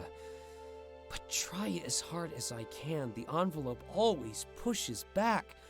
Rules, guidelines, scores, they just foil progress. I nod, unsure of where he's going with this. And I imagine that the score means more to him than others. He works for Argus after all. People who govern everything. Getting on their bad side would probably cause endless worry. Yet here he sits, with a look of realization in his face rather than fear. Like the look of a man who just realized what needed to be done. I think we'll need to have a proper conversation about all that nonsense. especially with everything that's been going on the last few days. That Zero seems to like us, but I can't blame him.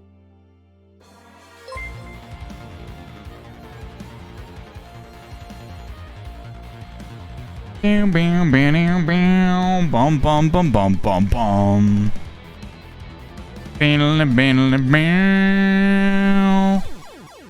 Rem. Rem, how you doing? How was your stream? How was VR chat? Guys, if you haven't seen Rem before, go give Rem a follow. Go give them some love. Rem's wonderful. I hope that you had a great stream. Guys, if you're new here, my name's Metric. We're playing some Komorebi today. On behalf of Clace. We usually play games on Mondays, Tuesdays, Thursdays, and Saturdays. So welcome on in. Is it Visivax? Visivax, Pyrosaurus, Rem, hey. How you doing? How was your stream? This is I think this is near the end of Komorebi, like chapter 1. I think. I'm guessing from the way that it looks. It was good. I'm having a good night, yeah. We hosted for Fastest Furs earlier, and now we're here doing Komorebi, which is awesome. It's been a lot of fun. But I think we're getting near to the end of chapter 1, which is the only chapter that's out at the moment. But guys, please go give Rem some love. Go give them a follow. They're wonderful. We have vibed like 2 times in VR. I feel like I'm much better at VR now, so maybe, you know, if we vibe again, I'll be less of just standing there going, how does VR do what do? Huh? Hi, hello, hi. He gives me a thumbs up and a wide smirk. We're just the coolest. We both laugh, and then he inches a little bit closer. For real though, people get in trouble for this kind of thing. But if we do, I want to fight it. And I want your help to do that too. Talking to a Zero shouldn't have to damage our lives. I agree. He approached us, and the interaction was harmless. As long as no harm was done, I don't think we should get into trouble. Of course, letting one thing slide can easily turn into an avalanche. In fact, I'm willing to fight for a world where no one cares about that stuff. And if Argus just uses that to make an example out of me, well, at least I tried. Everyone else just accepts their punishment without asking questions. It's true, people can easily become blind to the status quo. Jump through enough hoops, and eventually you'll just get used to it. That's what Argus did. Taught us all to jump without asking why. Anyway, I'd hate to end this night on a sour note. I'm just drunk venting, and there's no need to do that right now. I came in here to thank you for tonight, and let you know that I'm here. I know things are getting off to a great start, but I'm still here. If you're ever lonely, scared, or thinking of home, just let me know. I haven't been this motivated in years, and it's all thanks to your arrival. He places his hands on mine. I've got your back. I guess I just want to make that clear. At the end of the day, this give and take is all we really have. But you know what? It's all we really need. Someone there to help us when things go bad. Someone to direct us when we start feeling lost. I'm trying to buy time now since I'm super nervous. But I guess this is one of those things that I just need to get over with. Especially now that the booze has shot my confidence sky high. Without another word, he leans forward and kisses me on the cheek. When he pulls back, his face is bright red. I've never seen him like this before. Not a bad thing, though. He squeezes hands with a smile before letting go.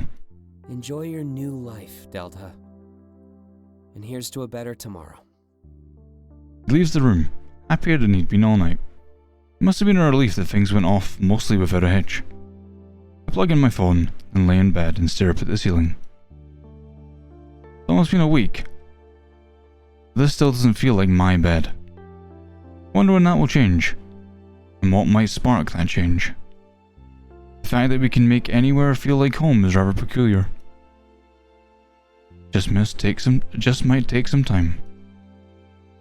My eyelids feel heavy, and I soon succumb to fatigue. The very same fatigue that I fought off in Isaac's car when I first arrived. But I feel like this time, I can let it get the better of me. I deserve it, after all. I sleep, despite my worry what the tomorrow I greet may not be. I sleep, despite my worry that the tomorrow I greet may not be better. Because vision or not, we're all united in our fear of what would happen next.